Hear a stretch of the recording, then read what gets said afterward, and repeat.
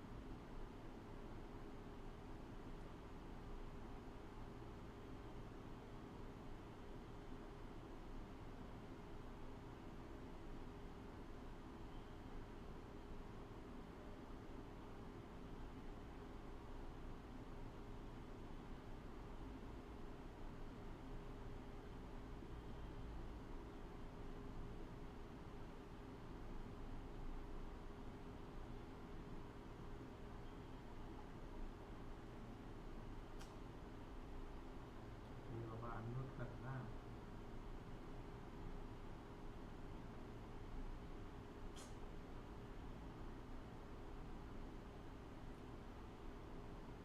Your pioneering work centers on the study of living traditions among indigenous and artisanal communities in India. So, ma'am, I would like to invite you to deliver the welcome address. Thanks, Debar. Respected dignitaries on the dais, Honorable Vice Chancellor Professor Prasad Joshi, our guest of honor Dr. A.P. Zambedkar, Honorable Chancellor of Sir J.J. University of Art, Architecture and Design, and our former Chancellor, Dr. K. Padaya, Professor Emeritus and former Director, our Registrar, Srimati Anita Sonamne, Dean and Head of the Department of Linguistics, Professor Sonal Kulkarni Joshi, Librarian Dr. Tripti More, Symposium Coordinator Shri Nilesh Yadav, esteemed scholars, colleagues, and students. On behalf of the Department of AIHC and Archaeology, I extend a warm welcome to the one-day symposium on benefits and burdens of colonial legacy reference to Indological Studies. We have 24 papers and more, as I have come to know, and 4 poster presentations with delegates from across the country. The study of India's past cannot be separated from the conditions under which it was first systematized. Colonial rule shaped Indology through institutions, archives, and classificatory framework that still inform scholarship. This symposium offers a critical reassessment of that legacy, examining how philology, archaeology, and textual studies developed under colonial patronage, while interrogating the exclusions, misreadings, and epistemic hierarchies embedded in them. Our aim is not to celebrate or condemn, but to understand. We seek to foster critical reflection and methodological self-awareness, especially among younger scholars, by addressing both the tools and limitations inherited from colonial Indology. The goal is a more accountable engagement with India's intellectual and material pasts, attentive to the entanglements of knowledge, power, and historiography. Deccan College Postgraduate and Research Institute, our host, is central to this inquiry. Founded on 6th October 1821, it is India's third oldest educational institution and the oldest in the Deccan. Revived on 17th August 1939, it became a national leader in archaeology, Indology, and linguistics. It runs the monumental Sanskrit Dictionary project, begun in 1948, and pioneered linguistics documentation of Indian dialects. The college stands on the ground of the Third Anglo-Maratha War of 1817. The Peshwa's Dakshina Fund became its financial base in 1821. Even under colonial rule, it carried forward a legacy of cultural pride. Its alumni include Bal Gangadhar Tilak, Gopal Ganesh Agarkar, V.K. Rajwade, R.D. Ranade, Dwarkanath Kotnis, and many other luminaries. Its faculty also included Hogg, Keoghorn, and Sir R.G. Bhandarkar. After 1939, scholars like H.T. Sanklia, Iravati Karve, and S.N. Katre laid the foundations of modern Indian archaeology, sociology, and linguistics. 15 DCNs have received Padma Awards. College was among the first in India to provide independent study rooms, facilities for visiting scholars, and dedicated map and foreign language rooms. Its contributions are substantial. Scientific excavation across India, including the landmark excavations at Inamgaon, 1986 onwards, a Sanskrit scriptorium with over 1 crore manuscript slips, pioneering archaeology labs in phonetics, chemistry, and biosciences, and a museum learning center since 1940. The library holds 180,000 plus books, 12,850 manuscripts, 5,000 dictionaries, and 8,000 maps. The Bulletin of Deccan College, published since 1940, is exchanged with around 165 journals worldwide. Our strength is interdisciplinary training. Students learn Indian Asian archaeology, geoarchaeology, paleontology, paleobotany, archaeozoology, biological anthropology, numismatics, computer archaeology, and more. Our faculties are awarded with 1 Padma Bhushan, 3 Padma Shri, 4 Sahitya Akademi, 6 Rashtriya Sanskrit Pandit, and 4 Tagore National Fellow Awards, among others. For more than 2 centuries, through colonial rule, wars, and political shifts, Deccan College has remained steadfast in scholarship. This symposium continues that tradition, examining the past to think more clearly about the present. Thank you.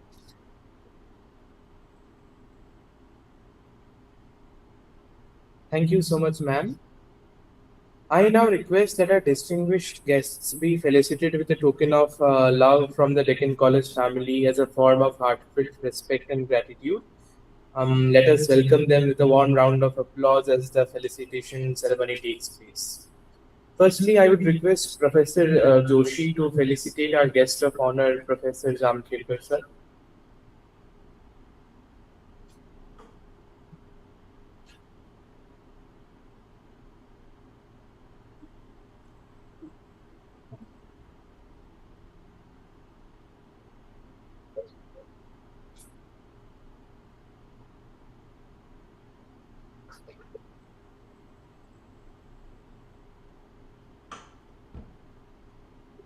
Now I would request Professor Ansari to felicitate our chief guest and Vice Chancellor, Professor Prasad Joshi.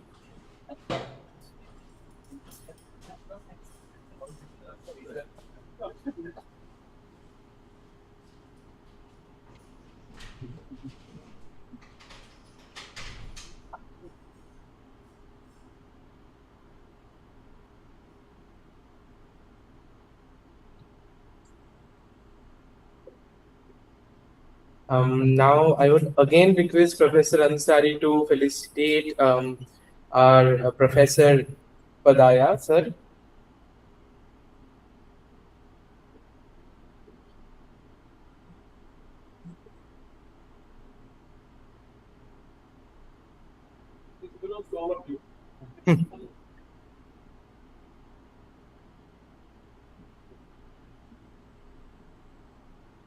Last but not the least, obviously, I would request Jadhav sir to felicitate our HOD, Professor Ansari, ma'am. This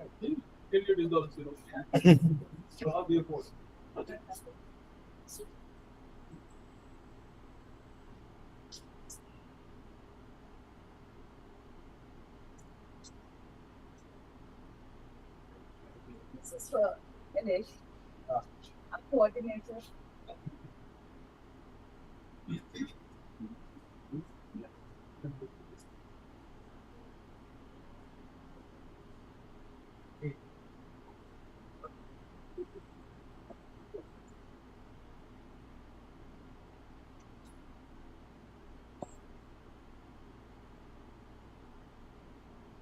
Now we would like to move on to Professor K. Padaya, who is an emeritus professor and former director of Deccan College, Pune. His prolonged and intensive field investigations of archaeological sites in the Sorapur Doab of Lower Deccan enabled him to reconstruct the Paleolithic and Neolithic cultures of the area from processual and later theoretical perspectives.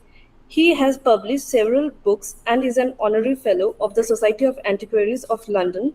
In 2012, the Government of India honored Professor K. Padaya with the award of Padma Shri. So now I would like to invite Professor K. Padaya sir to give an opening remark on the symposium.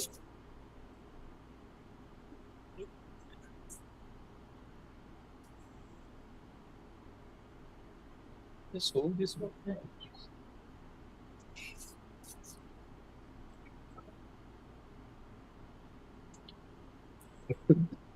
First of all, my warm greetings to all of you, Prasad, Dr. Samkedkar, Shaida, Sonal, and all of you.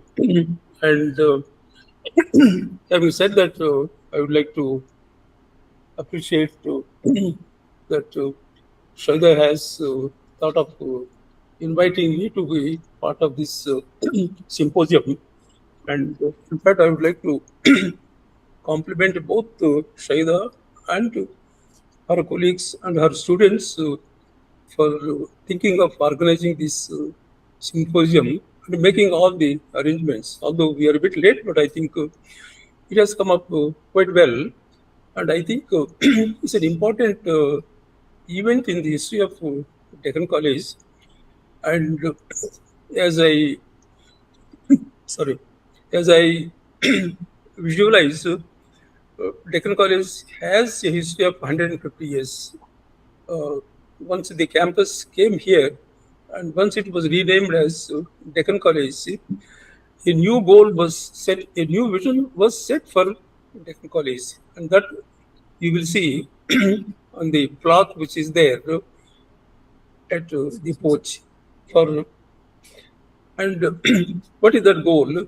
That is for the diffusion of learning and science. I think it's very important to remember that over the last 150 years, the institution has done a remarkable job in, hoisting this vision, and also, bringing it into reality. And all of you are aware, for example, Shaida has mentioned some of the things, and we have made enormous contributions to Indological scholarship. Not merely factual contributions, but what is important is that Deccan College has also taken the lead in initiating a kind of critical scholarship in Indological studies. And this is one aspect of our contributions which is not sufficiently highlighted. And here, of course, we have to remember the great figure like Ramakrishna, Sir Ramakrishna Gopal Bhandarkar, and even others. Lokmanya Tilak was a student here, and and others like Gurudev Ranade. And once we became PG and postgraduate institute, postgraduate research institute in 1939. This aspect of promoting Indological scholarship in a critical way was again continued. And here again we have to remember the great contributions of Professor S.M. Katre. His famous book, An Introduction to Indian Textual Criticism. See, he published this 2 years after he joined Deccan College in 1941. I think even till today, this is regarded as one of the most important,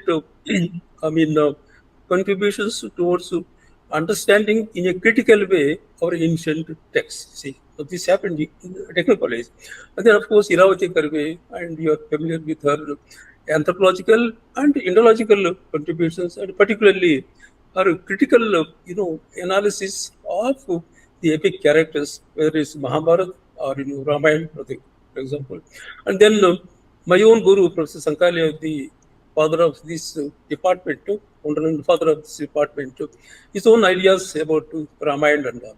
So this critical scholarship, has been upheld for the last 150 years. And I think here also, apart from our substantive contributions to Indological studies, we have again made a pioneering contribution to Indological scholarship. I think these two things we have to remember very well. See, and this is something which we have to remember, and see to it that it is also, disseminated to our younger scholars, particularly students, so that this tradition will be carried forward. I think it is in this spirit this particular symposium is held. What is it? What is the title? Yeah, Colonial Legacy, Benefits and Burdens with reference to Indological Studies. And I appreciate the efforts made by Shahida Ansari, and of course, the guidance given by Prasad Joshi, and in fact, the contributions made by all of you. That is how we are here. Now, let us get to the job. I think the concept note which is circulated to you tells you very clearly what this symposium is about, the scope of the symposium, and what it aims to achieve. That's very clear, But then probably you are not aware as to the occasion which, gave scope for a symposium like this. And what is this occasion? Now, colonial history, is a matter of 270 years. And colonial Indology is equally long, probably 240 years. And we remember Sir William Jones, Asiatic Society, and all the things that happened. And, critical attitude towards colonial rule and colonial Indology came up almost simultaneously with the establishment of colonial rule and almost with the commencement of Indological scholarship. Now, who initiated these critical efforts? And actually, it was again the British only. This is very interesting to realize. Sir William Jones, he wrote somewhere in 1770s, he translated History of Nadir Shah from Persian into French.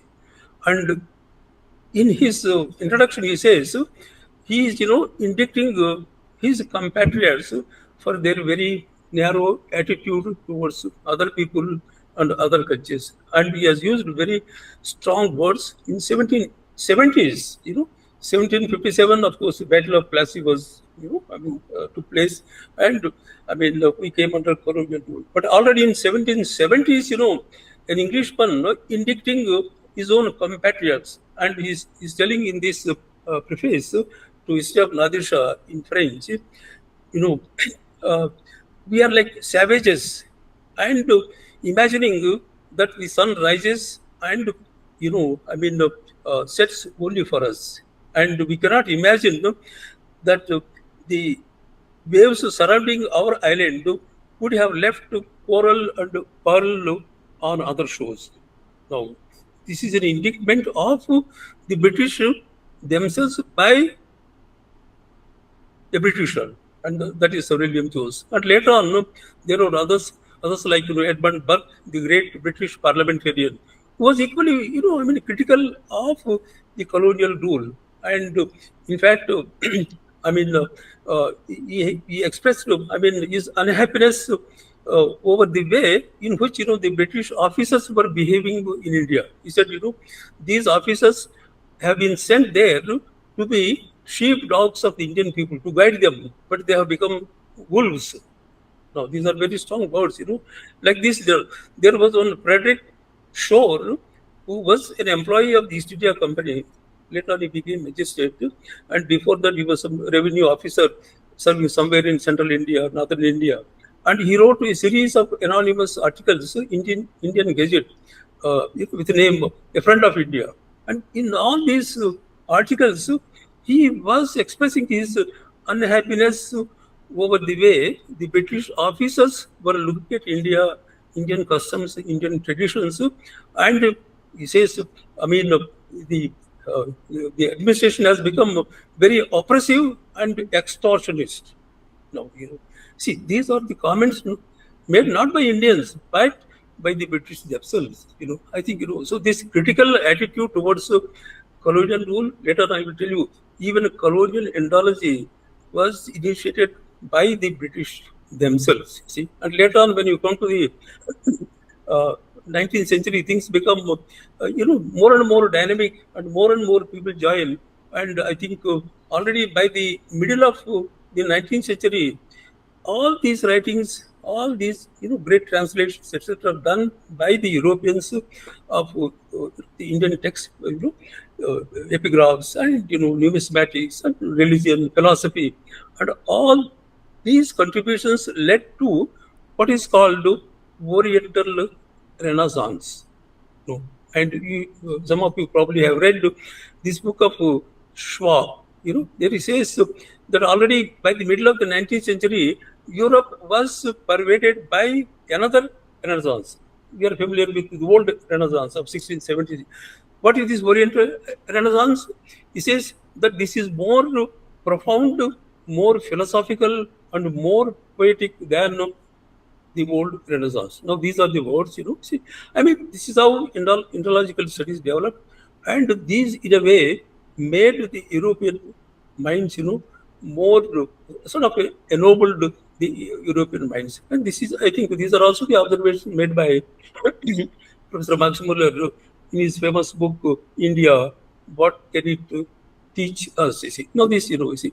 And then, when you come to the very end part of the 19th century and early part of the 20th century, you have art historians like E.B. Howell.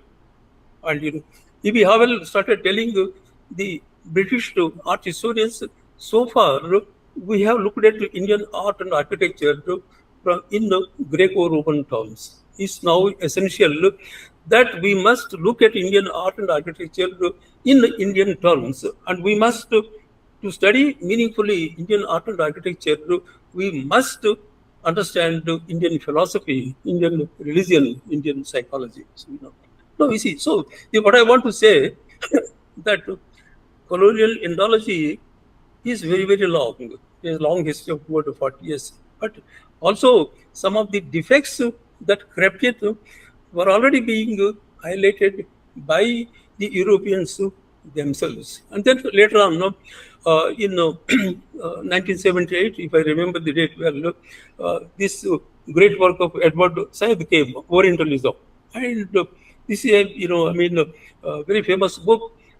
Probably nowadays, not many people remember this. But then he, looked at Oriental scholarship, particularly as applicable to Middle East, and he said, Orientalism has become a kind of a corporate institution for governing the Oriental lands. But actually, Edward Said did not say, hardly he said anything about, Oriental scholarship as applicable to India. But then in 1990 came up this book of Ronald Inden, if you remember, Imagining India.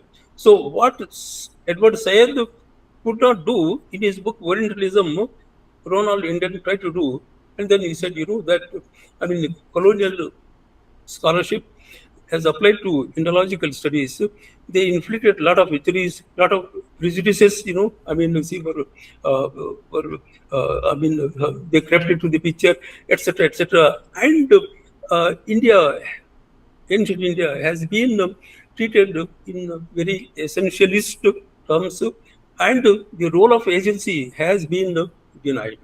But actually, he stopped there. A kind of, patting attitude towards ancient India.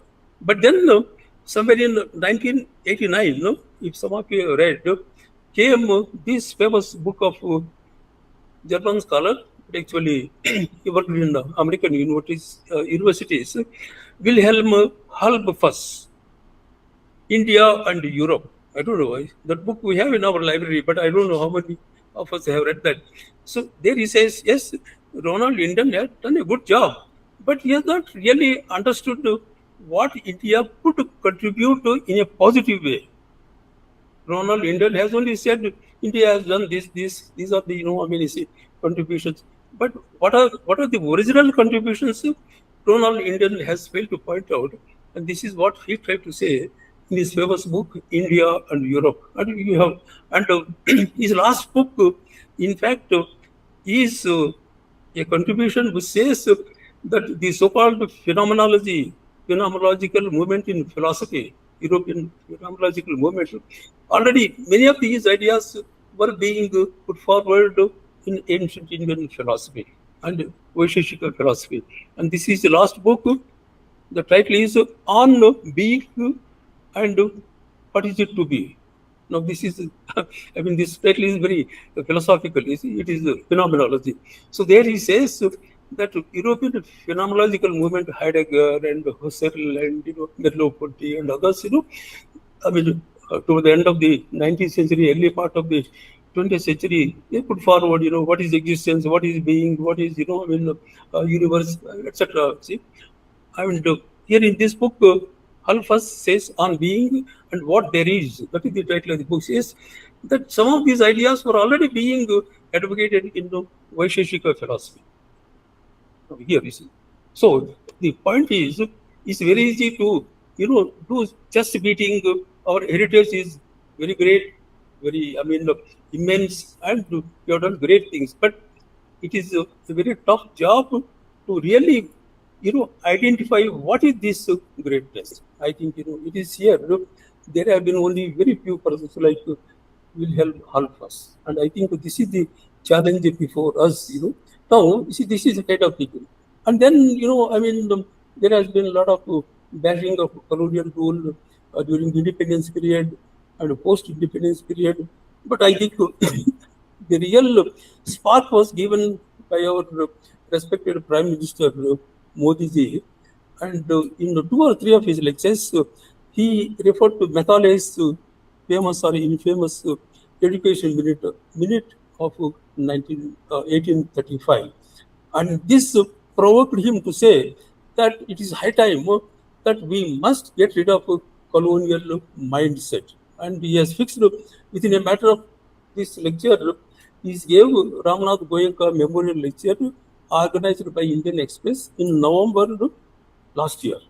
And he says that in the coming 10 years, we must, root out the colonial mindset that is there amidst us in India. Now, this is, and this actually should have provoked. This is actually, Modi ji has done a blessing in disguise. He has really, given a sort of spark and instigating us to think and rethink about colonial rule.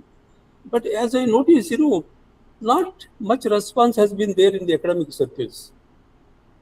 I don't know whether any symposium or any articles have come, particularly in Indological Studies. As far as I know, there has been no response. You see. So I thought, that somewhere, technically should take the lead and organize a meet like this and understand what is this colonial rule, what are the benefits which we derive from it, and what are the prejudices that accumulated, and what these are, and point out these things, and how we can take benefits from this aspect, and also avoid the wrong things. And I think this is the purpose of this. That is how we see this symposium, as far as I understand, has come up.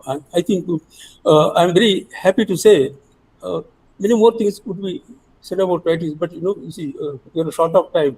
I'm very happy to say that within a short period of 2 weeks, Shahid Ansari and her colleagues, with the blessings of guidance of Dr. Prasad Joshi, they have been able to organize this symposium, and I am told the response is very good, and particularly younger scholars, students, and even scholars. I thought it will be an in-house symposium, but I am very happy to learn that there are participants, quite a few in number, from outside the technical college, even from outside today. I think this is something. So I think in a way this is a beginning point, and I am sure this will activate many more meetings along these lines. No, what is this purpose? And we see what is the thing which we sort of hope to achieve out of this meet. I think it is here in tune with our own critical tradition. As I said, we have a critical tradition as long as covering 150 years, So we should be very, very clear in our minds. So when we look at a topic like colonial rule, colonial Indology, we should be very dispassionate. We should be, we should leave all our prejudices. We should, look at things, in a very objective, in a very critical way. And it is here, I am not a man of Sanskrit, but I do read sometimes, things about Sanskrit, and we have two important messages coming from two of our great, writers from ancient India. Now, this is one is Kalidas, and the other one is Panini. Somewhere, I think Panini said that we should avoid the practice of what is it? See? The practice of Antakopadhyaya. The practice of this is an evil practice. We should avoid this practice of Antakopadhyaya. That is, when we want to look at a text, we should not look at it piecemeal. One para here, another para there, another para there, and then give judgment. When you understand the meaning behind the text, you have to read the whole text and then only come to your conclusion, which will be much more meaningful. That is, avoid the peaceful approach for deciding anything. Follow the holistic approach, and I think Panini has put it in a beautiful way. Avoid this practice of Kandakopadhyaya. I think this is something very important to remember here. You should adopt this precept here, see? And then when we come to Kalidas, again very important, precept, he has put forward. I'm not a man of Sanskrit, but some of the things which are there in our Sanskrit text, I think they are really great. Many of them have not been highlighted. And Kalidas also Malavika Mitra. Probably this is the first play written by Kalidasa, and he was not very sure, whether it will be before him. There were great, writers like Basa and others, and he was very unsure, whether it will be accepted by. But you see, this, sort of, a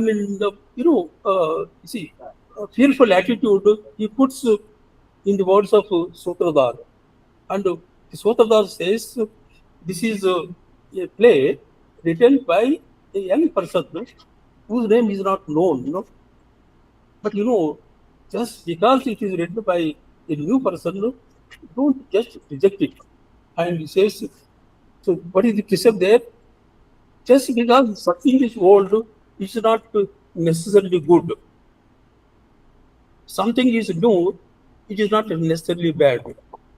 I will slightly reverse Kalidasa's words, and I will say, something is old, colonial Indology is old, don't say it is necessarily bad.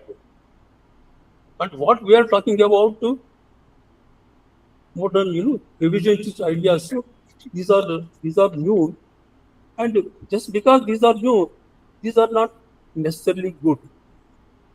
But how to decide? Use your own judgment, use your own discretion. And I think it is here our great writers, whether it's Panini or Kalidasa, probably there are many more examples. They give us guidelines how to go by, how to to deal with very delicate issues like colonial rule and colonial Indology. So this is my request to younger scholars, and these words I would like to thank all of you once again for giving me this chance to be a part of this symposium.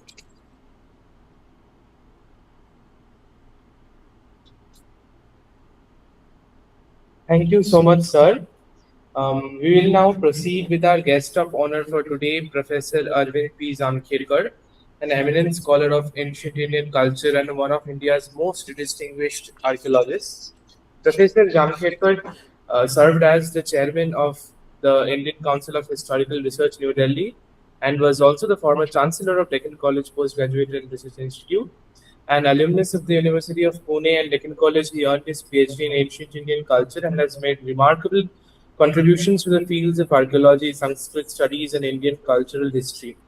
His scholarly excellence has been recognized through several honors, including the Silver Medal of the Asiatic Society, Mumbai. It is a privilege to invite Professor A.P. Zamkhedkar to share his valuable remarks with us. Sir.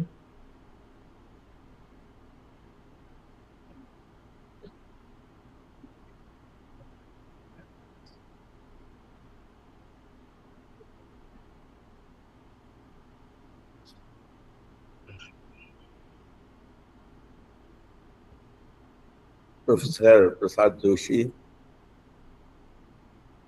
my dear friend, Professor Padaya, Professor Ansari, as also Professor Kulkarni and Professor Sabre, and friends.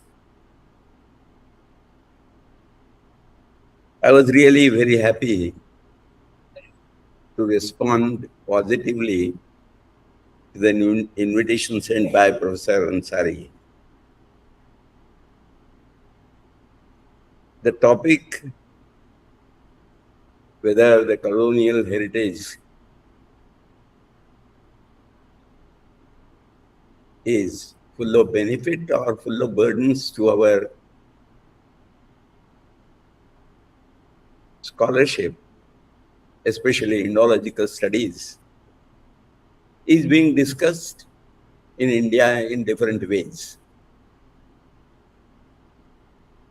And I'm so glad that the faculty members, as also the students, came forward, and as mentioned by Professor Padaya, in a very short time, they organized this seminar.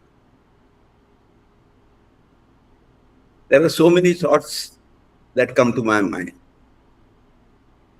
I had an opportunity to write a small biography of Dr. Bhaudaji Lad, who was an eminent surgeon, one of the, you can say, first alumni of the Grant Medical College in Mumbai, which was established in the mid of 19th century.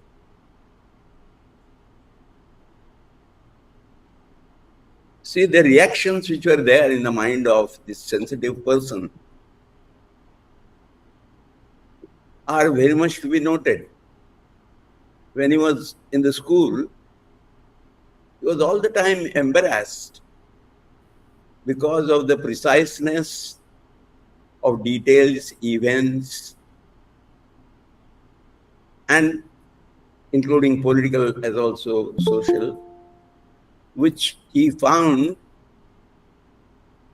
in the books pertaining to European history. And therefore, he decided himself that, well, he will devote a lot of time to bring about some preciseness in the political history, literary history of India. There was another thing which all the time gnawed him and disturbed him. And that was regarding the worldview. If you see the traditional religious worldviews, the world is taken to be on decline. In the case of the Abrahamic tradition, for example, the fall of man and his exile from the celestial garden of Eden was because of his tasting of knowledge. And therefore, all the prophets, they had to work a lot to bring him on the right path.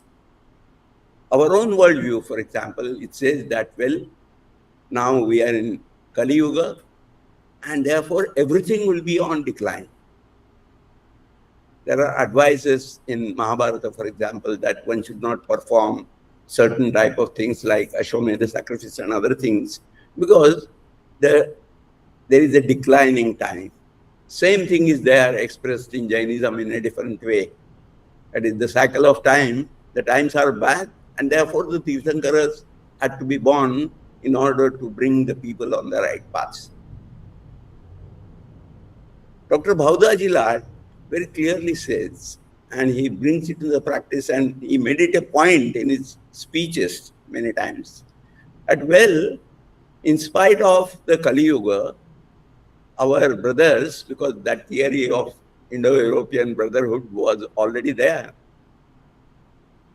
that they are physically strong, they are morally strong, and they are also politically and economically prosperous. How is it that? How can account for this possibility? And therefore, he had his own way of doing things. I won't go into the details of that, but he wrote about more than 20 articles, and those were precisely for setting up the chronology in literary history. For example, date of Kalidasa, date of Banabhatta, date of Bhoja, and others. Similarly, he studied coins, especially, and epigraphs, in order to bring about preciseness into these things, so that our history becomes very authentic because of the records or the support of the records.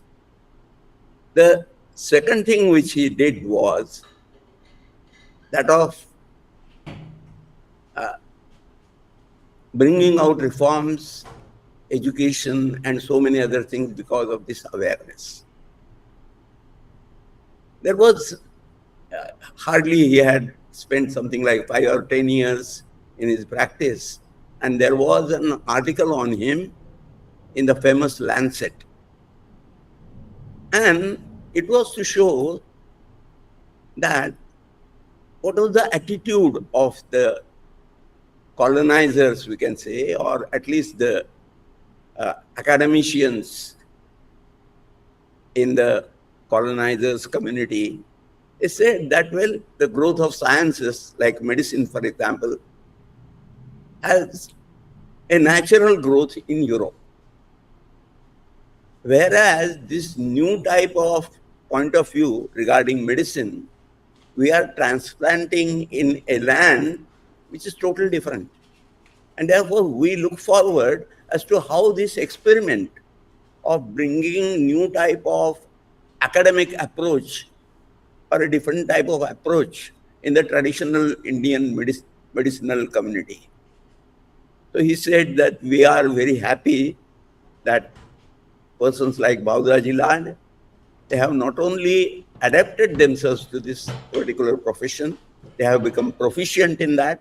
So much so, he says that, well, if there is a medical practitioner in England, he will be very much jealous the way Bhaudaji Lad has conducted himself and brought a different type of atmosphere in the medical practice. This was the type of attitude which was there in the mind of Indian people. What was the attitude of some of the administrators? A lot has been written, and he is being told in our lectures, how they have distorted so many things, especially history and other things. But there were certain personalities, like Elphinstone, for example. Elphinstone, when he became ultimately the supreme person in the rule of the East India Company, he decided to bring reforms in education in India. As a part of that, he used to spend something like 2 lakhs of rupees every year for translating authentic books on science, history, sociology, philosophy into Marathi. And he made it very clear, his policy was very clear that the natives should start their learning in their own mother tongue. So up to the vernacular, as it was called, up to the 7th standard, it was all the time the medium of instruction was Marathi. And after that, he said that they may well choose English or other languages for their advancement. And Bhaudaji Lad, as I can tell you, was a good example in that. Because of these attempts of his, one of his friends who was in China fighting some war, he wrote a letter to him. He said that if you do such type of things, the Indians, when they are strengthened with our education and other types of systems, they will throw us out. Elphinstone's reply was very simple. He said that they are bound to throw us out. There is no doubt regarding that. But I am strengthening them so that no other power in the world, when we leave this country, should conquer India. So this was the type of attitude, and this is very well, meaning I need not again mention, a good academic review has been taken by my friend, Professor Pataya. There is a book, and you should read it according to me, A Case for India. And in that book, the famous philosopher Will Durant has shown how the Britishers have exploited India, not only economically and politically, but they are destroying the culture of this country. And then at the end, he has given how to their policies regarding divide and rule and so many other things which are being again discussed by our political leaders. But then he says that there is a case for England. He says that the British, that is the British rulers, they exploited India. They tried to destroy India and its traditions. But the English people, they helped Indians to become modern, to be modern in the society. So the conclusion is the same, that there were so many good things. Coming back to only the academic type of things, I would say, I will simply mention that all these scholars, they had come with their own, and we can be accused of the same, that we have got our own previous views, or you can say our own convictions regarding certain things. Say, for example, there was a conviction that the European people or the people of Europe, they were from the northern hemisphere, they are physically, morally, and otherwise superior to the people of the southern sphere. Again, that is being discussed in our contemporary politics again. And therefore, when Bashofer, he started writing about Indian art, he said that it starts at a highest point, and the history of Indian art is that of decline. Because when it becomes Indian, it was originally inspired by the Persian art. And then later on, when it became Indian during the Shunga times, he says that it is on decline. So this was the view. And that is why Partha Mitra had to write his book on the monstrous, you can say, art of India. And there is another thing which is there, that, well, from the point of view of religion, we are superior to Indians. Max Muller, in fact, it was very clear that it was a very, I would say, a very noble type of view in their mind that unless you convert all the Indians and especially the Hindus to Christianity, they won't be on the right path. Because he says that monotheism is the crown of all religious thought. That is what Max Muller also says. And he says that because of the reforms which are now being practiced in Maharashtra, Bengal, like Brahmo Samaj, now Indians are becoming worthy of being crowned by Christianity. In fact, the professorship which was there, Max Muller did not get the professorship because it was not by selection, but by election. And the first clause of, or the condition, qualification for a candidate was that he should be a Sanskrit scholar who must have helped missionaries to understand Hinduism in order to criticize it. So the professorship was created for that only. And therefore, and that is why we will find, I won't go into the details, that professors like our own Romila Thapar, she says that Hinduism is nothing else but a bundle of different sects. So Indian religions are, you can say, inferior. That is the basic thing. I again won't go because the definition of religion in the Abrahamic tradition is very clear. And in that sense, Hinduism or Buddhism, to some extent, Hinduism at least is not, because there should be one prophet, there should be one canon, and there should be one God. And the unfortunate part of the Abrahamic tradition is that, well, all these monotheistic gods, they are not simple gods. They are aware that there are other gods and they are jealous of them. That is what Jehovah himself says to one of the priests in the old Bible. So it is, unless you hate other religions, you are not a real follower of your religion. That is the basic difficulty. And with these things, there is another thing, and that I will again mention, and that is regarding the Indian, the perception about India. For example, if you read all the sociological, you can say, and historical writings on India, they will say that Indians are despotic. All the kingship is despotic. And therefore, we'll have to reform them in a different way. Similarly, they have their own views regarding caste system. And I would say that Marxism is part of the colonialism, according to me. And I would be making a very strong statement that Marxism believes that, well, unlike other European philosophers, Marxism believes that, well, you should not simply think, you should live your own thought. And therefore, in that sense, Marxists are religious persons, I would say. And Marxism is a religion which hates other religions. So these are some of the things which we will have to take into consideration while going ahead. And I think, as Professor Padaya has observed, that we are realizing that now.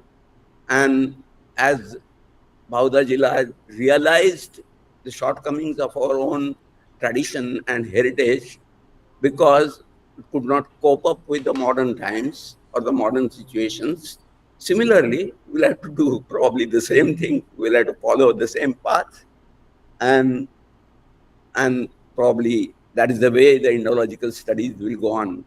I won't go into the details. Our own persons who are going to contribute in the next half of this symposium, they will bring different aspects of these shortcomings which are there, or some profits which are there because of the colonial, you can say, heritage. First thing, they made us think from the academic point of view, what is called the academic point of view. And that is the most important thing. And we have to develop our own way of academics. And that is probably the message which we'll get after the deliberations at the end of this day. Thank you very much.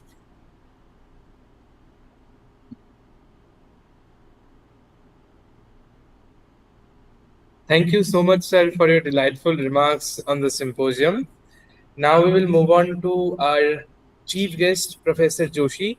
Professor Prasad Prakash Joshi is a prominent academician at Deccan College, where he is also currently serving as the Vice Chancellor. He is also the General Editor and Head of the Department of Sanskrit and Lexicography at the same institution. His primary research interests include Paninian grammar, Sanskrit lexicography, and the Indian knowledge system. So I would like to invite him to address the session.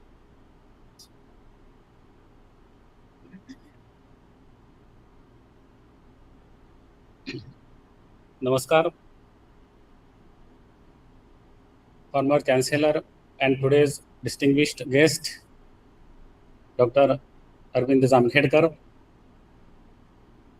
former Director and the spirit that guides us, Professor Padaya, Professor Shahida Ansari, Head of the Department, Archaeology, Dean, Librarian, and my colleagues.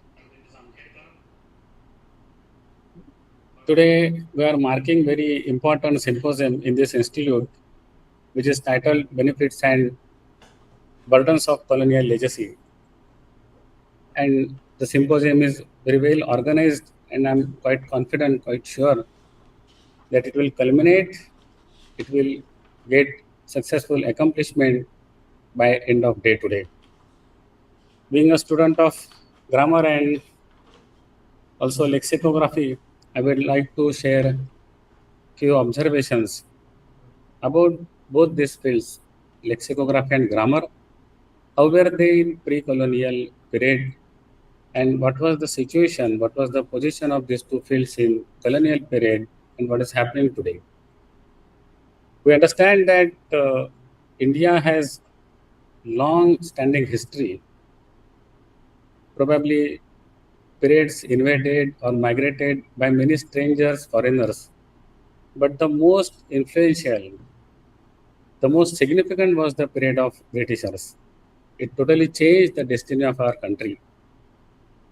Certainly, it introduced many changes, like it brought revolution, it brought renaissance, but it uprooted many of the age-old systems also. And education system was one of those things uprooted by colonial period, and it got great significant influence of the colonial period. So coming to lexicography, probably this is the field where India has to contribute a lot, starting from the Vedic lexicography, Nighantu, which is the collection of words. But it also, incorporates many principles of lexicography and lexicology both, which is behind the lexicography. Amar Kosh and other koshas of classical age, they are very thorough works on lexicography. If we try to understand the organization of the data, word data, the meaning data that is incorporated in these lexicons, is very remarkable to know. How they organize the meanings. There were two ways to educate the readers with the meanings of the words, listing the synonyms, listing the polysemies, listing also the homonyms. These were the ways. And there were different ways and how thematically they organized the lexicons. It is very interesting to know. It is worth understanding to know in details. Alayudha Kosh, Vaijayanti Kosh, they do not start like alphabetical order. That was not known to India. It was known, but it was not in practice. So we find thematic classification of the vocabulary, sometimes starting with the last letter, sometimes starting with the first letter, sometimes with both, both order, first and last order of the letters was in practice in these lexicons. They were monolingual lexicons, but profuse synonyms were provided, and that makes the picture of that word clear. If you go to synonyms of Prithvi, earth, more than 30 synonyms are enumerated. For a word like lotus, abja, there will be more than 200 synonyms in the traditional lexicons. So they were, actually kind of thesaurus, we can say. And lot of information was put in a very systematic, very unique way. And it was meant for memorization. So it was versified, Anushtup and other verses were selected. So there was a practice to learn by heart, and all these lexicons were learned by heart. Even grammar of Panini, which is held very high today, if it was also written in a sutra kind of style, aphorism style. If I start, I'm not the traditional scholar in that sense, but within half an hour you can recite the entire grammar of Sanskrit, Panini's Ashtadhyayi. And there are certain scholars, traditional scholars who know this. But it's not so in the colonial period. So now, what happened in the colonial period to the lexicography? Certainly, we are benefited with that because it introduced many new things to us. The ancient technique of thematic organization of the words, polysemous, synonymous, hyponyms, etc., that was actually not there in the practice. So, with colonial period, why they wanted to compile dictionaries, the aims and objectives to understand them was very important, is very important to me. And the biggest dictionary, the most popular dictionary, even today, is the dictionary of Sir Monier Williams. Everybody knows the dictionary. And this dictionary has great influence on the study of Sanskrit language. Even today, whatever is written in the Monier Williams dictionary is the meaning of that word. This is the influence, this is the impact of Monier Williams dictionary today. Now, let us see why this dictionary was taken, why this dictionary was authored by Monier Williams. He was Boden chair scholar, second occupant of this chair. And the basic aim and objective of the chair, he himself has written in the introduction, why this colonial Boden started munificent this kind of chair in Oxford, just to enable the countrymen to go on their work for conversion of natives of India to Christian religion. It is stated in the preface itself. So the aim and objective was very different in the colonial dictionaries, colonial lexicography. But certain approaches, certain lexicographical practices introduced by these scholars was very important for us to know. See, that was the golden era of comparative philology, starting from Sir William Jones, followed by a series of scholars. So we have to see this lexicography as the outcome of that comparative philology. So look at the practices, how the words were selected and arranged. In the Monier Williams dictionary, we find it is etymological dictionary meant for comparative philology only. So roots are very important for them. So the arrangement was root-wise, and all the roots of Sanskrit coming at a glance.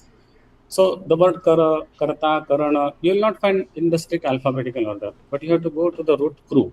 Under that, all the derivations are listed. This is the practice. And it followed, Greek and Latin lexicons. So even H.H. Wilson's dictionary, which is the first bilingual dictionary of Sanskrit, you will find. Wilson was also one of the claimants for Boden chair.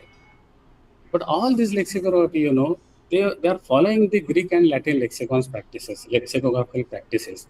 So giving the roots, primacy was to the root because they wanted to compare the roots with other cognate languages. That was their aim.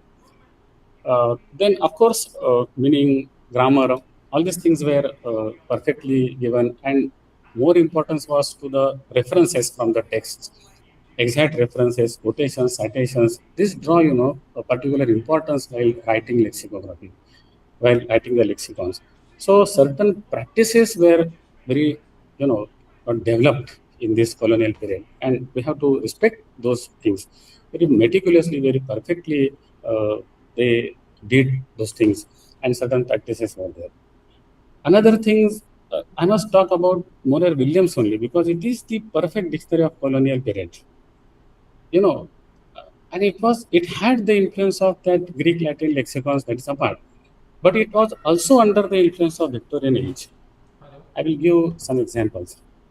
Huh. You know, Victorian age and social taboos and delicacy, Verify it was a करेंगे. prominent thing at that time. So even if we respect Monier Williams' dictionary, you will find he avoids certain words.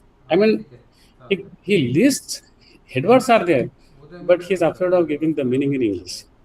Say words of delicacy, sexual intercourse. He doesn't translate those words into English, but he writes, like kind of Latin gloss, not in Roman. Very few people should know. It should not be spread to all common people. So social taboos and other things, even lexicographer were not spared in the colonial period. They were under the Victorian, sociological these things. But look at the Indian culture. It had more freedom of expression. We have Kama Shastra, Kama Sutra, and more than 10 treatises are there, and they are included in Deccan College Dictionary as the basic corpus. You go to the visual arts, you will find erotic sculptures, paintings. So there was a freedom of expression, and during colonial period on lexicography, probably these taboos were very important, and the biggest dictionary like Muller Williams fell prey to that. So coming back, we have to appreciate some of the lexicographical practices introduced in the colonial period. I'll come back to post. I must refer to attempts, indigenous attempts by, first dictionary by Indian scholar is Apte Dictionary, who was the first principal, Vaman Shivram Apte, who was the first principal of Ferguson College. So bearing all his responsibilities, administration, he compiled the first full dictionary. He was the first Indian lexicographer too. But what happened, from Apte Dictionary, we find that there are the benefits of these lexicographical practices were taken by Indians also, incorporated in their lexicography. Hello? So we are always open, what are the benefits of that area, that reign, they were accepted in lexicography. Now, Deccan College Dictionary, started by Professor S.M. Katre, who was responsible for establishment of this institute, and we know his greatness. I will not repeat that. It's not relevant to speak on that today. But coming back, the particular, practices in this Sanskrit Dictionary of Deccan College, very important. And these practices which were, started by Professor S.M. Katre, developed by Ghadge, we find there is fine blend of benefits and also burdens. Such burdens like social taboo were never, they were not there, and remaining faithful to all the text, words and meanings, this dictionary is open.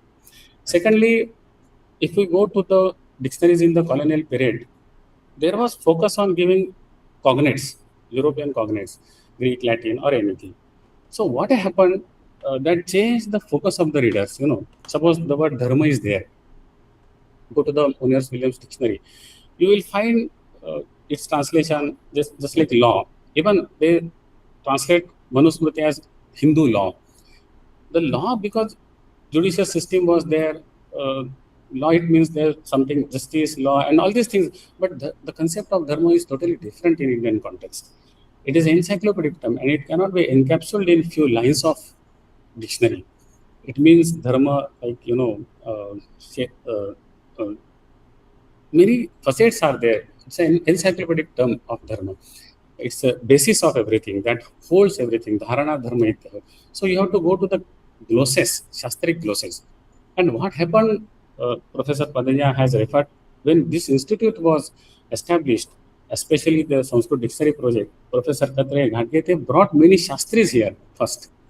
And there were Western scholars, European scholars also. Histerman was there, Goldman was there, and many foreign scholars, Western scholars were all there.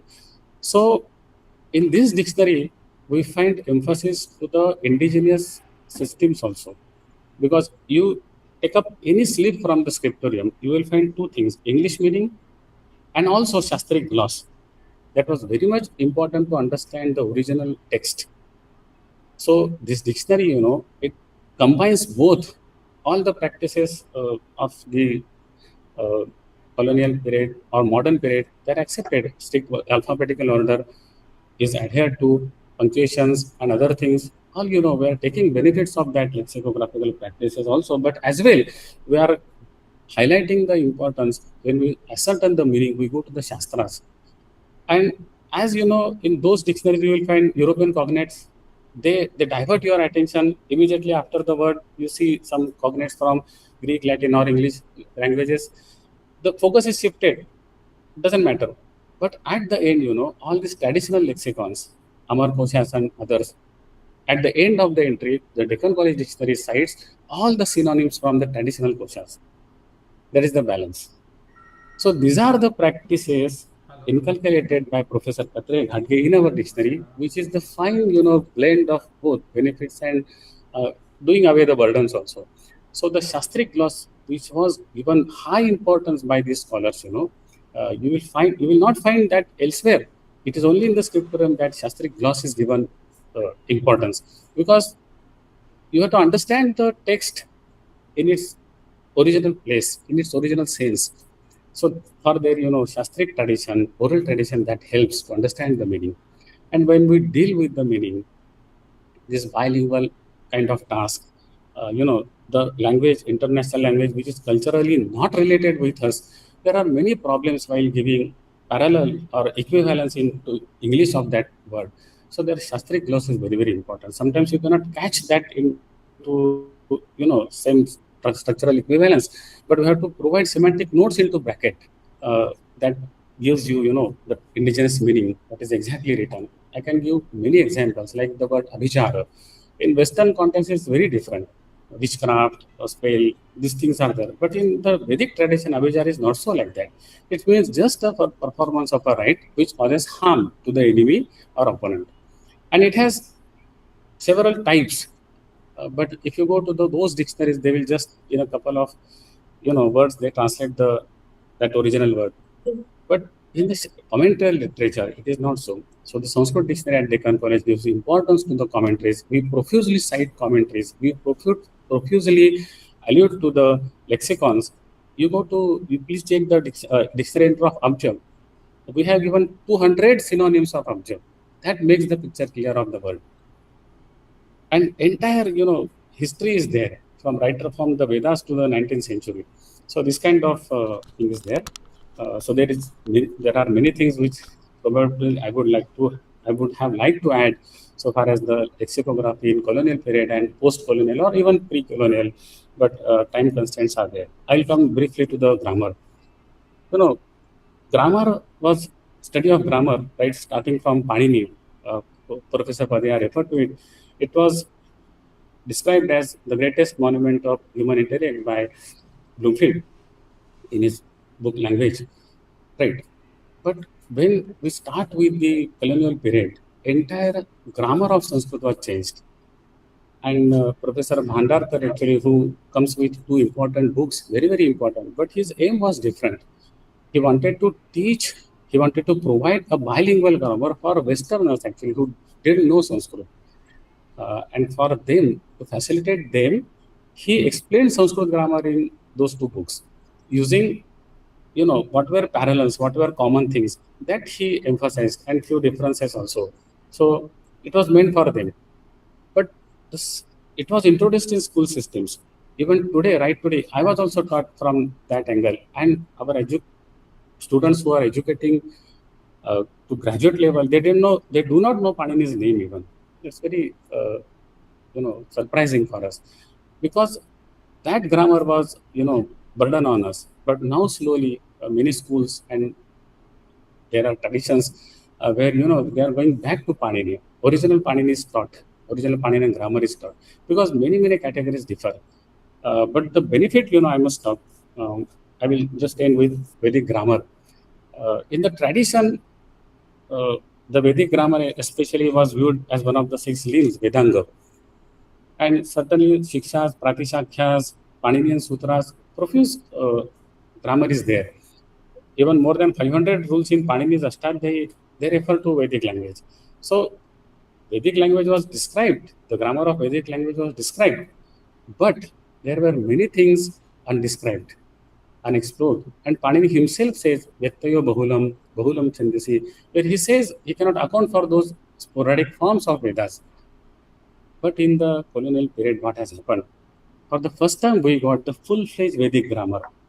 A. MacDonald, he authored that, Vedic grammar. Two versions, Vedic grammar full and Vedic grammar for students. And here he is explaining the Vedic grammar in all, European terminology. I'll give you one example. Panini enumerates 10 conjugational systems. But in the English or the influence of Greek Latin grammar, they recognize only 4 systems: present, perfect, aorist, and future. So all these Paninian 10 full-fledged system, they are understanding from only 4 categories. But that has helped a lot because they were benefited, with the knowledge of Greek and Latin before they wrote Sanskrit grammars. So they could compare some of the Vedic forms with Greek and Latin and could explain them. So the apparent anomalies, which were seen in Paninian grammar, that this is anomalous, this is anomalous, but we could find some rational explanations to those forms. Because of their knowledge of Greek and Latin, they could compare Sanskrit, especially the Vedic language, not the post-Vedic language. And they could come with better explanations. So we must appreciate those benefits also. Whatever the shortcomings and other things are there also. But I think we have to very critically understand this influence of colonial period, colonial reign, and what are the benefits we have to accept. We have to get, incorporate them and also do away with the burdens that is brought on us. And then we can probably construct a good picture of our own research. Thank you. Thank you, sir. I would now like to welcome Nilesh Jadhav, sir, Research Assistant, Department of Ancient Indian History, Culture and Archaeology, Deccan College Postgraduate and Research Institute, an alumnus of the same department. He has worked on early historic pottery from Bhum excavation and has participated in many projects at Harappa, Farmana and various others. He brings over 18 years of specialized experience in ceramic studies.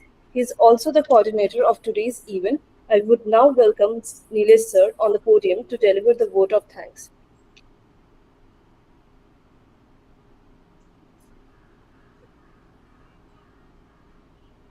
Namaskar.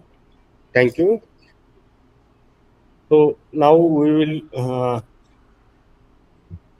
ahead to vote of thanks. Last event of this inaugural session. So first, as a part of this, and we don't have any validity ceremony. So we will. This is my vote of thanks for this whole day symposium. So it is my great privilege to propose this vote of thanks to all of you for this symposium. I also thank to all of you join with us within the short notice. There are number of scholars join with us physically from different part of India. Also, some of them are joined in the online sessions too in the afternoon third session. It is my outset. I would like to express my heartful gratitude to our Honorable Chief Guest, Professor Prasad Joshi, sir, Vice Chancellor, Deccan College. We are truly thankful to you for gracing this occasion with your presence and for your inspiring address. Also, extend my heartful gratitude to Mrs. Anita Sonone, ma'am, Registrar, for her constant support for this me and my team always to organize this type of program in the university. Also, I would like to thanks to our guest of honor, Professor Arvind P. Zamkedkar, sir, former Chancellor, Deccan College. Sir, your presence and thoughtful remarks have added to great value to this inaugural session, and we are grateful for your continued support and encouragement. And we are really sorry, sir, we send all details in very late night, because till evening we are adding so many abstract in the final version. Also, my great thanks to Professor Kepadaya, my teacher. These all symposium ideas given by Professor Padaya sir to organize this symposium. Also, I am thankful to our departmental committee. They grant this seminar, symposium. And I most thankful to my teacher, always behind me, our today's convener and head of the department, Professor Shahida Ansari, always strong behind us and with my team strongly, and so we can organize this type of program. Thank you very much, ma'am. And also I would like to thank ma'am. From last 3 days we are working till 10:30, 11 o'clock, and she is always with us till end of the all preparations. Also, I would like to thank Professor Sonal Kulkarni Joshi ma'am, Dean Academic Deccan College, to be present here and be a part of this symposium. Thank you very much, ma'am, for coming. I also thanks to Dr. Tutti More ma'am, librarian, joined with us in this session, and she's presenting too in this.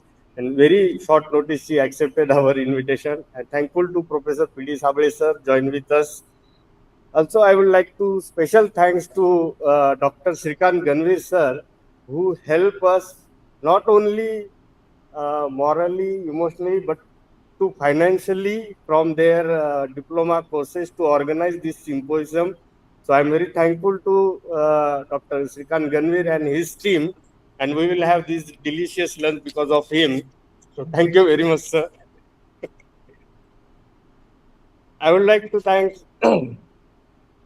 special thanks to Anil Dumal, Vinit Gaware. These are the people are behind the scenes, always do organize this type of events. And at least last and best, my team. I would like to specially mention some names. I will read one by one their names. That is my duty to thank them.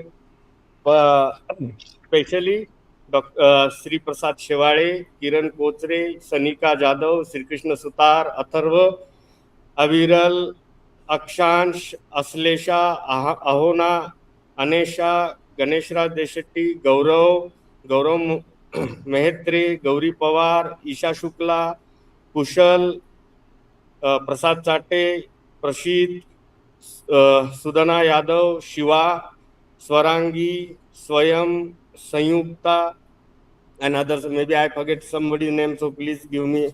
मैं माफी चाहता हूँ. Again, I want to specially mention, sir, these all are bouquets and all decorations made by our organizing committee within the campus. Nothing is purchased from outside to make a decoration in this hall or any hall. So I congratulate to them. So, and also Green Campus Committee. So we try to avoid all type of plastics, and we try to reuse some plastics which cannot be thrown directly to garbage or on roadside. So we'll send these all plastic to recycle units. So once again, I would like to thanks everyone and join with us for next sessions. We are little bit delay, but we will finish within the time. So thank you very much. Thank you, everyone.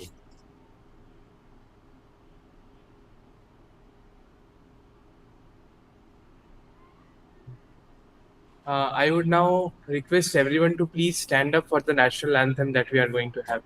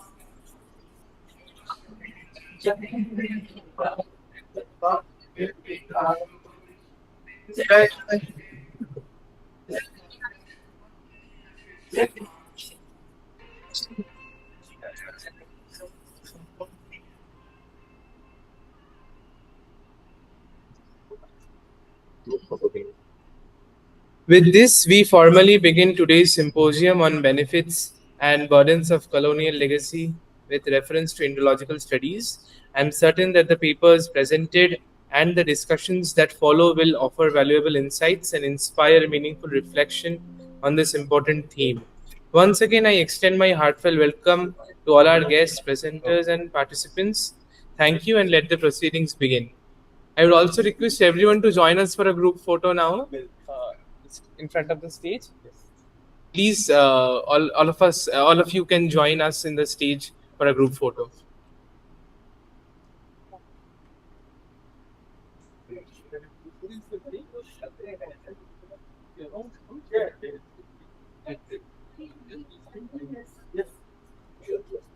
I will answer. After photograph, we have a break for 5 minutes for high tea, and then we will start immediately for next session. Here only. So please, everyone, please join with us for group photo.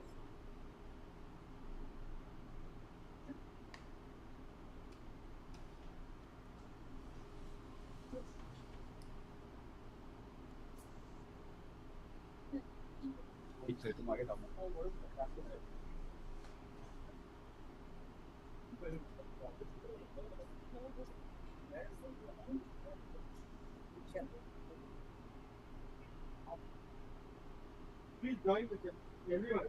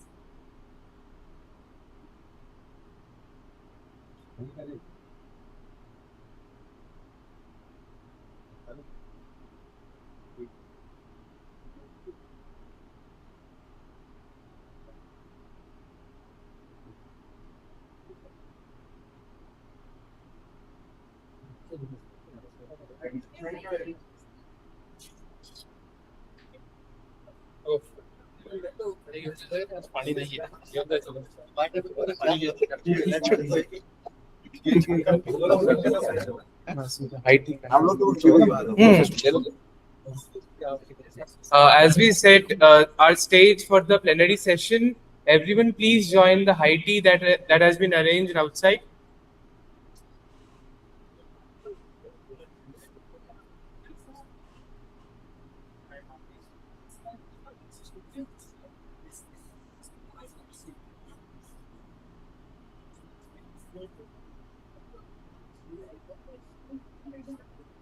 Do you have? It's already on the desktop. All right. What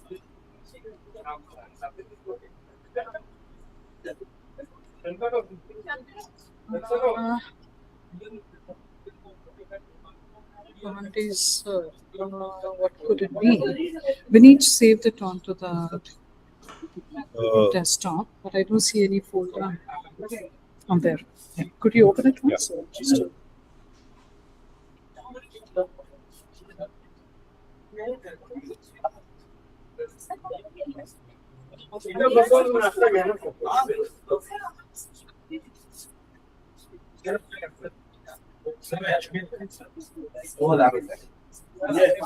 right. We'll just quickly scroll through. See. Yeah. Thanks.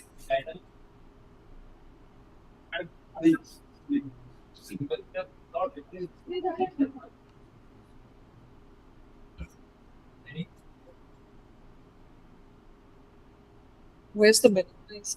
I don't see the You want to minimize it, yeah, because of the other things happening. You But want then to it's- watch it on this, but not on this. No, the others will watch it here, but Yeah. I will watch it here. Yeah. Right? So we'll just minimize for now until Okay. the beginning of the session formally. It's from here only. Whenever you want to start. Sure, you can do. The green, the yellow one is for the minimizing, and the red one is for Closing. And the closing. yeah. And the green one is for the. So it's got a regular slideshow. Okay. Fine. Right. Thank you. I'll be here only, ma'am, if you need. Okay.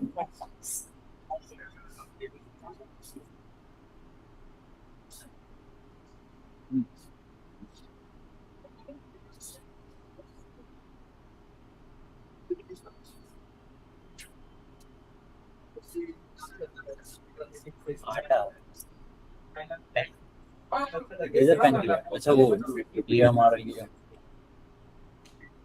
से जाना अक्षांश को मैंने बोला कि तेरे को break लेना है तो ले ले, तू बाहर चला गया था। हमारे भी किसी की पता है सबके साथ मजा आएगा बढ़िया भाई। सबके साथ ही हेलो लोग नहीं कर रहे थे बाहर तो हाँ अच्छा एसी में करेंगे बोलो ना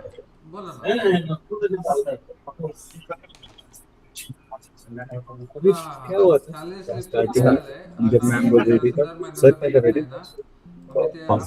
इस आइटम में बोल रही थी ना इधर तब सर वो कुछ स्लाइड निकाला ना सर मेरा किसका था? अरे वो सर क्या एक इनॉग्रल सेशन वाली वो थी अपने पास पीपीटी। मैं सर से वही पूछा कि सर वो लगाना है क्या, तो वो मेरे को बोले रहने दो। मैंने कहा ठीक है रहने दो। फिर आने का दीदी का मेरे पास मैसेज आया कि वो चलाए कि नहीं, हो गया। हमने कहा चलो ठीक है वो तो चल ही रहा है तो उसको चलने दो। बस यही था और कुछ नहीं था।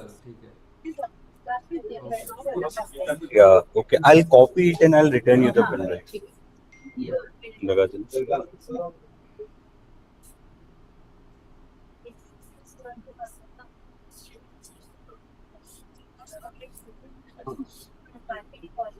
No,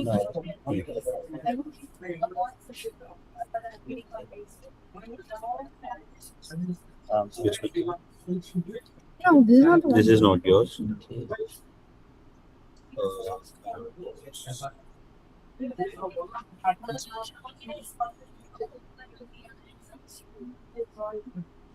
This is not okay. Ma'am क्या नाम है उसका Pen drive. I think I don't know. PD.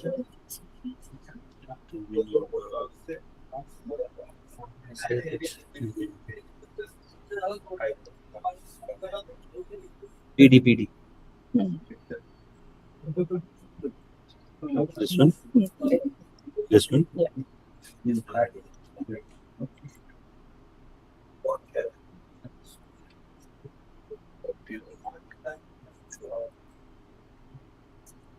Normal से नहीं होता कंट्रोल सी से नहीं है आपको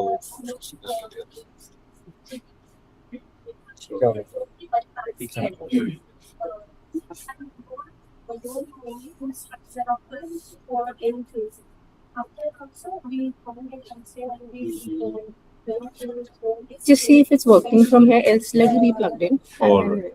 it's working, right? Yeah. Yeah. Okay. It's displaying, so whenever you want to start. Yeah. I think there are two speakers before me. Okay.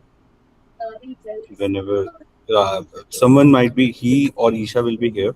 Ah. So you want to check it once, you can check it here also. Okay. It's not copying, no? There. No, actually I forgot the command for copying in. Chalo, koi nahi. Okay, that is okay. So whenever you want to start, according to you.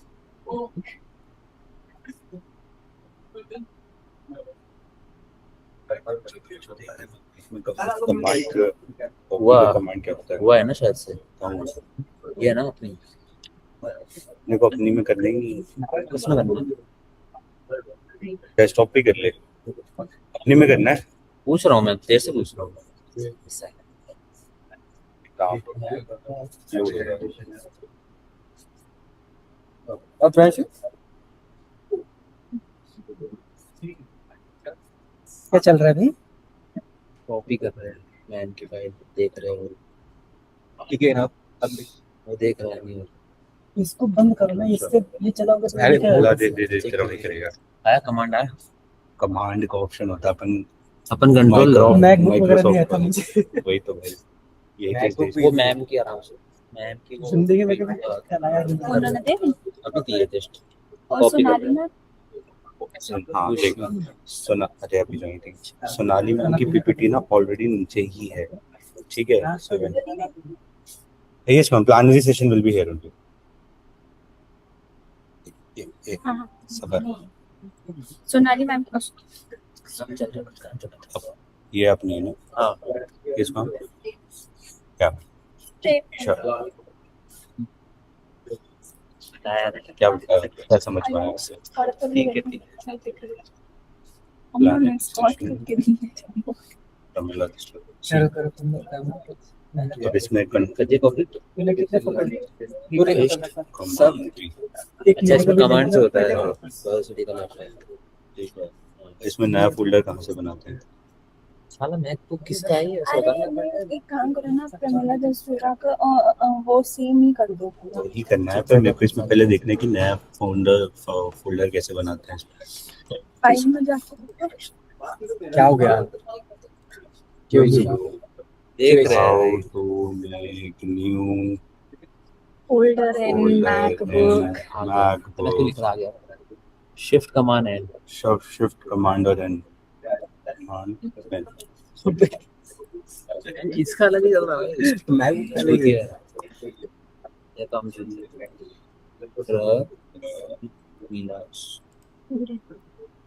ठीक है, इसको थोड़ा सा रोक देते हैं। ये बताओ, वो एंकरिंग करेंगे तो हम भी यहीं खड़े हाँ, होकर तुमको यहीं से ऐसे करके करना पड़ेगा। एक मिनट थोड़ी सी हाँ थोड़ा आप साइड हट जाएगी, मैं उंगली डाल के थोड़ा यूं कर लेता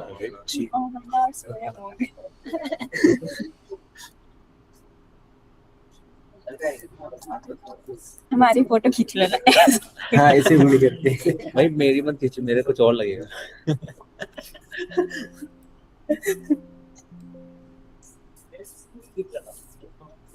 यही बचा है।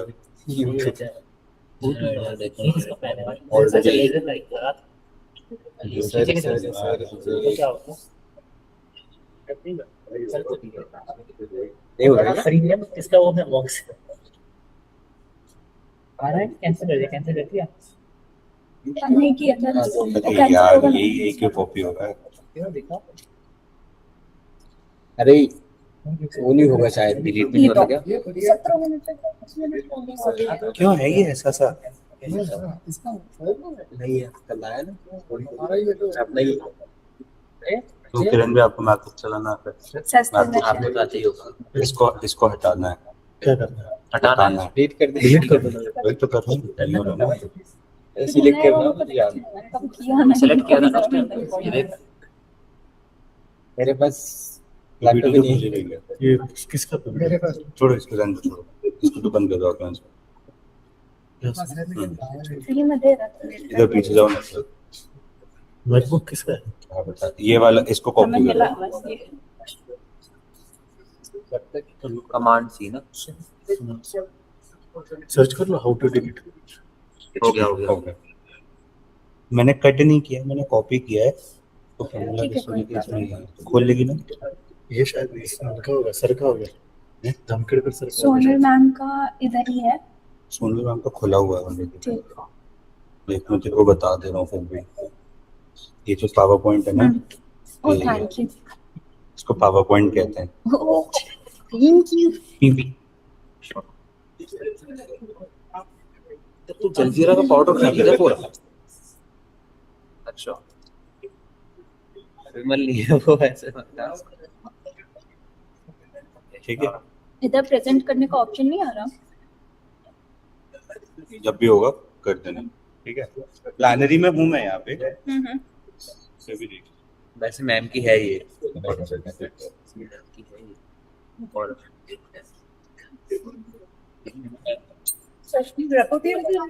रिपोर्ट इसका संयुक्त थोड़ा सरकाना पड़ेगा ना, ये इसको हटाना। अच्छा, हम चेयर भी हटेगी ना।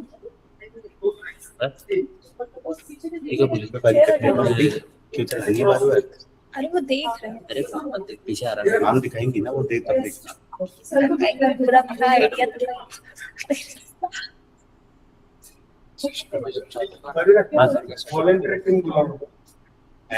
ये जो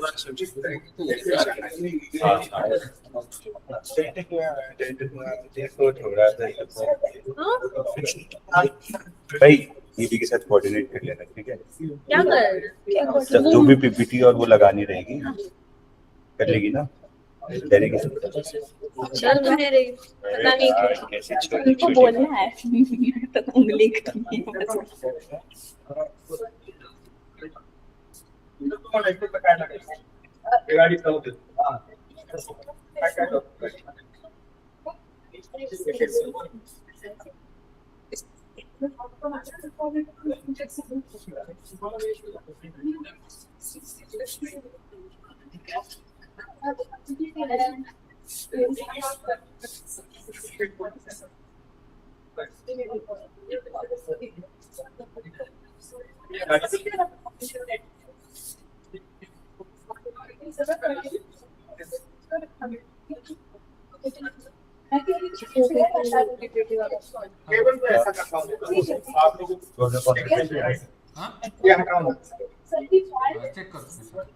ये रहेगी वैसे तो तेरे साथ, ये और कौशल दोनों रहेंगे।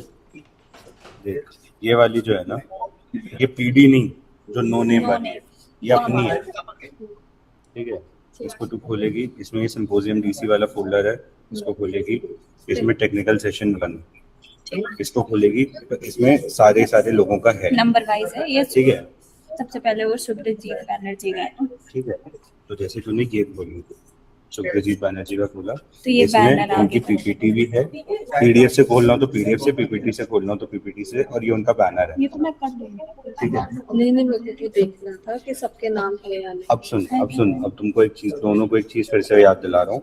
शांतनु सर की पीपीटी नहीं है अपने और पास, सूरज भैया के लिए। तो ये जहाँ पे ये जो नीली वाली पीपीटी पेन ड्राइव लगी है ना, इसको निकाल करके वहाँ पे दूसरी पीपीटी, ये मैम की है ना, ये प्रमिला मैम की है, वो तो जो फिर पीछे कॉपी बैठी पेस्ट कर दिया ना तुमको। नहीं रहने दे, पर वो निकाल के फिर मुझे डालना है ना।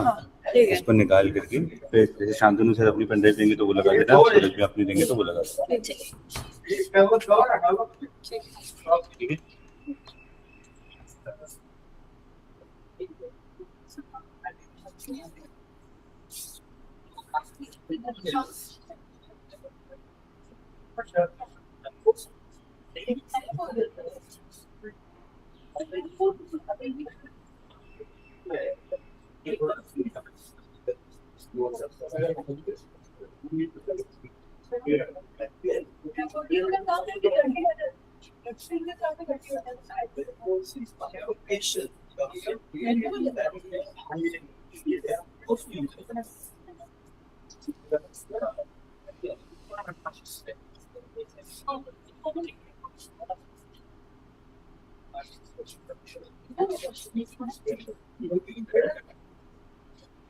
हा दादा, तुला ह्या नंबरला गुगल पे करू का? ते काल रेणुकाताईंनी कॅश दिली, मी भरली बँकेत.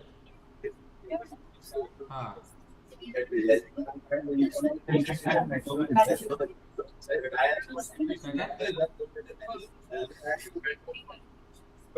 कुठली गाडी? हा हो ते स्टेशन. हा सबको बोलो आगे आके बैठो। तू आता जो पीछे बैठे काहीतरी होते ना. बोल अरे बोलो, तुम क्यों डर? संतोष ट्रेडर्स सर्वांना पुढे बोलो.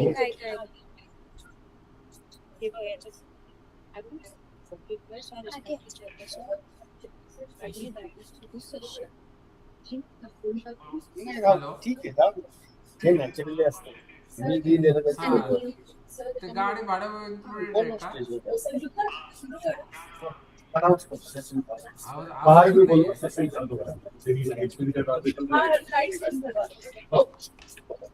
हॅलो हा हा म्हणजे ते 46 व्यतिरिक्त मग ते Good evening, everyone. So we would be starting with plenary session. Everyone is requested to please come forward and sit. हा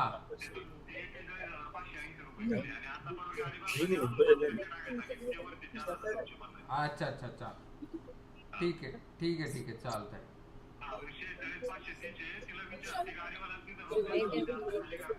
हा अच्छा गाडी ओके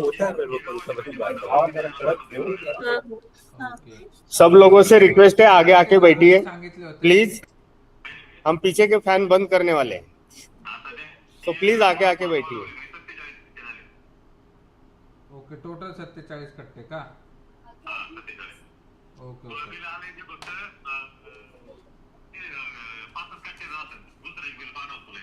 नाही नाही नाही त्याच्यात आहे ना 4,950 एक आहे आणि 41 I request Professor Zamkhedkar sir to please come on dais. बरोबर ना? बरोबर आहे ना? ठीक आहे मग मी ते पाठवतो मग ते 46 तुला हा ह्या नंबरला पाठवून देतो. गुगल पे आहे ना या नंबरला? हो हो हो मग हाच आहे ना तो नंबर. काय काय हा एकच म्हणतो सांग का बरोबर 9767 Good afternoon, everyone. A warm welcome to all of you to the plenary session of the one-day symposium on benefits and burdens of colonial legacy with reference to Indological Studies. After a very enriching inaugural session, we now move on to the plenary session, which brings together distinguished scholars presenting their valuable research and perspectives on today's theme. Before we begin, I would like to request our respected chairperson, Professor Arvind Zamkhedkar, to please kindly guide us through this session.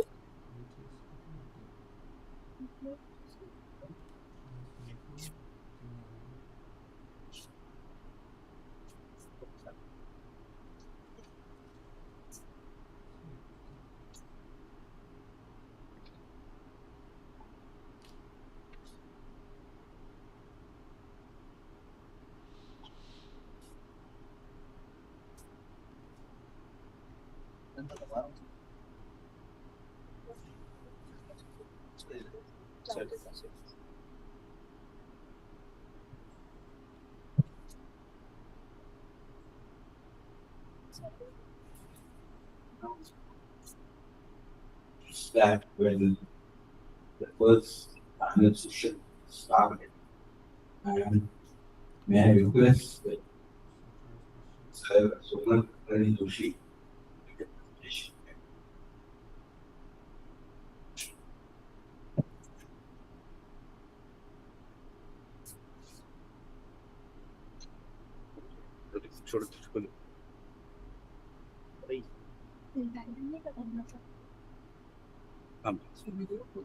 Yeah.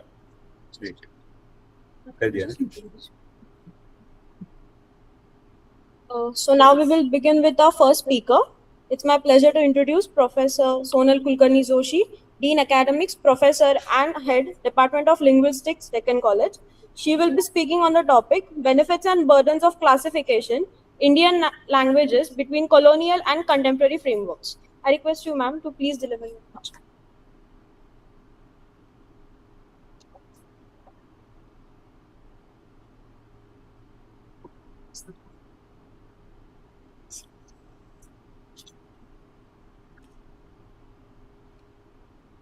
Respected chair of the session, Professor Zamkhedkar, and the coordinator of the session, Professor Ansari. Allow me to begin by thanking the organizers of today's symposium for inviting me to contribute to the deliberations of this discussion. Indology, which is what we are talking about today, at its heart, at its core, has been a philological enterprise. It has tried to study, to trace India's past, connect it with the present through Indian languages.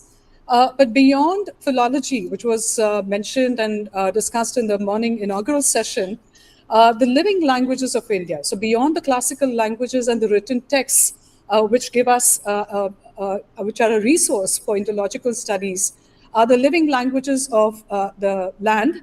And what I hope to do in the 15 minutes which are allowed to me, to give you a perspective on how colonial scholarship has given us access points for studying the living languages of the land.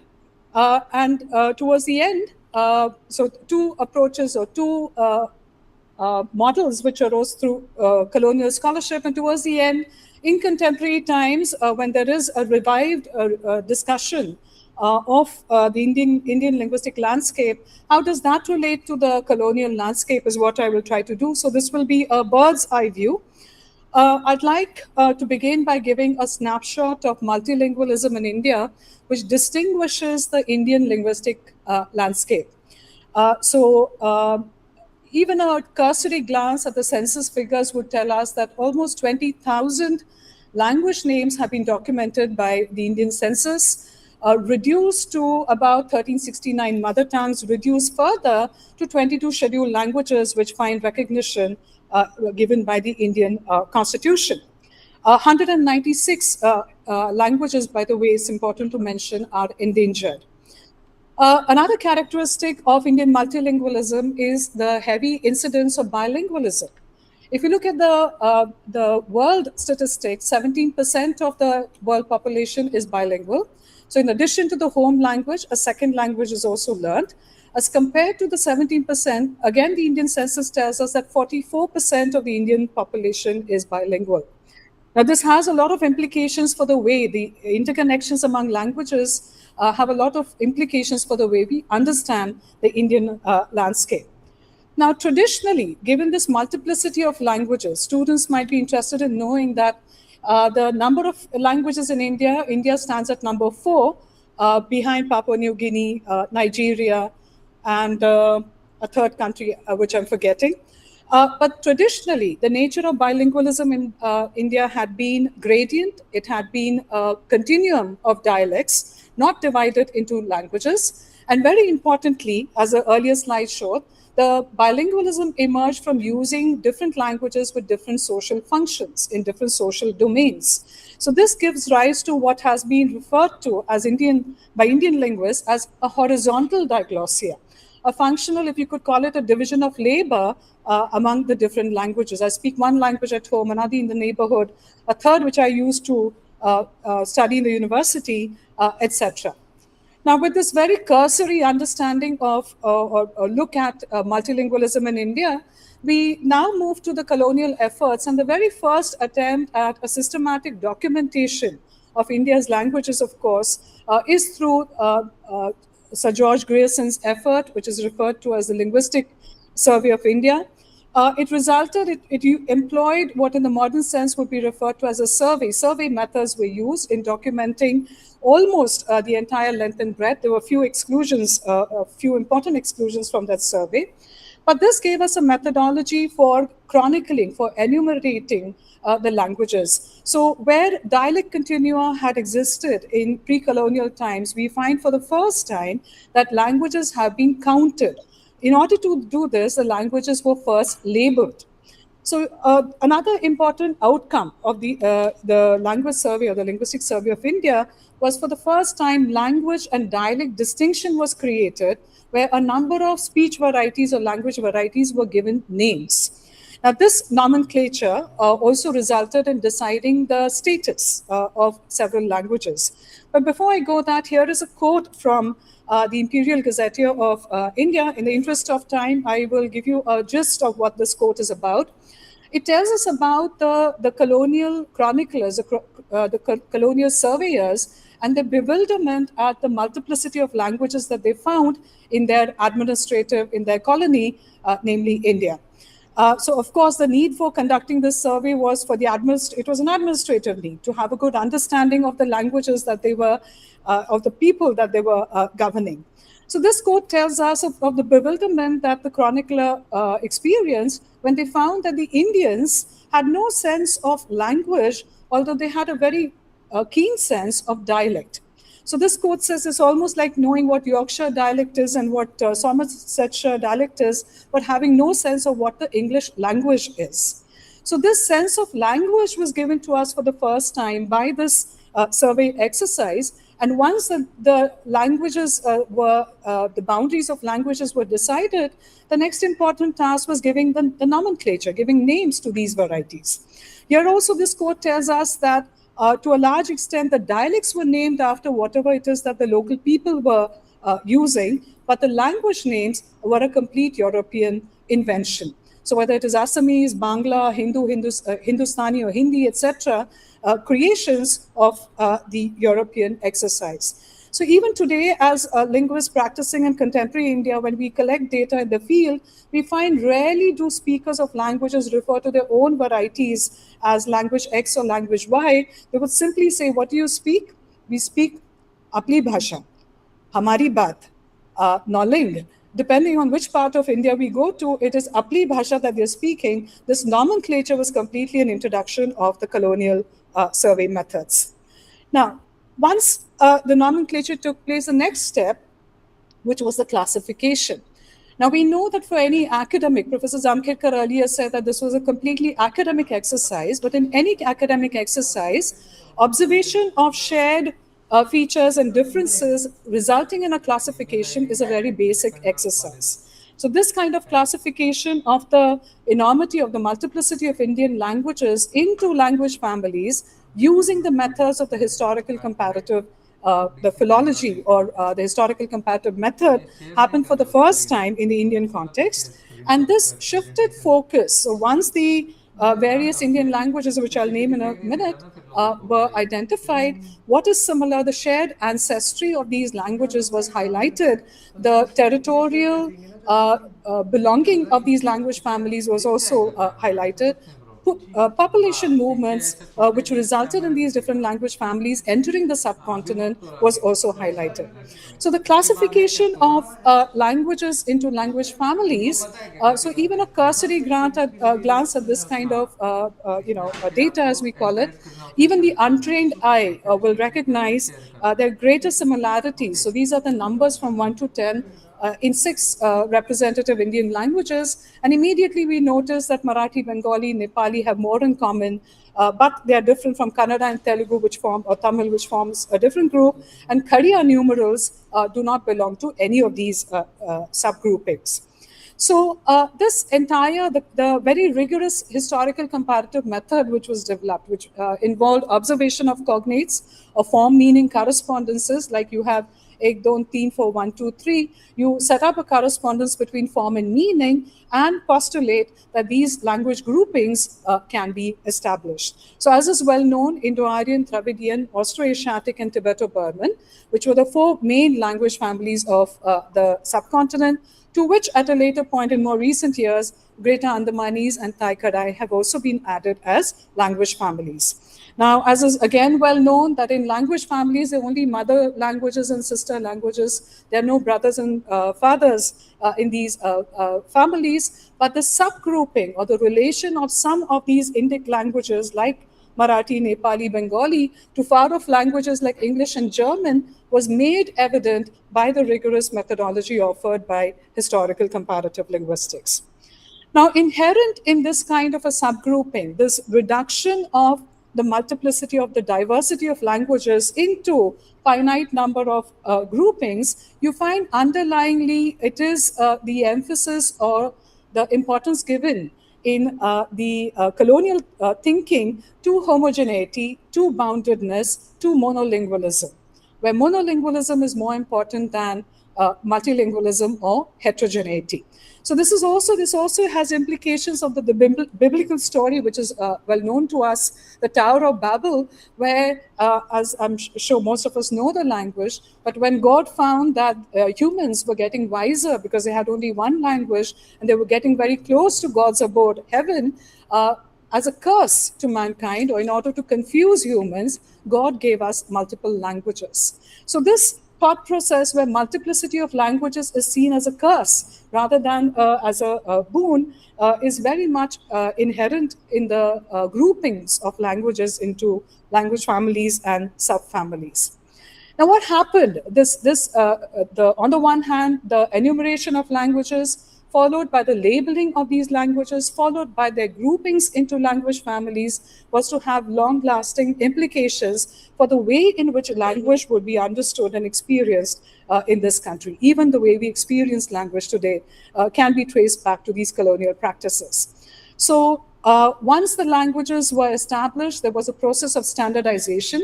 What do we mean by standardization? The grammars were written down, dictionaries were created. If the language was earlier being written down in multiple scripts, only one script was prioritized. So written form of the language was given a privilege over the spoken form, homogeneity over heterogeneity, and monolingualism over multilingualism. So in effect, these methods of the colonial chroniclers changed in the way we understand the linguistic landscape. Now, there has been, as a consequence of this, that some languages are constitutionally recognized as scheduled languages. There are others which are tribal languages, major languages, minor languages, classical languages. A variety of names or nomenclatures have been created in the same spirit, which incidentally we follow. The same practices are followed by the census in independent India as well. Right? Over the years since independence, we've had about 27 different definitions of mother tongue, which is one of the pieces of information which is collected by a census chronicler. Now, in my opinion, it would be incorrect to say that the British practice or the colonial practice of enumerating created a hierarchy among Indian languages. I believe that some kind of a horizontal diglossia or some kind of a hierarchy was already present. But what changed with the British practice or the British way of thinking was that these different languages or these groupings became very rigid. Right? The fluidity, which was seen in the pre-colonial times, which was observed at the ground level in the way bilingualism was experienced in India, certainly changed. And we find a hierarchy, a very rigid hierarchy taking place, which I see as a kind of a reframing of Indian languages. That was the first approach which emerged out of colonial scholarship, the approach which was based on language families. The second approach, which also results not so much from colonial scholarship as much from Western, or as is referred to today, Northern scholarship, would be understanding landscapes, linguistic landscapes in terms of linguistic areas. What do we mean by this? Where languages, speakers of different languages belonging to different language families come in contact with each other, as has been the case in the Indian subcontinent. Speakers of Indo-Aryan, Dravidian, and other languages have come in contact with each other for millennia, and thereby similarities have developed in across these languages. Notice that even this alternative conceptualization or model of languages, which is the language area model, also presupposes the existence, the pre-existence of stable languages, just as the earlier model had.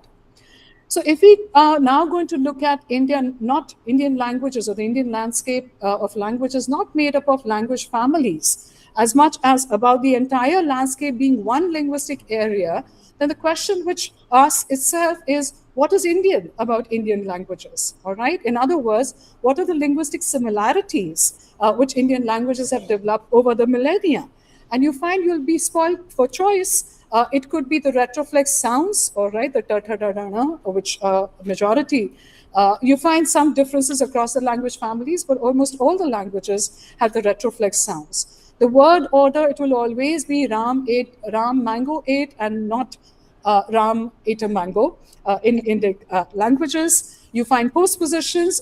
We won't have time to go into this, but very importantly and very strikingly, what the Indian languages have come to share is the semantics, the meaning component, which is going to be, I'll illustrate this with some examples, but the shared semantics is going to be, is indicator for us of a shared worldview, which all speakers of all Indic languages have in common.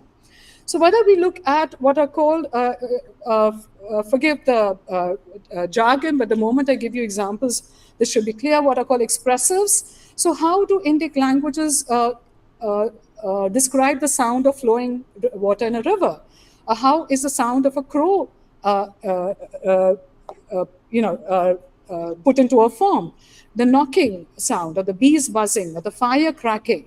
And you find that reduplication of expressives like gus, gus, buzz, buzz, sir, sir, are very commonly used to imitate sounds. All right, is that the only similarity that we find across Indic languages? We find that very deep-rooted conceptual domains like our understanding of time, our understanding of space, also our understanding of iteration. So, maine baithe baithe pad li kitab. All right, basla basla wachun takla pustak. So you find that these processes, is my time up? All right, okay, thank you. You find are observed across the 4 language families. So it's not just the imitation of sounds in nature, but very deep-rooted grammatical processes or semantic meanings are also reflected through the same processes. Since I'm told I have only 2 minutes left, but this would be the linguistic evidence for the existence of linguistic areas. And coming to the present time, all right, so you find that this whole understanding of the Indian linguistic landscape is being revisited, is being reframed in the current narrative about the Bharatiya Bhasha Parivar. All right, much can be said about the metaphor which is being used in this name as well, Parivar, which should remind us about the language family metaphor which was used earlier. But the way in which the Bharatiya Bhasha Parivar notion is being floated, and Professor Padaya said he doesn't know whether the PM Modi's idea is being has been received well. You find that the Bharatiya Bhasha Samiti is conducting seminars across the country, introducing the notion of a Bharatiya Bhasha Parivar. This is very similar to the notion of a linguistic area where, by virtue of coexistence, Indian languages have developed several common features. So this entire, the new narrative, the reframing of, in the form of Bharatiya Bhasha Parivar has reopened questions which have been very important for Indian linguistics, especially with regard to methods and models in terms of which we understand Indian languages. This is inviting us, compelling us, in fact, in some ways, to revisit the epistemological foundations of colonial scholarships. This I see as a part, the whole Bharatiya Bhasha Parivar narrative, as a part of a wider discourse which is happening throughout the world, what is referred to as the decolonial linguistics discourse, where the southern countries or southern nations or the colonized nations from the past are re-looking at the ways in which scholarship was created for their own languages, in addition to their society, religion, and other aspects. This model, which is being described as a civilizational framework, shows the interconnections between Indian languages and Indian society, Indian culture, the Indian way of thinking, with a heavy focus on multilingualism, where the colonial model had focused a lot on monolingualism. So to that extent, this is my last slide then. What are we, where do we stand in terms of our understanding? In my assessment, the classification of Indian languages, either in terms of language areas or language families, is not really the problem. But reification of categories which have been created using these methods is certainly something that we need to look at critically. So colonial scholarship has certainly given us very rigorous methods, whether it is the historical comparative method, the typological method, the method of reconstructing language families. These are very scientific, rigorous methods, but the categories that they have resulted into, dialect, tribal language, etc., this is obscuring what has been traditionally our way of experiencing languages in this country. So the burden, in my assessment, is not the classification per se, but in treating the analytical categories as social facts rather than hypotheses. This is a publication in which you will find a fuller discussion of what I just presented. Thank you very much for your patient listening. You want me to take questions? Okay. Somebody else will.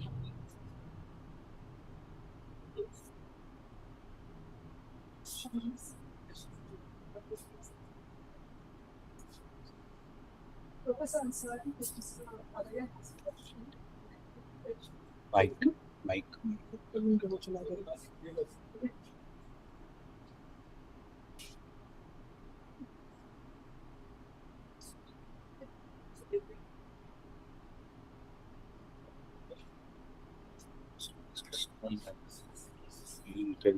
We will have a discussion session after the all presentations are done. It would be an interactive session at the end.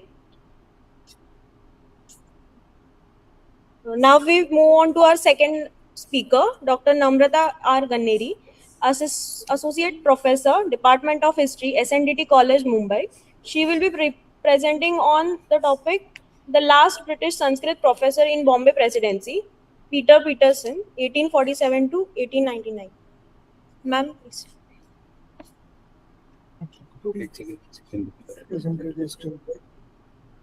Just a second.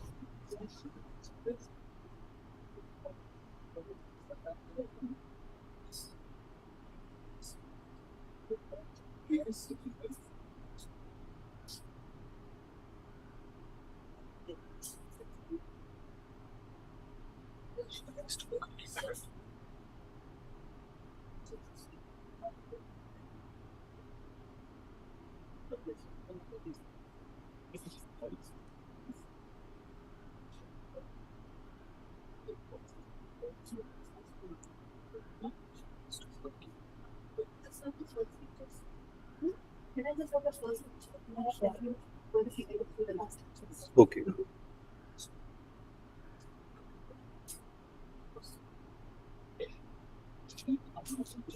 Thank you.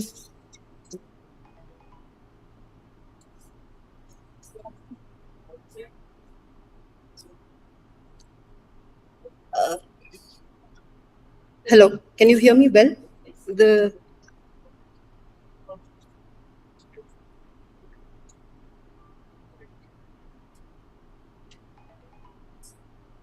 So I must thank the organizers for organizing this symposium. Also the timing when we are free from teaching duties. So thank you so much for doing it towards the end of April when we are relatively free to move around. So I have called my presentation today after a famous Indologist, or not so famous forgotten Indologist, who I had the chance to research on, courtesy the Asiatic Society of Bombay. So the Asiatic Society of Bombay, or Asiatic Society of Mumbai, had a very ambitious multi-part series which they inaugurated, which was called Founders and Guardians of the Asiatic Society of Bombay. So there were a series of monographs which they had commissioned, and the people who were chosen to to be represented as founders and guardians of Asiatic primarily had to do something with the Asiatic Society of Bombay. And of course, many of them were educationists, most of them were Englishmen, Scotsmen, and others. But they were educationists, they were professors, Sanskrit scholars, and Indologists. And be that as may, I got the chance to work on Peter Peterson, who at that point was relatively less known. And I thought it was a good opportunity for me because I would have to do less work, or that is what I presume, to complete the monograph. It did turn out that this was a very welcome opportunity to research someone who was little known, but as we know as historians, some people, some biographies just fall through the cracks. Perhaps Peterson was one of them, and I'm very delighted to be talking about him in today's presentation. I'm also talking about him because in R.N. Dandekar's very famous piece, where he talked about the coming of academic renaissance in Maharashtra, he referred to a controversy of which Peter Peterson was part. More about it when I speak. But in that sense, for contemporaries, he was not so much of a forgotten figure. He was very much in the intellectual eye. Who was he? Just a few preliminary remarks so that we're all on the same page.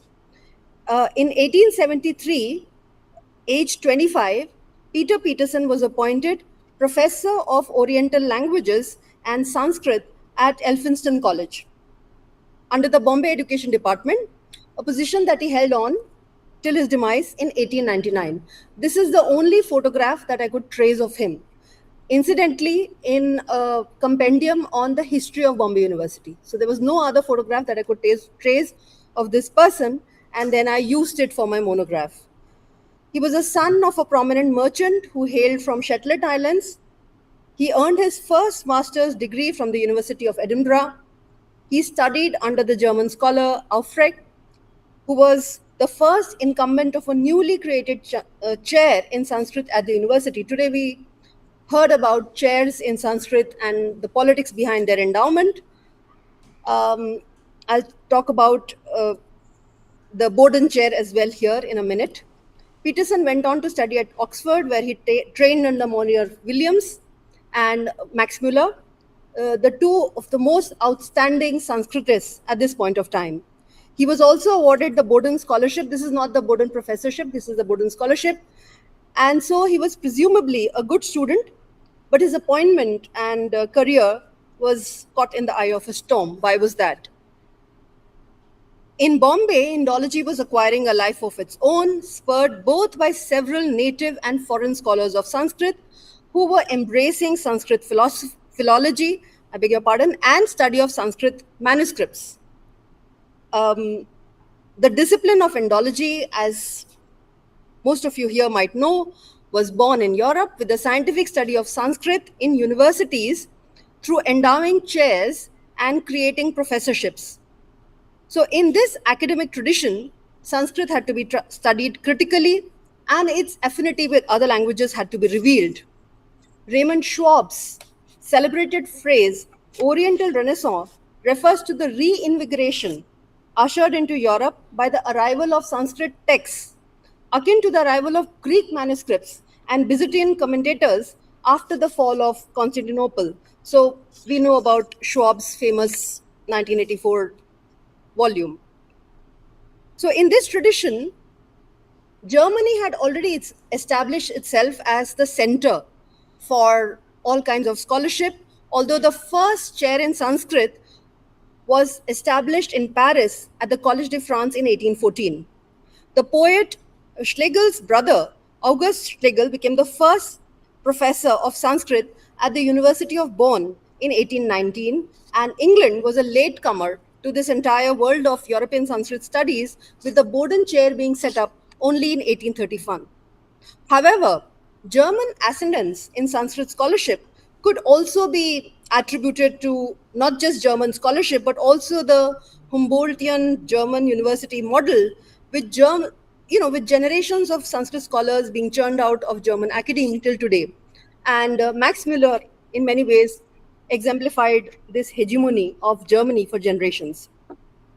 It was at that point of time, very interestingly, believed that Germans had an innate predisposition to study and master Sanskrit, and therefore they were endowed with special abilities for Sanskrit study as well as Sanskrit scholarship. Appointing Indians to professorships seemed impossible in the racially divided post-1857 era, despite the presence of learned and respected Indian scholars like Ramakrishna Gopal Bhandarkar, of whom we heard again early in the morning. He was author of the first textbook, one of the first textbooks in Sanskrit grammar, and I believe it was meant really for foreigners and non-Indians to study Sanskrit. This is something that I learned today. So the tradition of German monopoly on professorial positions had begun actually with Martin Haig, and he was appointed the professor of comparative philology here in 1859. And this is doubly important for me that I'm presenting this paper for the first time on this campus. So Haig eventually initiated the study of Zoroastrian religious studies through his collection of Zoroastrian manuscripts.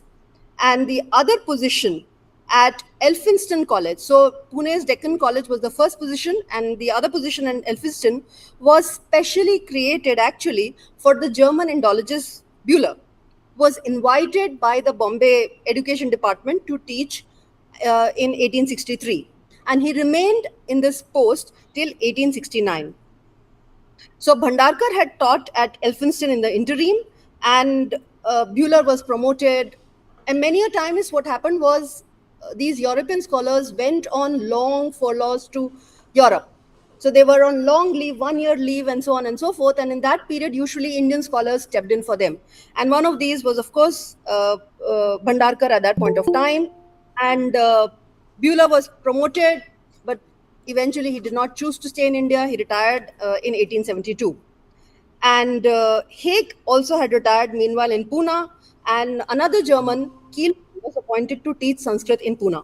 So you have both of these positions falling vacant around the same time and presumably to be filled by Germans.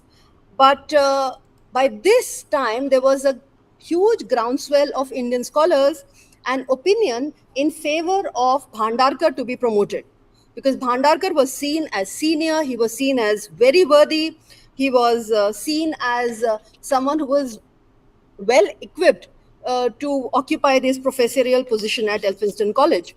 However, he was not promoted. And Peterson was promoted with the blessings of Max Müller. He occupies this position.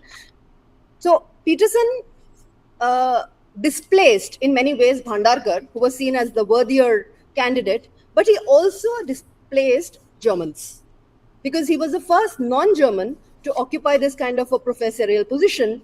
And then he also got other positions, like he was the registrar of Bombay for the longest period of time, right up to 1889.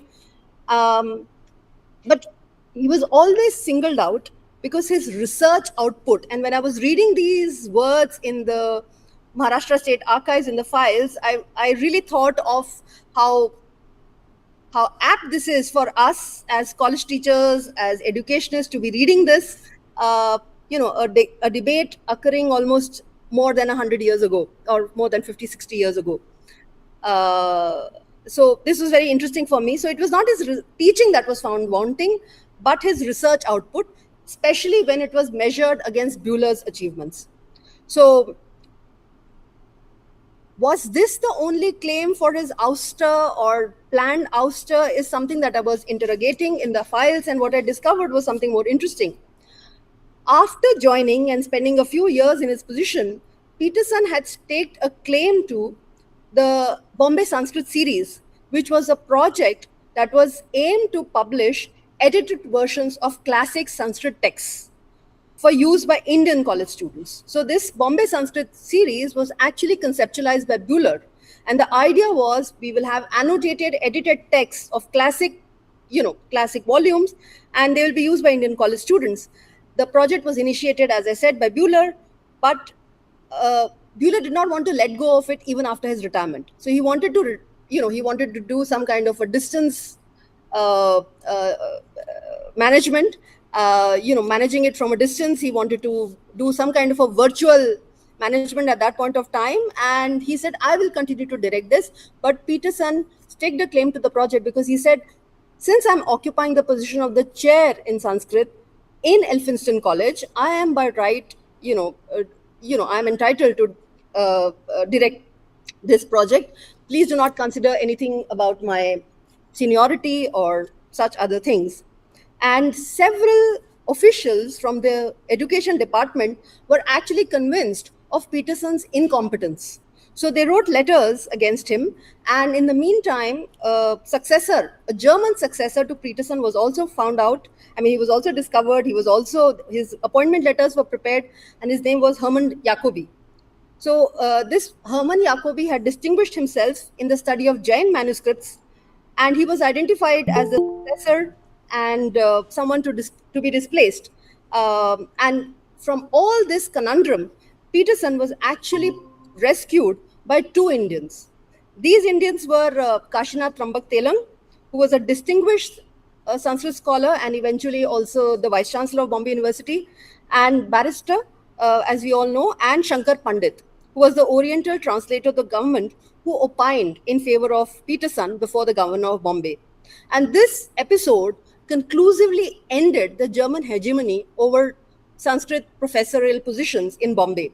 And Peterson, in that sense, also became the last foreigner to occupy the position of Sanskrit professor, because after that, the posts were Indianized. So he stands at the cusp of this change from handover from German to English to Indian teachers and professors of Sanskrit. He was also part of the Bombay Asiatic Society, and he was the secretary in 1884 and president, so very well entrenched in the Bombay circles. He's buried in the Shivri Christian Cemetery in Bombay. So he lived and died in Bombay, but very little is known about him. I'm just coming to the close. Can I just see the next picture, please? The only other oil painting that exists of Peterson is in Elphinstone College staff room. So this was the condition of the oil painting. And at that point, they were painting, so it was all, covered up. So I got it opened up and photographed. Next picture, please. Next picture. So this is how all the paintings in Elphinstone were, protected from paint. And then I, sort of requested them, and there was a very tepid response to my request to photograph and learn and know about him. And I said, I found most of the material in in the same campus, but and therefore this sort of made me think of him as a forgotten figure of Indian Indology. Thank you.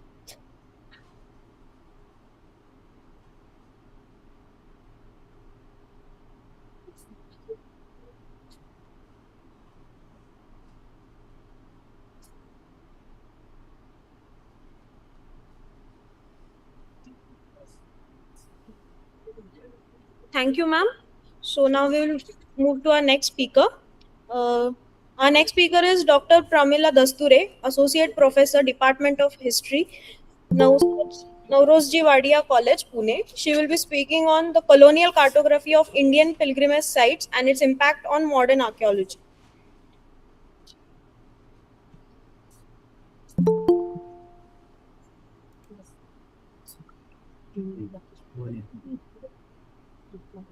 No, Ockham has given the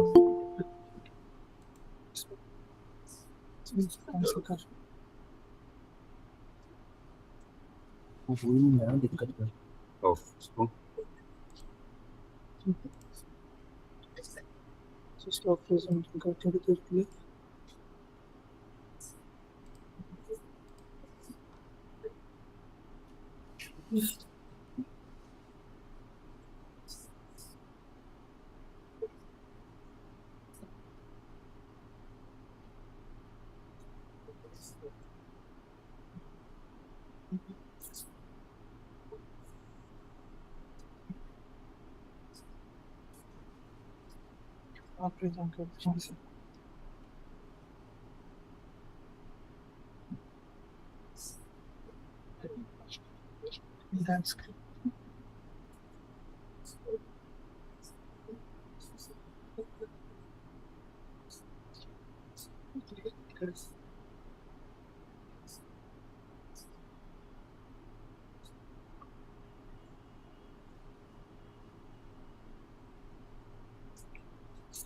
Okay, so good afternoon, everyone.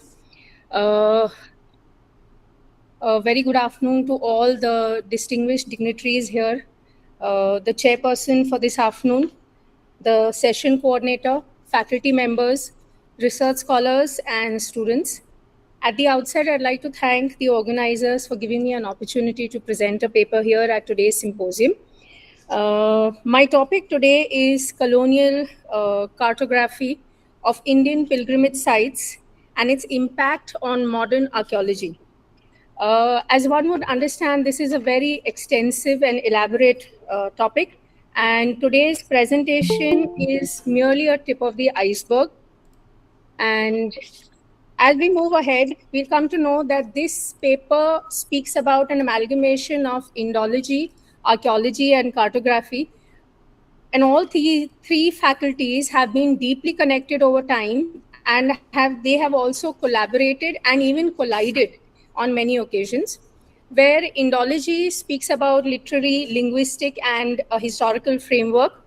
Archaeology validates, challenges the text through physical investigation, and cartography, on the other hand, uses the physical terrain to transform fragmented evidence into geographical visual models. So having said that, what do we understand of this paper?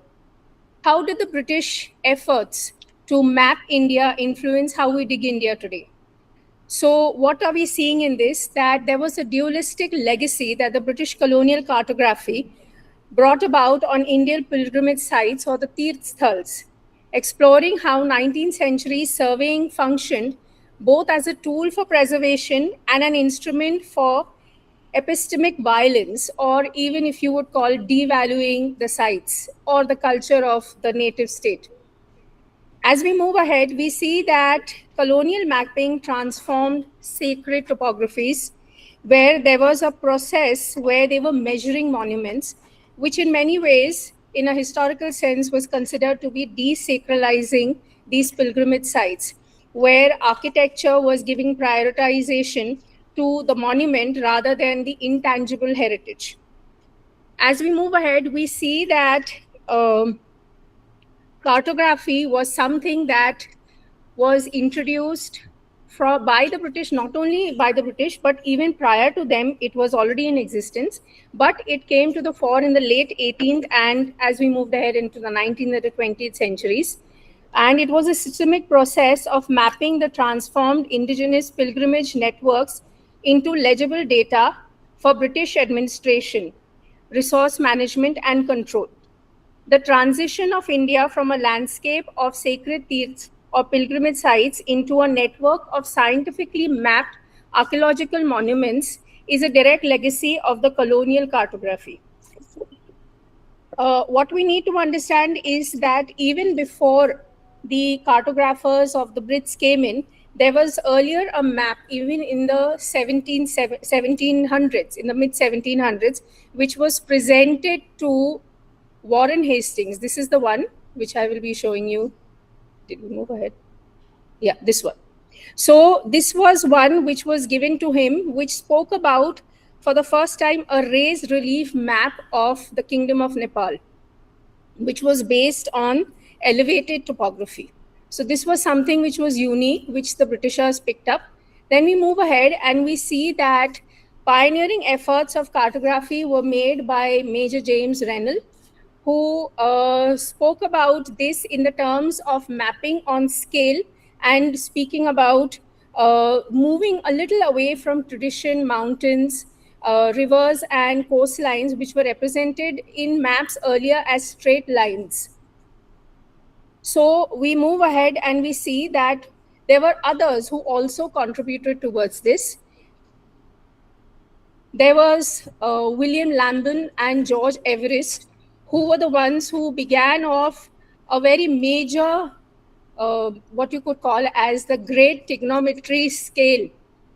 And that was something that really came about and changed the way India was being mapped. This man here, Nayan Singh Rawat, was one of the first Indian explorers. And him and some others like him used to go to the places and map the actual contours and the curvature of the earth. where the Britishers were not allowed. And as we moved ahead, we see that the Great Trigonometry Scale, or survey, as it was called, was an unprecedented scale piloted by these two men which we spoke about. Just pardon me. So why was India being mapped? There were many reasons. Of course, administrative control. There was the whole idea of development in terms of railway and bringing the country together. And of course, an archaeological interest in uncovering not only the Buddhist sites, but many other sites that were there. As we moved ahead, we see that this was, if you could have zoomed into this map, you would see that this is the way that the survey was conducted. Yeah, the survey was conducted, and it laid the foundations to what was going to happen ahead. So when we move ahead, we know that no archaeological study can be complete without the mention of Alexander Cunningham, who was the founder of the ASI, as we all know. What is unique to his work in terms of cartography is his methodology involved taking the ancient itineraries of Chinese pilgrims like Fahim and others and overlaying them into modern colonial maps. He used calculating the li, or the Chinese unit of distance, against the colonial mile on a survey of India map, and Cunningham was able to rediscover sites like Sachi, Sravasti, and Kushinagar. Then we have some of the maps that were produced in that era and time, which were also showing us elevated mounds, temples, holy tanks, and so on. This was actually a map that spoke about, in totality, how pilgrim sites were mapped. This was an in-depth close one which spoke about the major pilgrim sites mapped in North India, particularly the holier ones of Varanasi, Haridwar, and Kedarnath, and so on. And then, of course, in South India, there was, in the central and southern part, you had Sachi, Sarnath, Kanchipuram, and so on. So when we move ahead, we understand that what is its impact in modern archaeology today. So yes, definitely, each one of you is a big scholar here, and I am, just trying to make a small effort in this field to try and understand how these techniques were used and what can be done in the modern times in terms of a bit of a suggestion. Of course, where we have in the 1800s, the leveling instruments which were used. In later times and in the more modern times, there's the satellite imagery and LIDAR and so on, where the curvature of the earth could have been seen. There was also this thing about mapping the border regions of Tibet, of Ladakh, Arunachal Pradesh, and so on, which were also seen. And all of this helped in scientifically documenting the entire of the nation on these lines. Of course, this was just one aspect of the mapping that was going on. And there was a lot of active participation, not only by the Britishers themselves, but even the locals who used to, go on to this survey with them. Of course, they were getting a bit of money for it. So many a times what one saw that not only was this sacred geography being converted into understanding of the administrative geography, which was going to be then produced, and in order to, of course, in terms of British control of the native state. So as we move ahead, we see that there is a lot of, scope that one can do, and whatever has been done in the past by the Britishers in terms of their massive mapping of the country. And all of this can be used in identifying further sites. And there is much, much, much more that can be done in reconstructing the ancient landscape also. In today's time and age, we can, of course, use digital archaeology and GIS systems. And the dots on map that is here is that I will show you in the following slides, where the Britishers used to particularly just put dots or straight lines for things which were simple connections. There was not much that could have been done otherwise. And the following few slides are about how modern technology could have been given an understanding of layered visualization and site management. This is an example of Sachi, where integrated data has been used to understand how historic and modern perspectives can be utilized. The map here is an 1890s map. Then this is about the sacred ghats of Banaras, again an 1894 map, where the dotted lines you can see are what the Britishers had made, and then you can see how you could use more techniques to amplify its understanding. Then of course stratified visualization, and you could find further more of what is happening down there. And then this was about a route which was a pilgrim route that had been dotted by the Britishers for Kedarnath. So in conclusion, we understand that colonial cartography of India, although it was a tool of imperial control, it provided a lot of scientific understanding of the subcontinent, but it was something that removed what we understood in terms of sacred maps or the Puranic maps, where they replaced it with mathematical precision by the Great Trigonometry Survey. And of course, we are standing at a cusp of change. For years together, our scholars have been working on this, and there's a long way to go ahead. So with this, I would like to conclude. Thank you.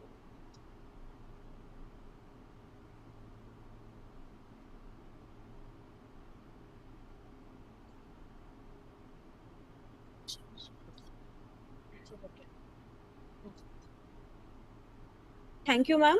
So now I invite our next speaker, Dr. Trupti More, librarian, Deccan College. She will be presenting on topic Deccan College and the colonial construction of the government manuscript collection in Western India.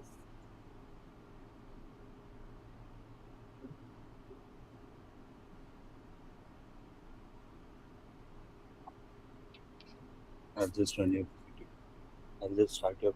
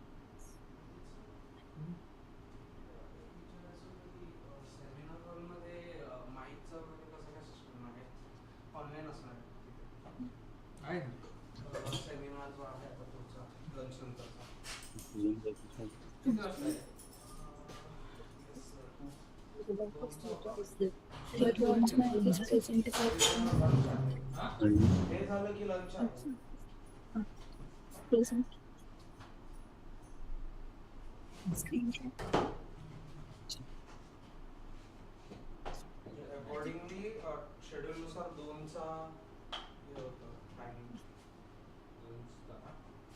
नाही लंचचा नाही पुढचा सेशनचा lunch 1:30 to 2 दिलेला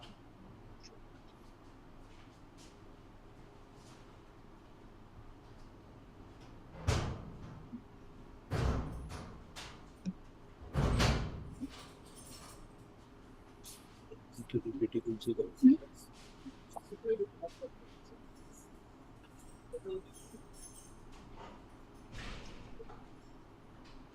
hide कर सकते हैं उसे वो बंद हो जाएगा हाइड कर सकते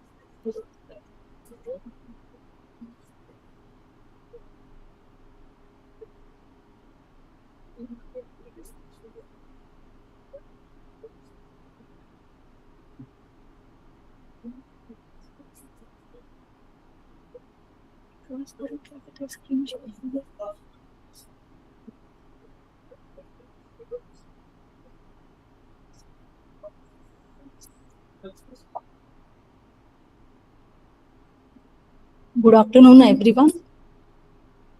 So, respected dignitaries on the dais and off the dais, my colleagues and students. Today I am here to present my paper on Deccan College and the colonial construction of the government manuscript collection in Western India. At the time of PhD, I had studied the ancient Indian, the medieval and the pre-colonial, colonial and post-colonial contribution in the development of Oriental libraries in India in general and in the Deccan in particular. So I thought, why shouldn't I take this opportunity and prepare my paper on this important topic? And one more thing, I wanted to make this presentation because generally in our, what do you say, with our colleagues, when we discuss about the, in our circles. Yeah, right. Thank you, sir. So I have many times I have heard that the manuscripts deposited in Deccan College were being transferred to Bhandarkar Oriental Research Institute. Actually, they were belonged to us. So we need to understand the real story behind this, whether it was really belonged to us and whether that went to Bhandarkar Oriental Institute. So is that our fault or Deccan College was at fault? It was not actually. Rather, Deccan College has immensely contributed in the development of this government manuscript collection in Western India. So that thing I'm going to discuss over here. So yeah, my focus is on the role of Deccan College in the years between 1859 and 1818. And the scholars who were associated directly or indirectly with the Deccan College and their contribution, they are Hogg, Buehler, Kilhone and Peaton in the development of Deccan College manuscript collection. Then the central argument is the key site of colonial knowledge production. Yes, Deccan College was the key site of colonial knowledge production. And yeah, in one hand, it enabled preservation and systematic study of manuscripts. On the other hand, there was structural tension. The colonial restructuring and loss of original context means it was being restructured following the westernized frameworks. So yeah, before we go into the initiative taken at western part of the India, we need to understand what was been happened prior to that in other regions of India, that is central region, northern region and southern region, northern, eastern and southern region. So these were the few of the initiatives, key initiatives I have mentioned over here. And these were taken as foundation to what you say, to start the initiative, such kind of initiative in the area of western region. So yeah, basically for the first time, the individual effort was being done by Sir Robert Chambers. He collected Sanskrit manuscripts when he was judge at Calcutta. Then Sir William Jones, between 1784 and 1789, he was responsible for finding Asiatic Society, Calcutta, and that was the cornerstone of Indological learning, study and research, and that had housed thousands of manuscripts in their repository. Then Jonathan Duncan, he established Sanskrit College at Banaras, that is now been recognized as Sampurnananda Sanskrit University. There also, the main objective behind finding out these Oriental Institute or societies or colleges who were not only imparting education in Sanskrit studies, but they were very much keen about collecting, preserving, and making available the manuscript heritage of India. Then later comes Colin Mackenzie. I will not read out their periods. Those are visible in my slide because unnecessarily that will take time. Colin Mackenzie, he surveyed and collected a collection for Asiatic Society, Calcutta, and Government Oriental Manuscript Library. Then Lord Wellesley, he found Fort William College at Calcutta. That also was keen about collecting and preserving manuscripts and making it available for public. And into that library, Reverend David Brown's collection was stored and preserved. But after few years, it got closed down, and the collection was been transferred to Asiatic Society, Calcutta. Then the last effort prior to Western Indian initiatives, Charles Philip Brown, he also collected Telugu manuscripts in his personal collection. Finally, he's donated that collection to the Government Manuscript Library, Madras. So these were the entire efforts we see in the other parts of the India, and they were of course responsible for the study of text, collecting the manuscripts and preserving and cataloging. So looking into those efforts in the Western India, also the then government thought, why shouldn't we have such kind of project or initiative for our region? So before going to that initiative also, I want to take you to little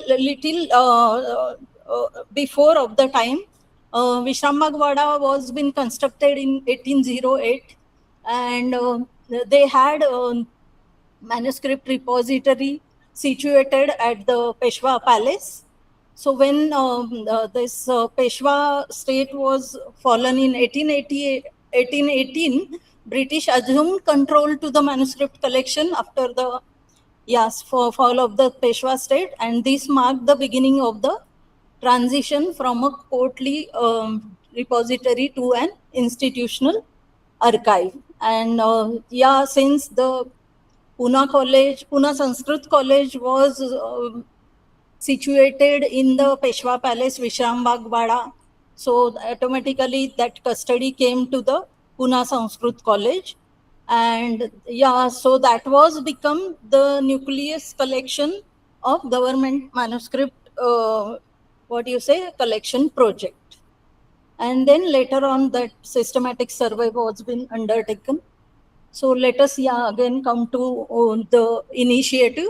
Again, this prior to the Bombay Presidency initiative, there was another initiative taken by E.I. Howard. He was the Director of Public Instruction in the Bombay Presidency. He prepared a proposal and submitted to the government, and asked this Martin Hogg to survey the Gujarat area and collects the manuscript. Those are available in that geographical region, and government accepted that proposal. Then Hogg traveled through Gujarat and surveyed and collected, sometime purchased the manuscript copies. So this expedition actually marked the beginning of the systematic state-sponsored effort to preserve textual materials in Western India. So he not only collected manuscripts, so those were of course deposited in government custody, and that formed the basis of the government Sanskrit manuscript collection. Later comes this George Buehler. And I forgot to tell, Martin Hogg was been appointed a professor of Sanskrit at Pune College. The early, later it became Deccan College. So he was very much associated with, so it was matter of pride that he was faculty over here. And when he was associated in that expedition, he was undertaking this responsibility, being professor of Sanskrit in college, Pune College. Later comes George Buehler. He was professor at Elphinstone College. He was German scholar. So though he was professor of Sanskrit, he also closely associated with Deccan College, and he worked. He traveled widely in Western India for the Pan-India project that was in search of Sanskrit manuscripts in Western region. So first time he in 1862 when he arrived, he he was firstly appointed as professor of Sanskrit. Then he organized the survey in the area of Kathiawad, Kashmir, and other parts of Gujarat. And for that, he had been he was taken help of Keelhorn, Peterson, R.G. Bhandarkar, the elder son of R.G. Bhandarkar, S.R. Bhandarkar, Katvate and Ghate, and that way they started collecting the manuscripts. And they not only collected the manuscripts, they had prepared survey reports, extensive survey reports out of their the manuscripts collected out of their surveys. So their detailed reports are published already. Then comes Franz Kilhorn. He was also professor of Sanskrit at Deccan College. Since Martin Hogg left Deccan College, Franz Kilhorn succeeded him as a professor of Sanskrit. And then he introduced modern what you say European philological techniques in the Deccan College. And Deccan College that time became a center of critical editing and historical analysis of manuscripts. So up till whatever manuscripts were collected by Buehler were been stored at Elphinstone College. But at the time of at the time of regime of Franz Kilhorn, the entire collection stored at Elphinstone College got to the Deccan College for the better climatic conditions and for better preservation. So Franz Kilhorn also associated in the tours, and he also collected extensive collection of manuscripts, out of which he not only catalogued but he descriptively recorded the tour records. Then finally comes Peter Peterson. So he was also a professor of Sanskrit in Deccan College. So he was also associated of that central government initiative, and they also collected the substantial number of manuscripts for the government manuscript collection, and they published reports as well as descriptive catalogs out of it. And then comes the transfer of government manuscript library at Deccan College. So it was in the year 1878 that was been transferred to the Deccan College, and that time R.G. Bhandarkar, S.R. Bhandarkar, Shripad Krishna Belwalkar, even Ramchandra Dattatreya Ranade, they worked as a curator in the manuscript library, and that was somewhere mentioned in the descriptive catalogue of government manuscript collection at Deccan College. And even Sarvapalli Radhakrishnan has mentioned these kind of records in the felicitation volume prepared on S.K. Belwalkar. So from Deccan College to the Bhandarkar Oriental Institute. So this collection was till 1918, that collection was at Deccan College. And I told you till it was at Deccan College, R.G. Bhandarkar also made many descriptive catalogs out of those collections. So when Bhandarkar Oriental Institute was been established, one of the founder member, that is Professor S.K. Belwalkar, he gave proposal to the then government that since we are having specialized research institutions, that manuscript collection would be better cared or preserved and studied in the Bhandarkar Oriental Research Institute. And that idea Lord Wellington accepted positively. And again, they made him president of their first president of Bori.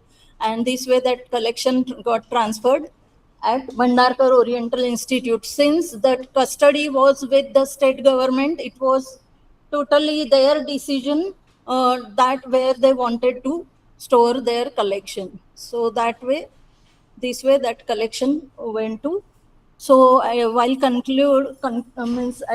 concluding, I will say the history of Deccan College and the government manuscript collection reflects a deeply ambivalent colonial legacy. Scholars such as Martin Hogg, Franz Kilhorn, George Buehler, and Peter Peterson were central to collecting and cataloging and interpreting Sanskrit manuscripts under colonial auspices at Deccan College, and their work ensured preservation and enable modern textual scholarship, but also reshaped the manuscript's original meaning and context. So I have given burdens and benefits, and those also I found in the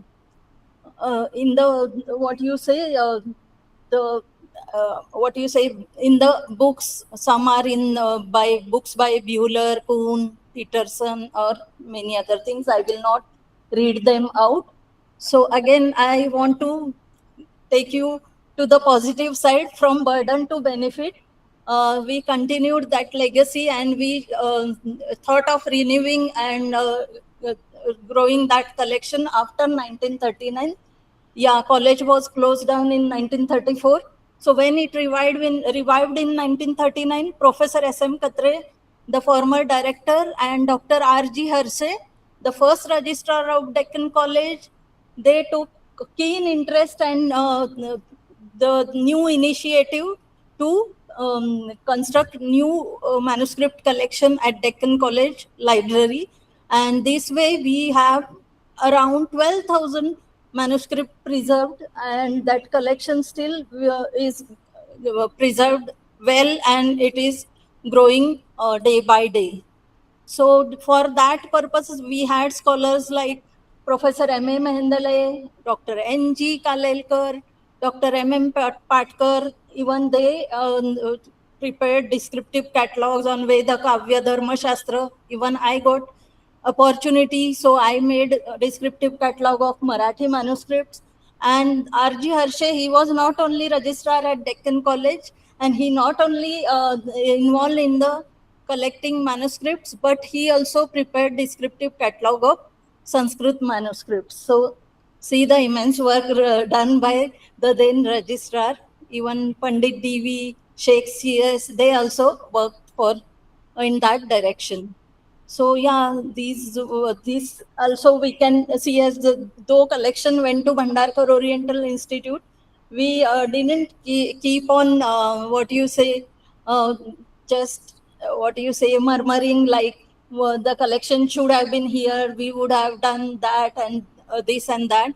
But we constructed our own repository, and though we are not Sanskrit scholar, but me and my present library team, we have worked hard to make this at least bibliographic catalog online, and digitized all our manuscript collection and given for your access on your fingertips. So now you Sanskrit scholars, it is your responsibility to exploit that collection, using it effectively. Thank you so much.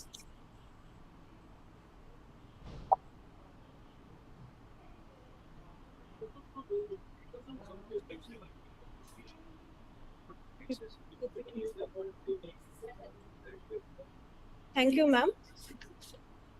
We now move to our final speaker for the session, Dr. Satish S. Naik, Department of AIHC and Archaeology, Deccan College. He will be speaking on a historical overview of botany in India.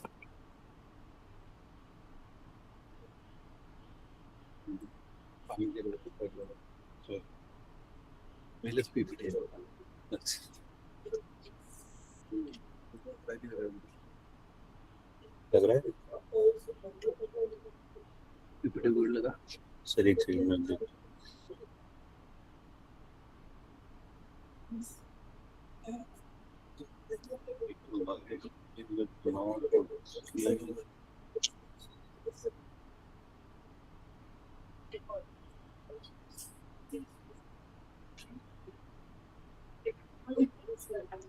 Sir device का नाम क्या था आपका? Name नहीं है उसको मैं उसमें जाऊँ माय कंप्यूटर में, ये वाली है सर, ये तो अपन की है, ये है this is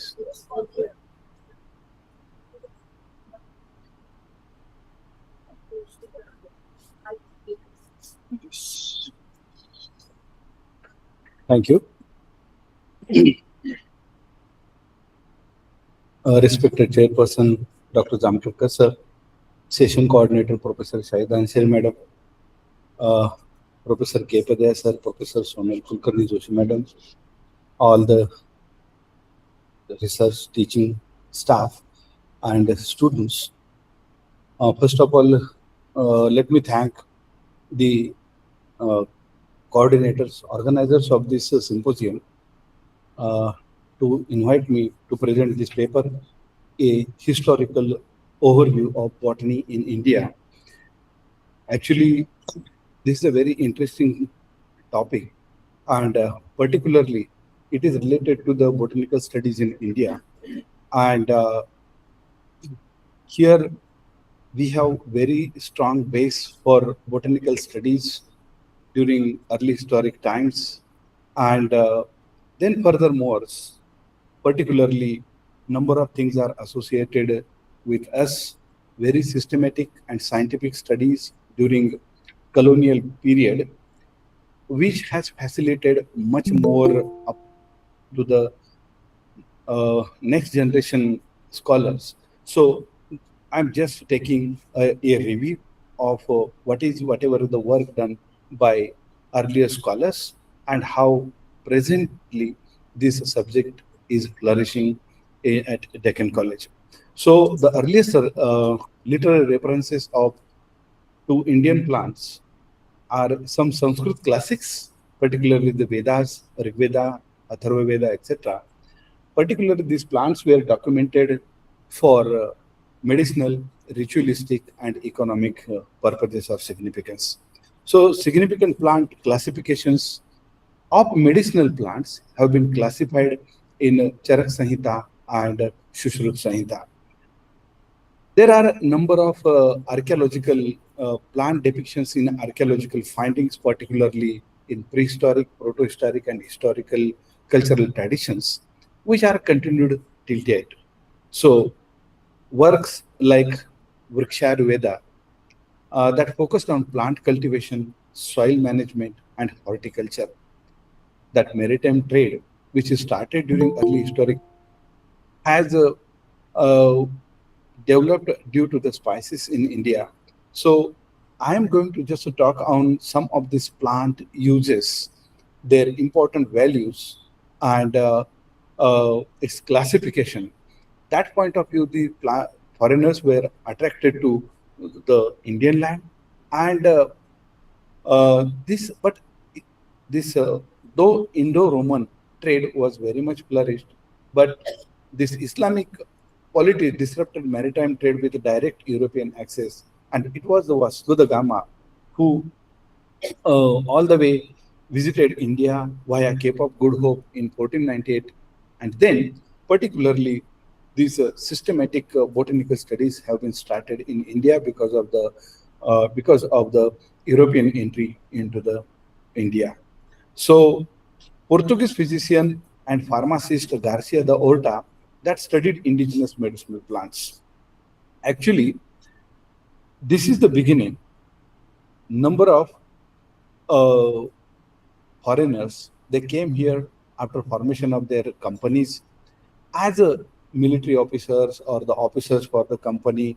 Some of them were surgeons, doctors, and then after appointing here in India, they started taking interest in geology, botany, zoology, archaeology, and number of disciplines. And that's how some of the scholars, these officers, they have made tremendous contribution to the botanical studies in India in all parts of the country and published outstanding books, monographs, research articles for our understanding. So this is the interesting part, that botanical studies that have been some of the glimpses I would like to show you, I would like to discuss with you, share with you. And he is basically Hendrik Riede. He was the Dutch military officer, and then while working in India, he has published a very important book, that is Hortus Mulbaricus, in 10 volumes, 794 plates, hand drawing, and very interesting. And another particularly there is one long pod which is called as Entada scandens, but it was renamed after him, Entada ready.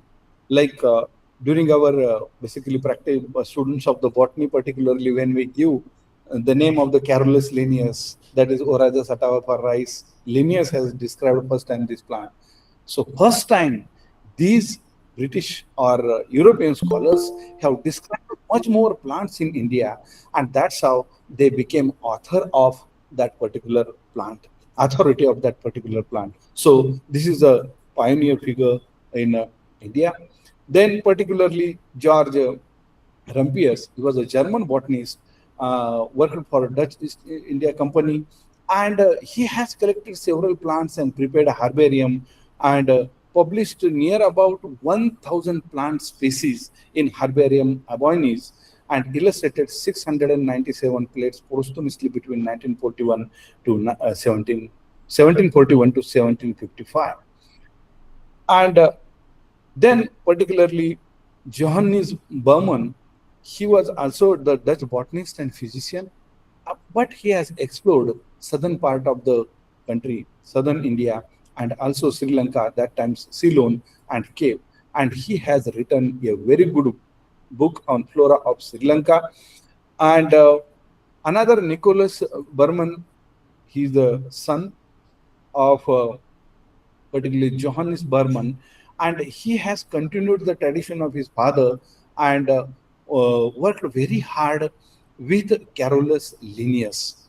There is one society in London, Linnean Society for the Plant Studies. And because of this outstanding contribution of Carolus Linnaeus, and he has worked with Carolus Linnaeus and published a specimen Botanicum de Granis and Flora Indica. That was his contribution. So the history of botanical science, particularly on these are the basic things, is divided into two phases. First phase that starts from particularly 1768 with John Kinnig and up to the Sir Joseph Hooker, 1848. And second phase starts from 1848 to the present day. In these two phases, lot of contributions made by British officers, botanists, ecologists, by describing different plants in different parts of the country, and produced enormous publications in the form of the flora, in the form of vegetation studies, in the form of flora and vegetation studies in particular. So Kinnig, particularly, he was a German botanist of physicians. He has developed a group with Heine, Klein, and Rottler that is called as the United Brothers. It was further extended, that group was further extended with Fleming, Hunter, Anderson, Berry, Roxburgh, Buchanan, Hamilton, and Sir William Jones for botanical research in India. And furthermore, some scholars have added into Roth, like and others. Basically, these are all the names stands after the discovery of certain plants in India. So French botanists based in Pondicherry, basically Sonneret and Lichenot, they have contributed much in vegetation or flora of that period. So, but the major impetus was in India came from establishment of the Calcutta Botanical Garden, which was established in 1787 by Robert Kidd. And there, the superintendent, particularly William Roxburgh, he's called as father of Indian botany, because large number of plants he has described the first time in India. Rich plant diversity was studied by the scholars in different parts of the country. I am repeating the same thing. So he has published plants of the coast of Coromandel in Coromandel in 1795-1820 in 3 folio volumes. Roxburgh undertook a monumental task of documenting flora of India. He had prepared manuscripts on the Linnaean system of Flora Indica and Hortus bengalensis and published 2,500 plant species. Description of the single plant is very difficult, but they have described first time. Francis Buchanan Hamilton, he has produced a good work from the Nepal to Mysore. Some of the data which was used by David Don and produced in Prostomus flori nepalensis.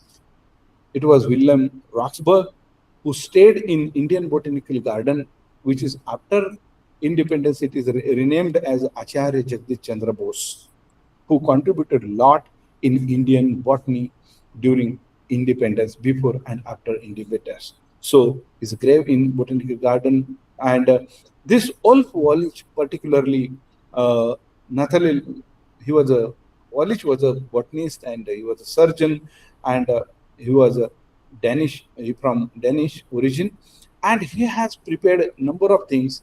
He studied number of plants from different regions of the country and developed, flora for India. Number of scholars like D. Condell, Alphonse de Candolle, or Kunt, these were the pioneer figures in archaeobotany in the world. Alphonse de Candolle, who wrote first book in relation to origin of agriculture, that the name of the book is particularly the cultivated plants, domestication of the cultivated plants. So this was his contribution, and Wallis basically prepared a catalog of different types of these plants, also published Plantae Asiatici Rarioris in 3 volumes with 300 colored images. And that time the drawings of these plants were by hand, not like today's computer. So Tentamen flori nepalensis, and also another scholar, basically John Peter Rottler, Dutch botanist, published an account of vegetation between Madras and Tranquebar. Now it is called as basically Trabangambadi. And Francis Buchanan Hamilton, particularly Scottish surgeon, surveyor, botanist, basically produced a comprehensive forestic work in peninsular India. And Lieutenant Ward basically surveyed Perni Hills near Coromandel in 1828 and produced flora. George Perrottet, a botanist and horticulturist, basically collected 1,500 plants across the Mahetu Pondicherry and published a book. As I told, the Alphonse de Candolle particularly wrote a book on origin of cultivated plants first time, and based on his archaeological information, historical writings, ethnological data, linguistic, etc., etc. Afterwards, Jacques Mont, basically he was a French botanist. He has described many plants in India and documented and produced very good floras. He actually surveyed Gangetic Plains, Northwestern Himalaya, Kashmir, Rajasthan, Malwa, and Deccan. And another scholar, basically Thompson, the botanist, basically he has published a number of books and also contributed to the flora of British India. These scholars used to send herbarium from India first to Calcutta Garden and then to Kew Garden, Royal Botanic Garden, Kew. And I saw there we have our collection, India's collection is much more stored in Kew Garden. Also, some indigenous plants are still cultivating in the Kew Garden, that is Royal Garden in London. So it was a Hove. He was plant collector, and Lawson is another scholar. Then particularly he has prepared notes, records of the botanical survey in India. Then Robert Backey, he has also contributed on observation on the observations on the Nilgiris in 1838. And Bedome, he has particularly published the Trees of Madras Presidency in 1863, Handbook of the Ferns of British India, Ceylon, and Malaya Peninsula. And he has also worked on reptiles, amphibians, and mollusks. So it was his great contribution. After his name, number of plant described 2,464 plants he has described, and he has worked in collaboration with other scholars and produced a Prostomus floripeninsulae indici. And this is the list of his publications. Then William Griffith also contributed much to the flora of. He was British medical doctor, naturalist, and botanist. He has contributed a lot to the flora. Then William Jack contributed significantly that Malayan miscellaneous. And as far as Bombay region is concerned, Bombay plants have been published. The Flora of Bombay by Hooke, then on Linnaean Flora in 1901. And then second phase of the history, only 3, 4, 5 sites are there. So second phase of the history, botanical science, particularly starts with Hooker. After his contribution, Flora of the British India, Flora Indica. Also other contributions, particularly the Flora of Andaman, Nicobars by this Selby's Curse, a list of Punjab plants by James Edward, and forest department established in 1864 to manage timber resource for particularly railway construction, railway sleepers and all that. So this Brandish was the first Inspector General for Forest, and through forest also Punjab plants, the forest flora of North and Central India by Dandridge, and Flora Sylvatica of the Madras Presidency, Icons Plantarum Indi Orientalis, Ferns of India, etc., etc. William Talbot basically contributed by studying shrub, herb, and trees climbers from the Bombay Presidency. He contributed to the Indian bamboos, Manual of the Indian Tibers, Flora of the Presidency of Madras, and also this is Gamble's contribution, and Upendranath Kanjinal with European scholars contributed to the lot, and it was Theodore Cook who wrote a Flora of a Bombay Presidency. We are using same flora till date for identification of the plants in our laboratory. When we visit to the field, we use this Flora of a Bombay Presidency written by Theodore Cook, and he has published a lot, that is George King, in Annals of the Royal Botanical Gardens, Sikkim Orchids, etc., etc. So lot of contribution is there. And finally, I'll come to the first woman botanist after independence, Janaki Ammal, who has first time written a chromosome atlas with Darlington. She has published, and she was the first woman botanist after Indian independence. So she has contributed a lot as a plant breeder, as a cytogeneticist, as a phytogeographer. And a number of researchers nowadays, they are documenting different plants and correlating with human culture, societies, and environment, and thinking on origins of agriculture. Presently, Birbal Sahni Institute of Paleobotany, Lucknow, or Paleo Sciences, and Deccan College, basically botany laboratory, working on these origins of agriculture, plant domestication, etc., etc. And since more than 54 years in the Department of Ancient Indian History and Culture, Archaeology, this department, botany is flourishing, and it was established by Professor M.D. Kazle, and then I'm taking care of that lab and working. In BSIP also, Vishnu Mitre sir or Saraswat sir has contributed a lot. Now, Dr. Anil Pokhare is contributing towards the early plant domestication and origins of agriculture, and the base is European. Nowadays, molecular biology, internship technology, traditional digital herbarium, etc., etc., are working very hard.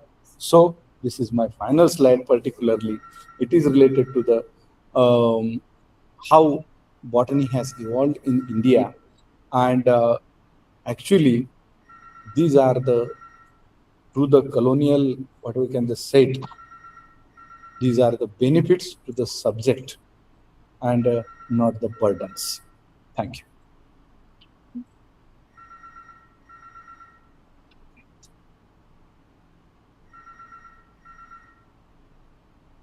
Thank you so much.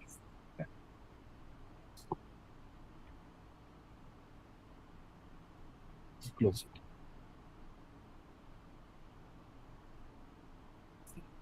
Thanks. Shall I remove?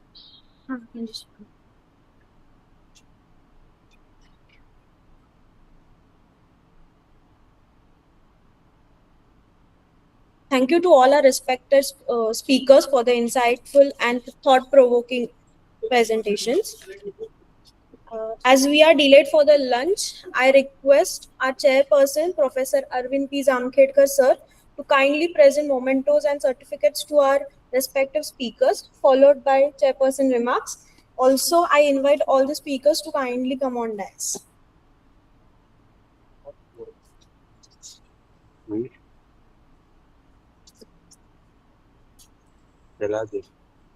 I invite Professor Sonal Kulkarni Joshi, ma'am, to the dais.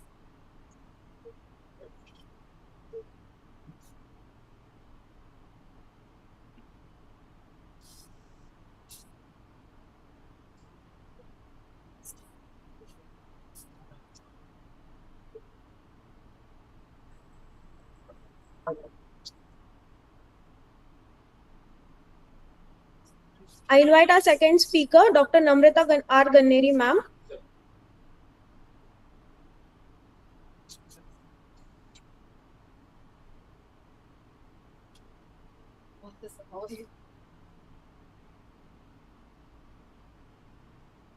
Dr. Pramila Dasture, ma'am.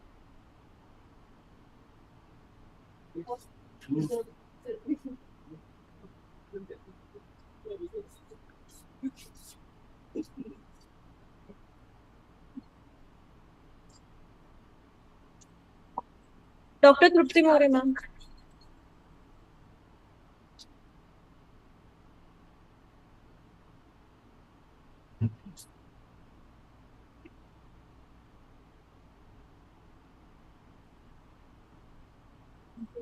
Dr. Satish S. Naik, sir.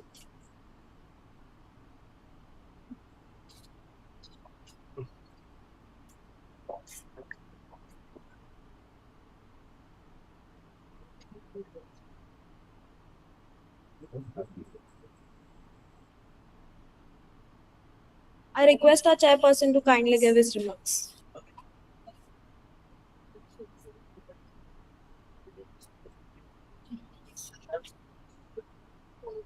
After listening to something like a musical concert wherein musicians of different schools, they present their art as also their skill.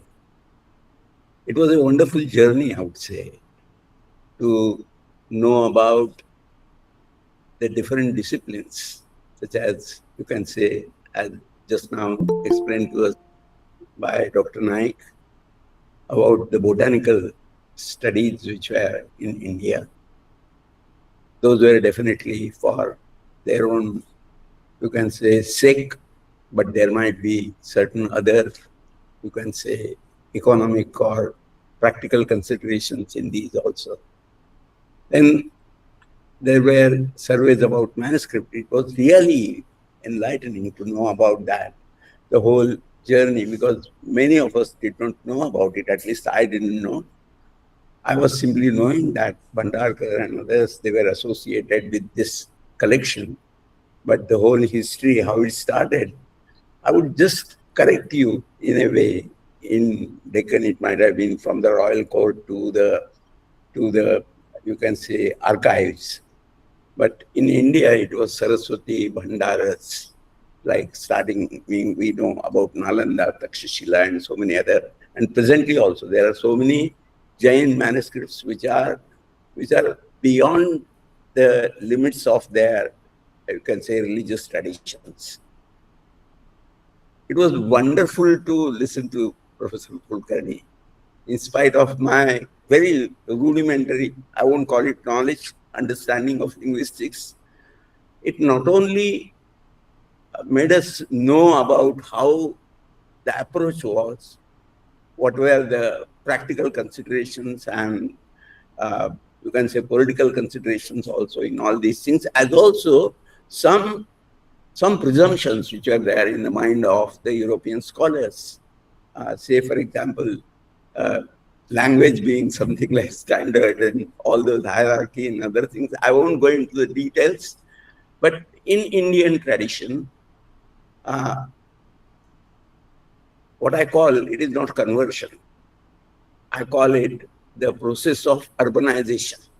During the long process and very slow process of urbanization in India, we have seen to it, or not consciously, probably it is within our own tradition, that our ethnic identities are never wiped out. And that is why in a country like India, there are now, added to my knowledge, not 4, but 5 or 6 language families are there. And this is the whole kernel, you can say. If you go to Southeast Asia, there are 1,000 Sanskrit inscriptions, Cambodian inscriptions, but there will be in the footnote the Khmer script also. So we gave the script, we also gave the standard language, the language of communication, you can say, for the scholars, but at the same time never wiped out the local elements which are there, that is the spoken languages which are there. Of course, I remember there is only one exception to this, and that is personality of Peter Peterson. I would simply say that as a student of junior BA, I can say, we were studying the selection of Vedic verses which are compiled by Peter Peterson in 1957. So we can imagine the wonderful contribution done by all these. And in a way, as I said, the whole is taking it out from the religious context. All these disciplines were brought into the academic sphere, and they made us think in an academic fashion. We should not at the same time forget that when we have a huge knowledge system wherein a lot of treasures of, you can say, knowledge and information are there, which are to be systematized now with our new outlook. Thank you very much for giving me this opportunity to listen to and to understand and widen my own, you can say, insights into these different subjects. Thank you very much.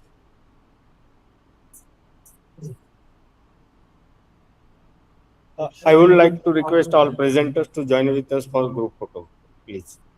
And we will, after this, we will go for lunch, and immediately after 20 minutes, we will start next session. So please cooperate. Thank you.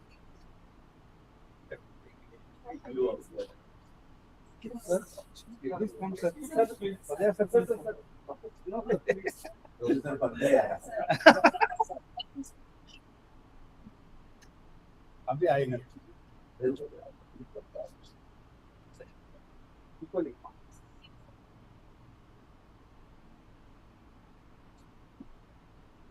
This course will not be without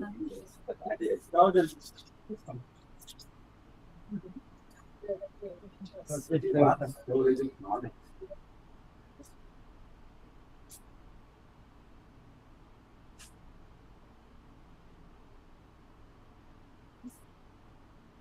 Thank you. Thank you.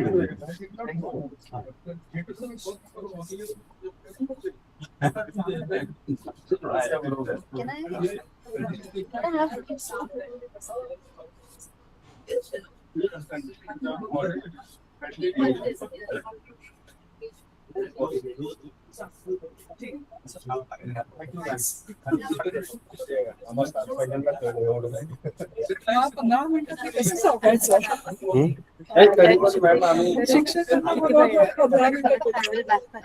अच्छा okay एक समय कुछ पूछेगा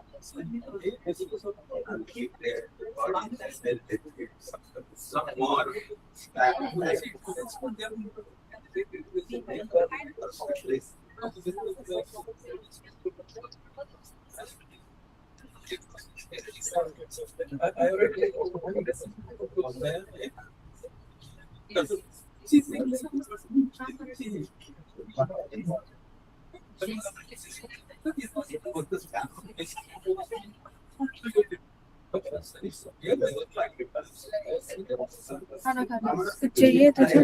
नहीं ना जल्दी तुझे मैंने यहाँ रख दिया था. Yes, thank you. हाँ मैं खा के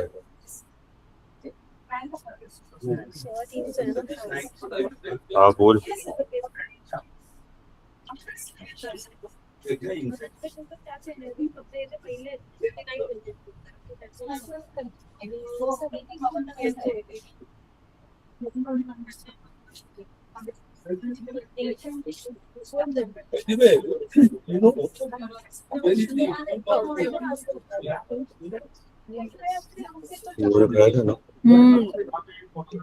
तेरा जल्दी खाना जरूरी है. पता नहीं यार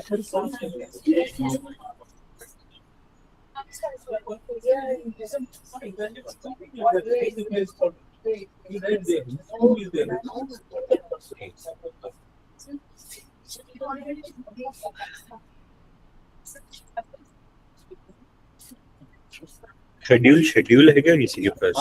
शेड्यूल इसी में एक देना क्या बोल रहा है?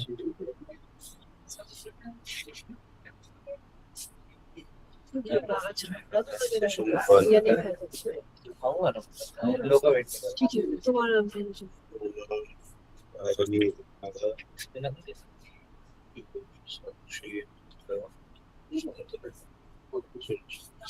सूरज भैया इन लोग का लास्ट में ही है. सैरत को भी बोल देता हूँ. अच्छा तुम दोनों ही क्या बैठोगे? मैं जाऊंगा टेक्निकल सेशन 2 में, मैं और अच्छा. अक्षांश. यहाँ पे ये और ईशा रहेंगे. मेरा रिपोर्ट राइटिंग. अच्छा अपन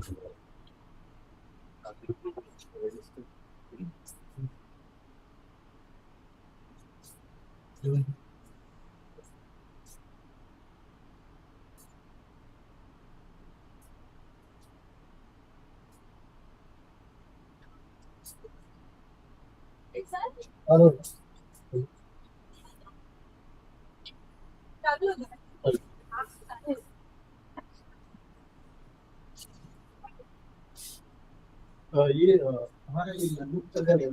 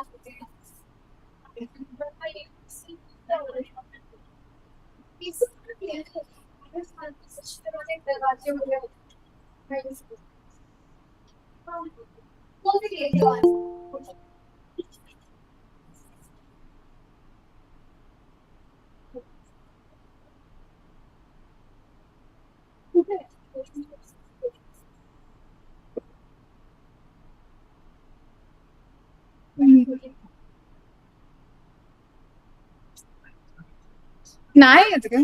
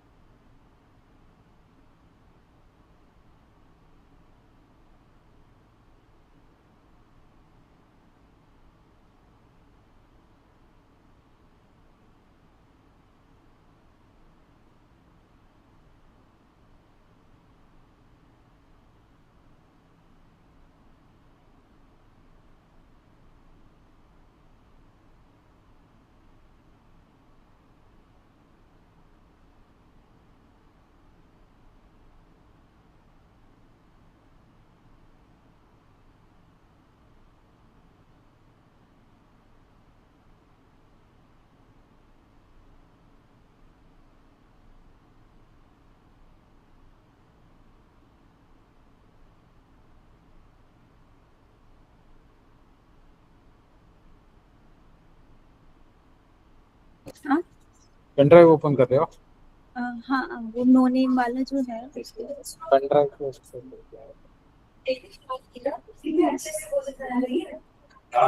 बहुत बड़ी है अपनी तुम्हारी बुनाई लिखाई सब कर लेती है और गाना भी कितना अच्छा गाती है, समझे?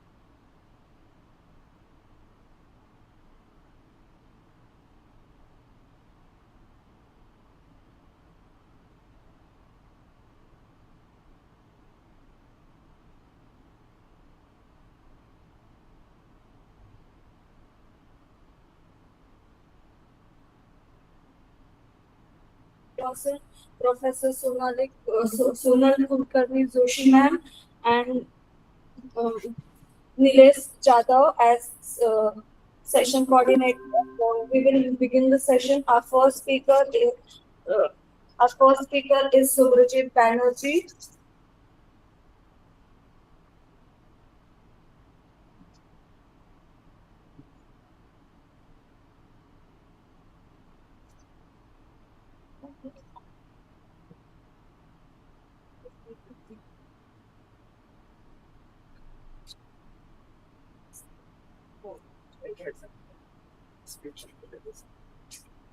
Okay, so our first speaker is Subrajit Banerjee, Research Scholar, Department of AIHC and Archaeology, Deccan College.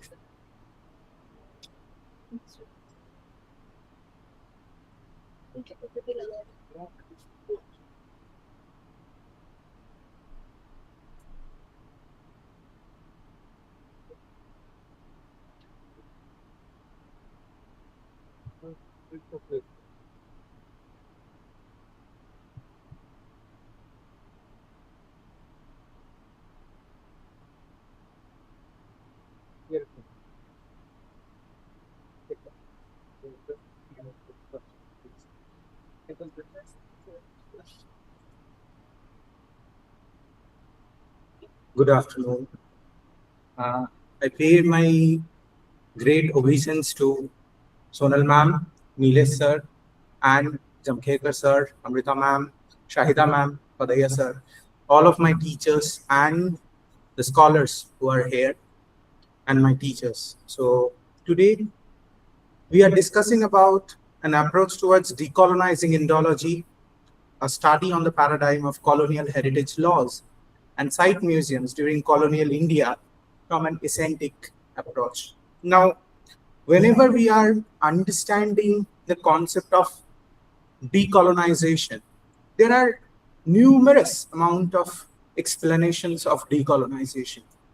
Now, from one of the publications from Haidarian, I took some words that humble togetherness, mutual empowerment, constructive resilience. Now, what is decolonization? As a matter of fact, decolonization can be understood from the basis of critical constructive manner. Whenever we are understanding the course of history, if we do not revise the understanding that what type of understanding already happened during the colonial time period, then we might not have a proper understanding what we should go for further purpose.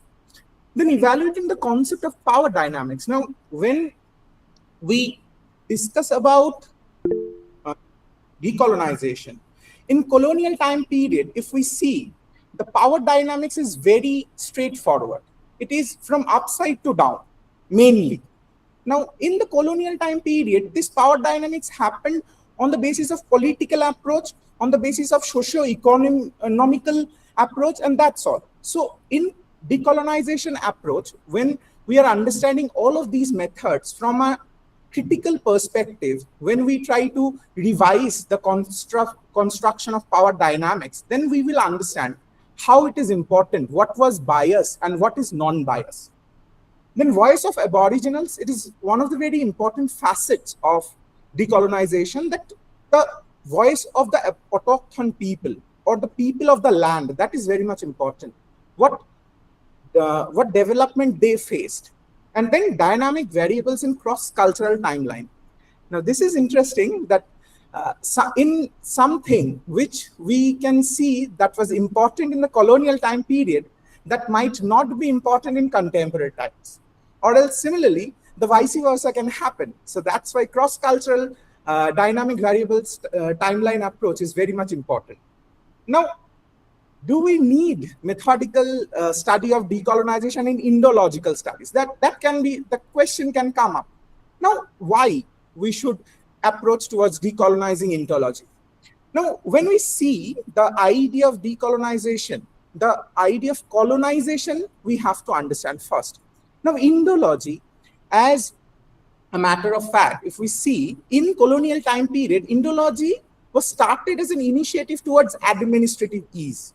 So to do administrative works in a much more better manner, the Indology became a very good instrument for the colonial rule. Then, more intended towards postulating data related with ruled people from the colony. Now, as a student of archaeology and simultaneously museology, when I went through the aspects of interpretation, there is a Freeman Tilden who said that data is not interpretation. Information cannot be interpretation. So that's where we can see whenever we are intending to data, it doesn't every time reflect the actual scenario. It can be the derivatives can be different from the practical format. Then in the colonial time scale, the aspect of Indology tends towards an upside down stream to justify the sense of white man's burden towards protecting the treasures of the colonial boundaries. Now, this is one of the very important aspects that whenever we see the colonial approaches, there were the concept of white man's burden, Rudyard Kipling. Now, this particular idea framed a very over dramatic structure that we are protecting your culture. This particular idea needs to be revised. This particular idea needs to be reevaluated.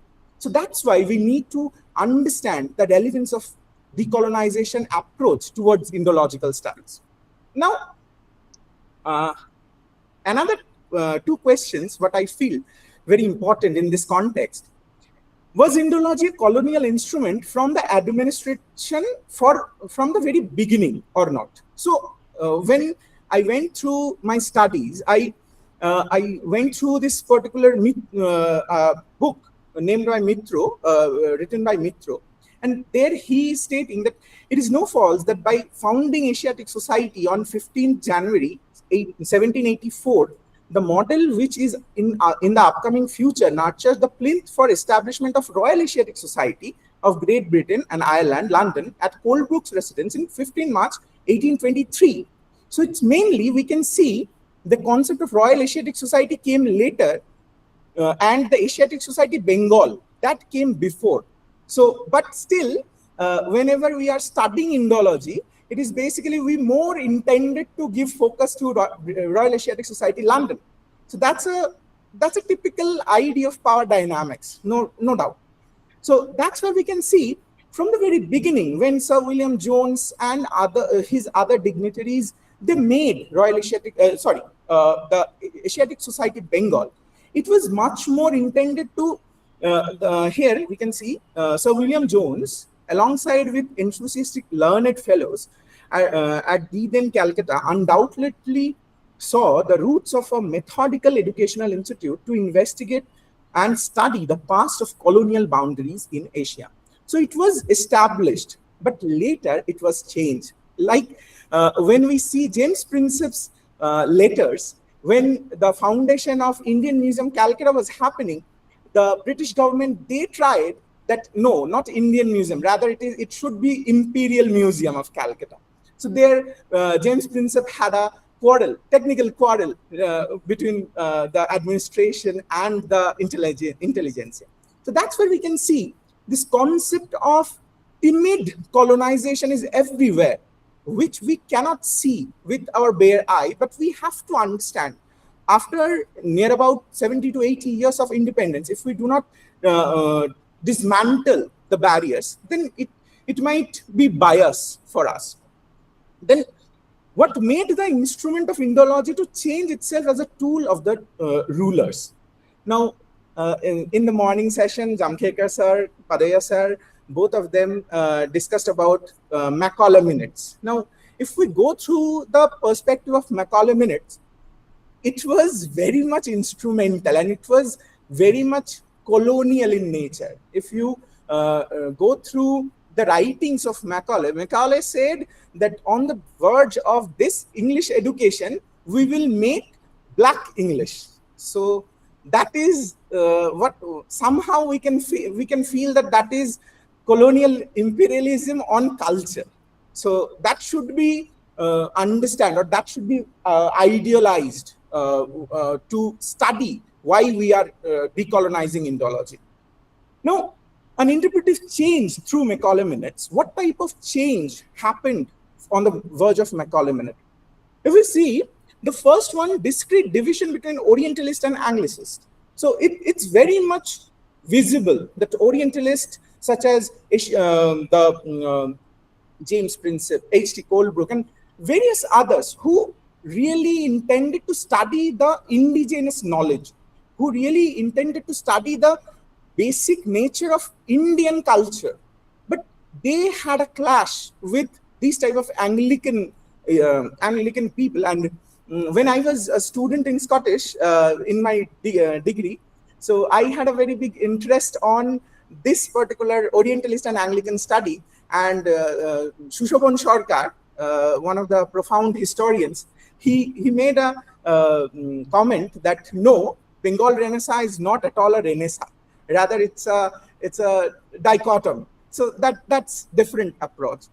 Now, in the second idea, education as an instrument for producing cheap government labor. That is very much important, because on the verge of English education, it was fed to us, mostly in Calcutta, that we can say, because it was fed that we should pursue British education and it will help for getting government jobs. So that's why it's cheap labor for the government itself.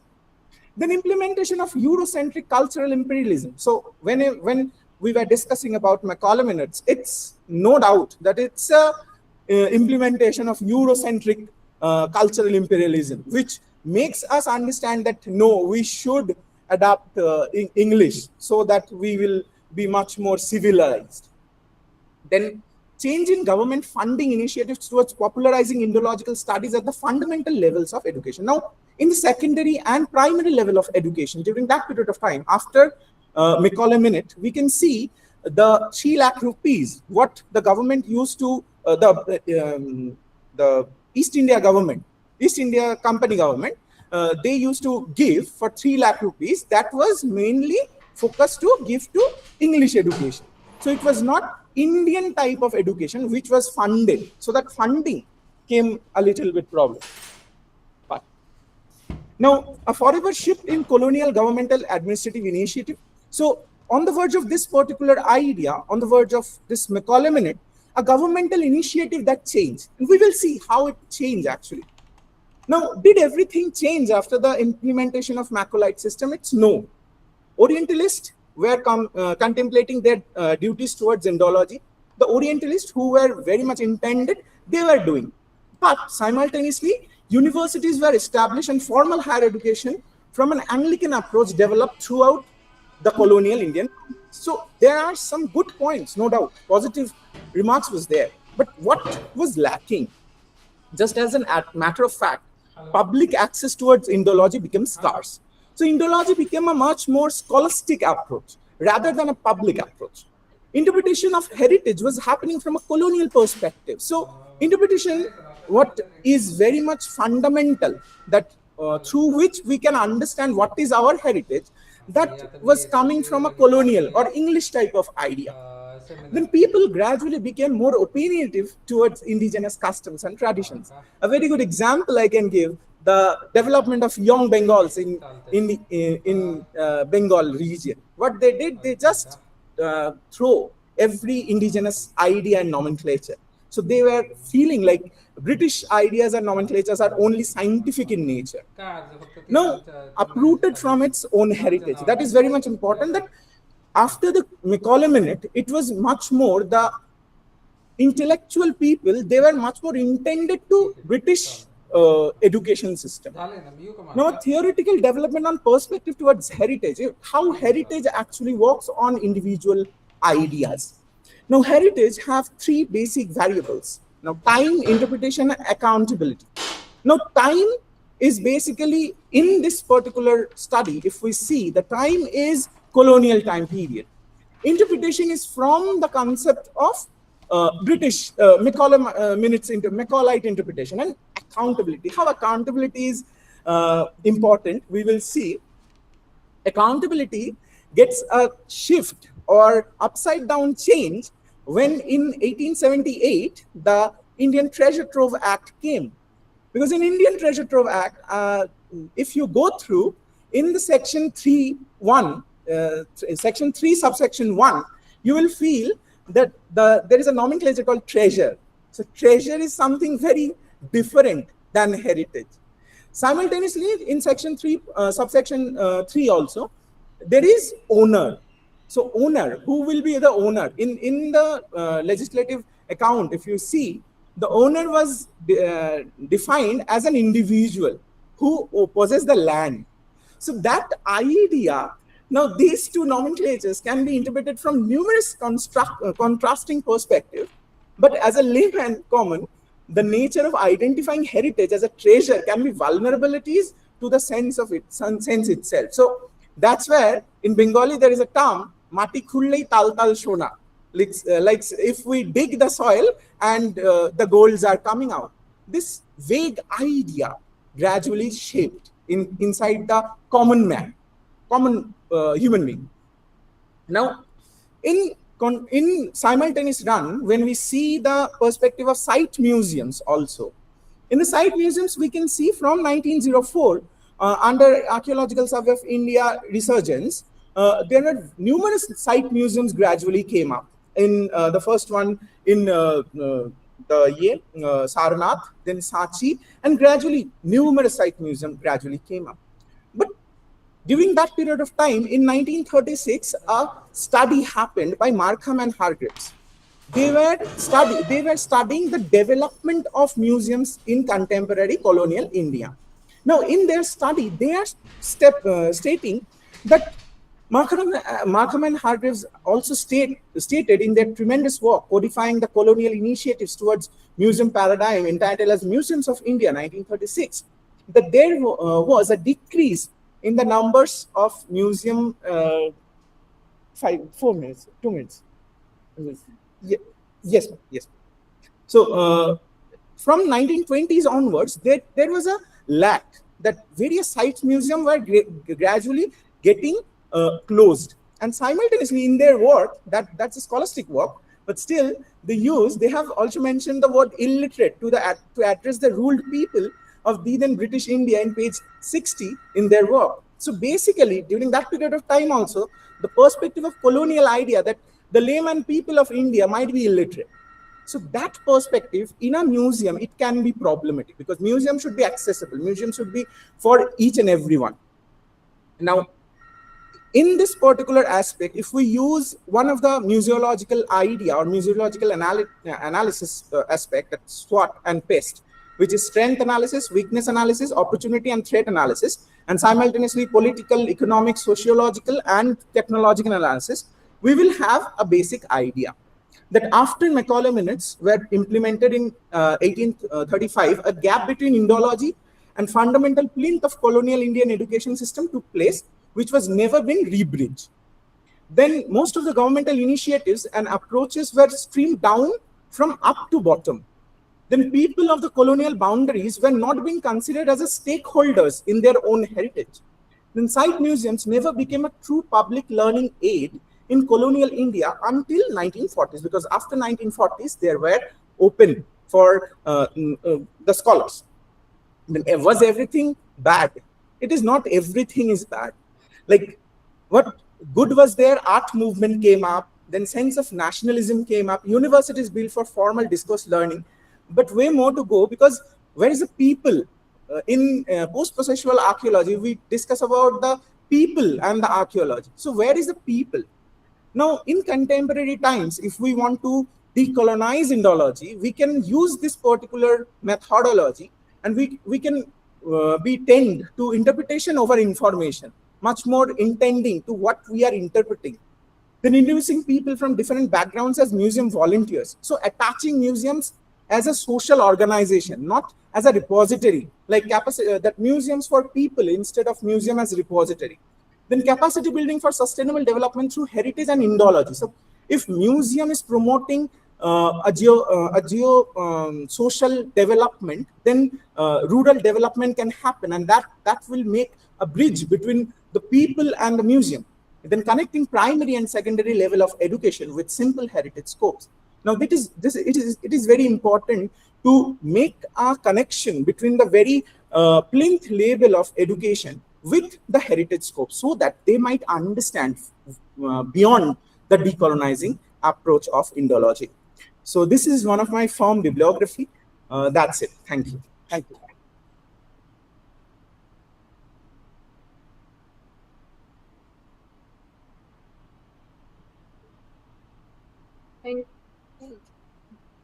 Thank you, sir, for your valuable insight. Now we move on to our second speaker, Shweta Kalmeshwar Handigol. She will be speaking on colonial knowledge and cultural displacement, rethinking Indian architects and cultural heritage.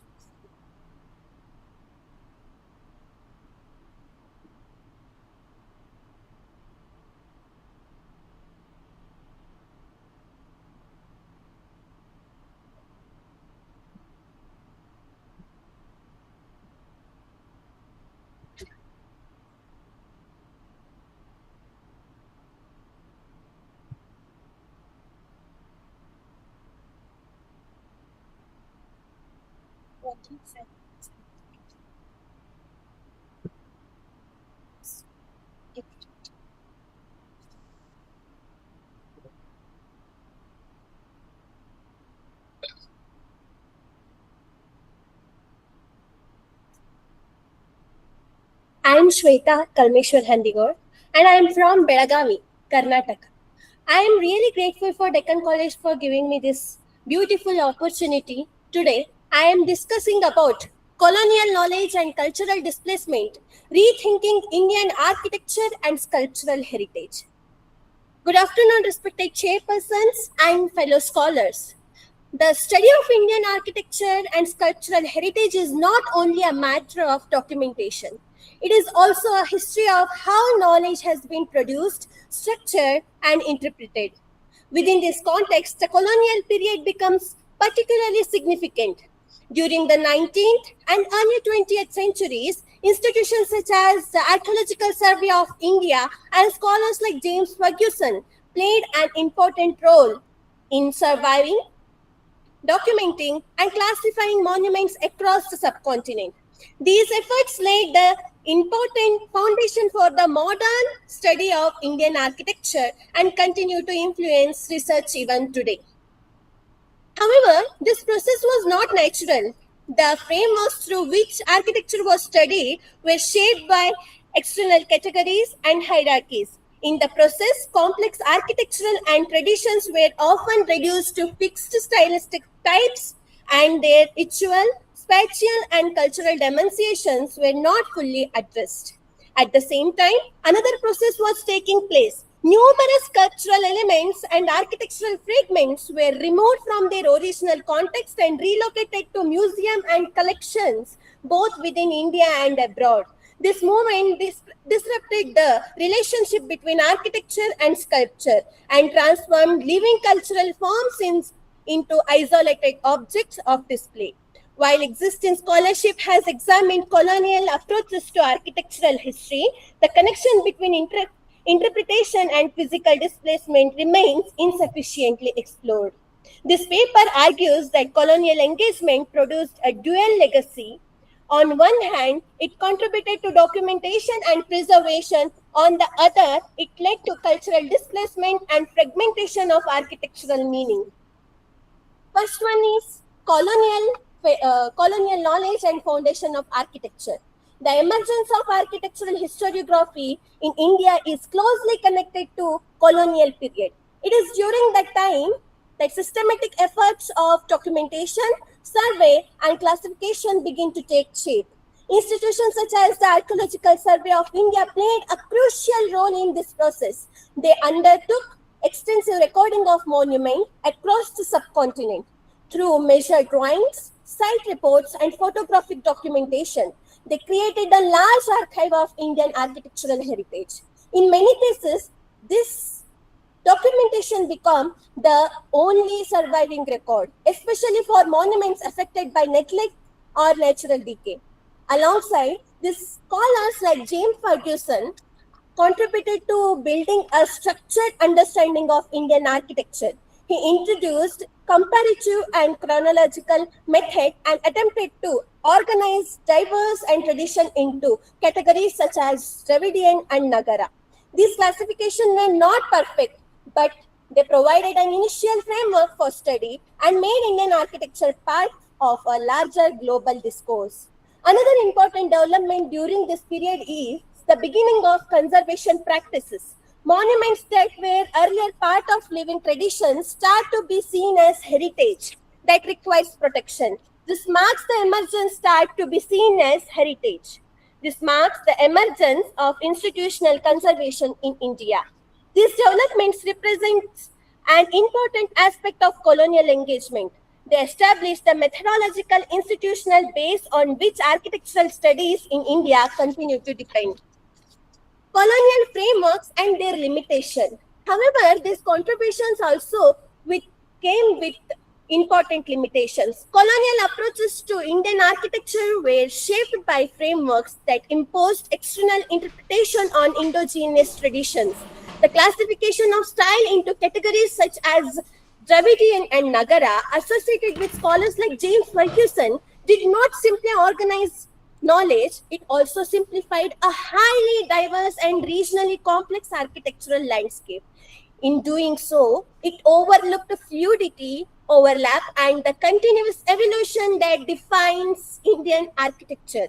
At the same time, the focus of colonial scholarship remained largely formal. Attention was given to plan, elevation, and ornamentation, but architecture, especially in the Indian context, cannot be understood only through forms. Temples are not just structure, they are part of living tradition, shaped by ritual practice, community participation, and cosmological ideas. When architecture is reduced to visual analysis, its cultural and experimental demonstrations are pushed aside. To understand this more clearly, I will take a few case studies. First one is Amaravati sculptures. The Amaravati sculptures were originally part of the stupa structure. They were not separate artworks. They were connected to architecture, ritual, and movement. But during this colonial period, many of these panels were removed and taken to places like the British Museum. Yes, they were preserved, but at the same time, they were removed from their original context. In the stupa, they had meaning and function. In the museum, they are just displayed objects, so the functions changes and the meaning also changes. Second one is Sultanganj Buddha. The same thing happens with the Sultanganj Buddha. It was originally part of a religious setting, but after its discovery, it was taken to the Birmingham Museum and Art Gallery. Now it is seen mainly as an art object. Earlier it was part of worship, now it is part of display. Third one is Hoysala Shilabalikas. In the case of Hoysala Shilabalikas, they are part of temple architecture itself. They are connected to pillars, space, and design. But when some of these are removed, they lose that connection. They are then treated as individual sculptures, not as part of architecture. So in all these examples, one thing is clear, displacement does not just move objects, it changes their meaning. And this is the main issue. To conclude, the colonial engagement with Indian architecture is not simply a story of contribution or loss. It is a combination of both. They reduced complexity into categories. They focused on form over context. And most importantly, they led to the displacement of sculptural elements from their original settings. As we have seen in this case like Amaravati, Sultanganj, and Hoysala temples, this is not just removal, it is a break. A break between object and space, a break between structure and meaning, a break between heritage and community. So this is not only about preservation, it is also about loss of context. And this leads to one important point. If we want to understand Indian architecture properly, we cannot study it through only these inherited frameworks. We have to reconnect architecture with sculpture, with ritual and lived experience. We also need to engage with indigenous knowledge systems such as Vastu Shastra, which approach architecture in very different way. So the aim is not to reject colonial knowledge, but to question it, to expand it, and to place it within a broader perspective, because Indian architecture heritage is not just a collection of monuments or objects. It is a living system of meaning. And unless we look at it like that, our understanding will always remain incomplete. Thank you.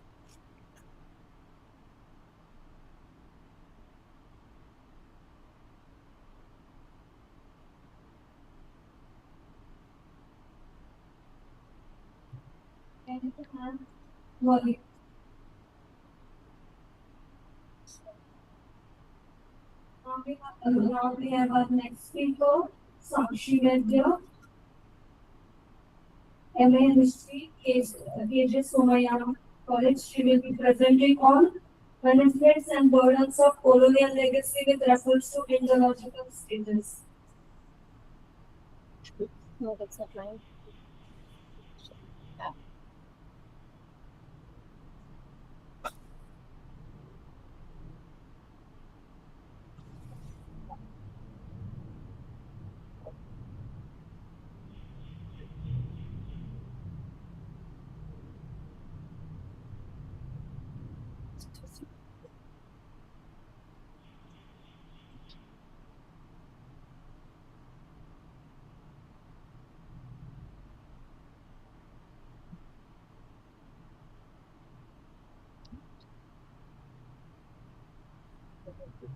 Good afternoon, everyone.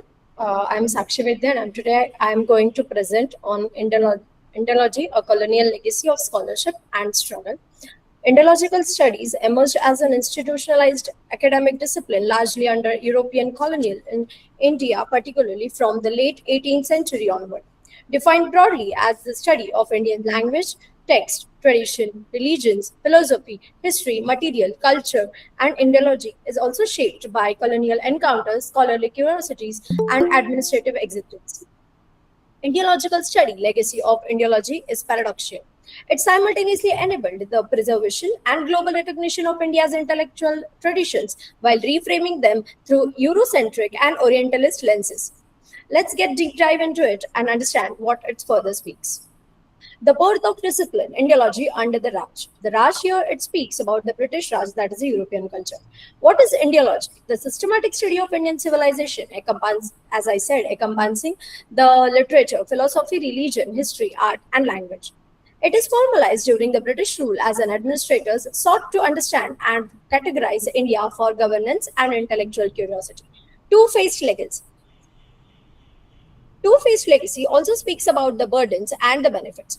Now, we are going to deep dive into the burdens and the legacies and also the benefits of it. In institutionalization and methodological rigor, philological and techniques such as text, collision, critical editions, and historical grammar allowed scholars to move beyond purely theologically and traditional exactic approaches. These methods enhanced textual reliability and facilitate comparative civilizational studies. Coming next is preservation and cataloging and publication of text. One of the most enduring contributions of colonial Indology lies in the preservation and documentation of ancient Indian texts. Thousands of manuscripts in Sanskrit, Prakrit, Pali, and Persian and regional languages were catalogued, edited, and transmitted, which are still available in the archaeology of Mumbai. Development of linguistic and comparative philology.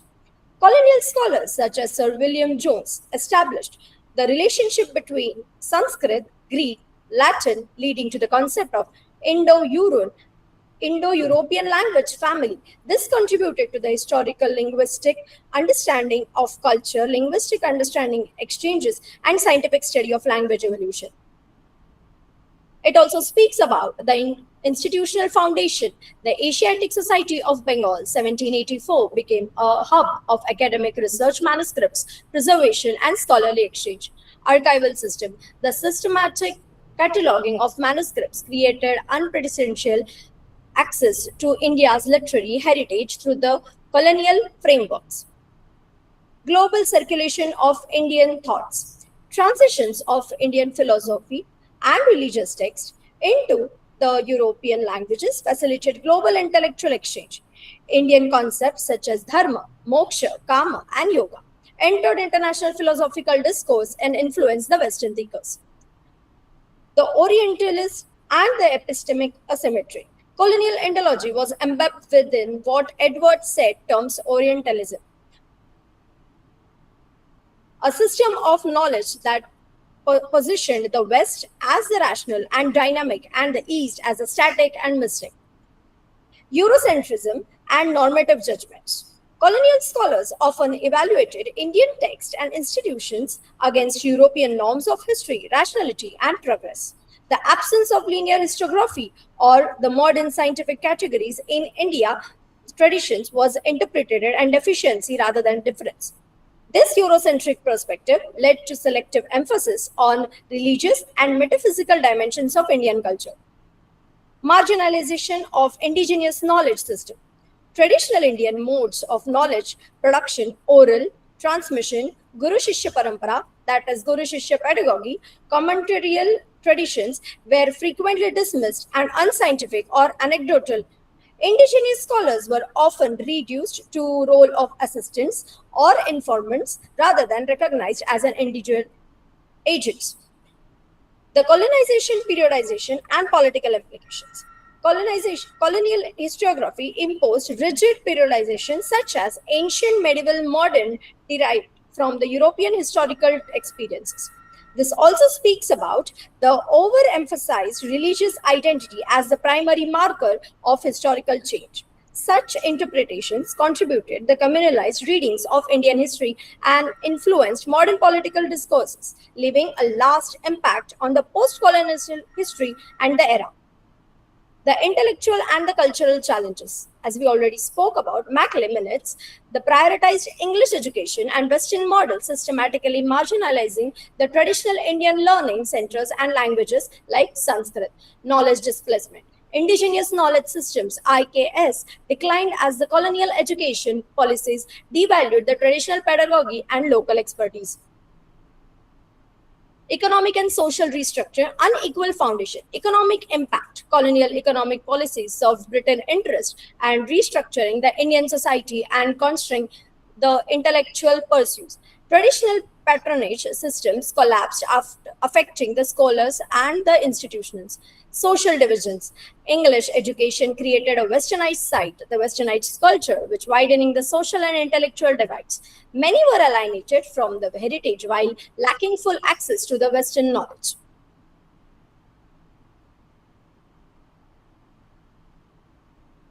The persistence of colonial narratives. Colonial era. The categorization of Indian society through census, caste, classifications, and administrative frameworks.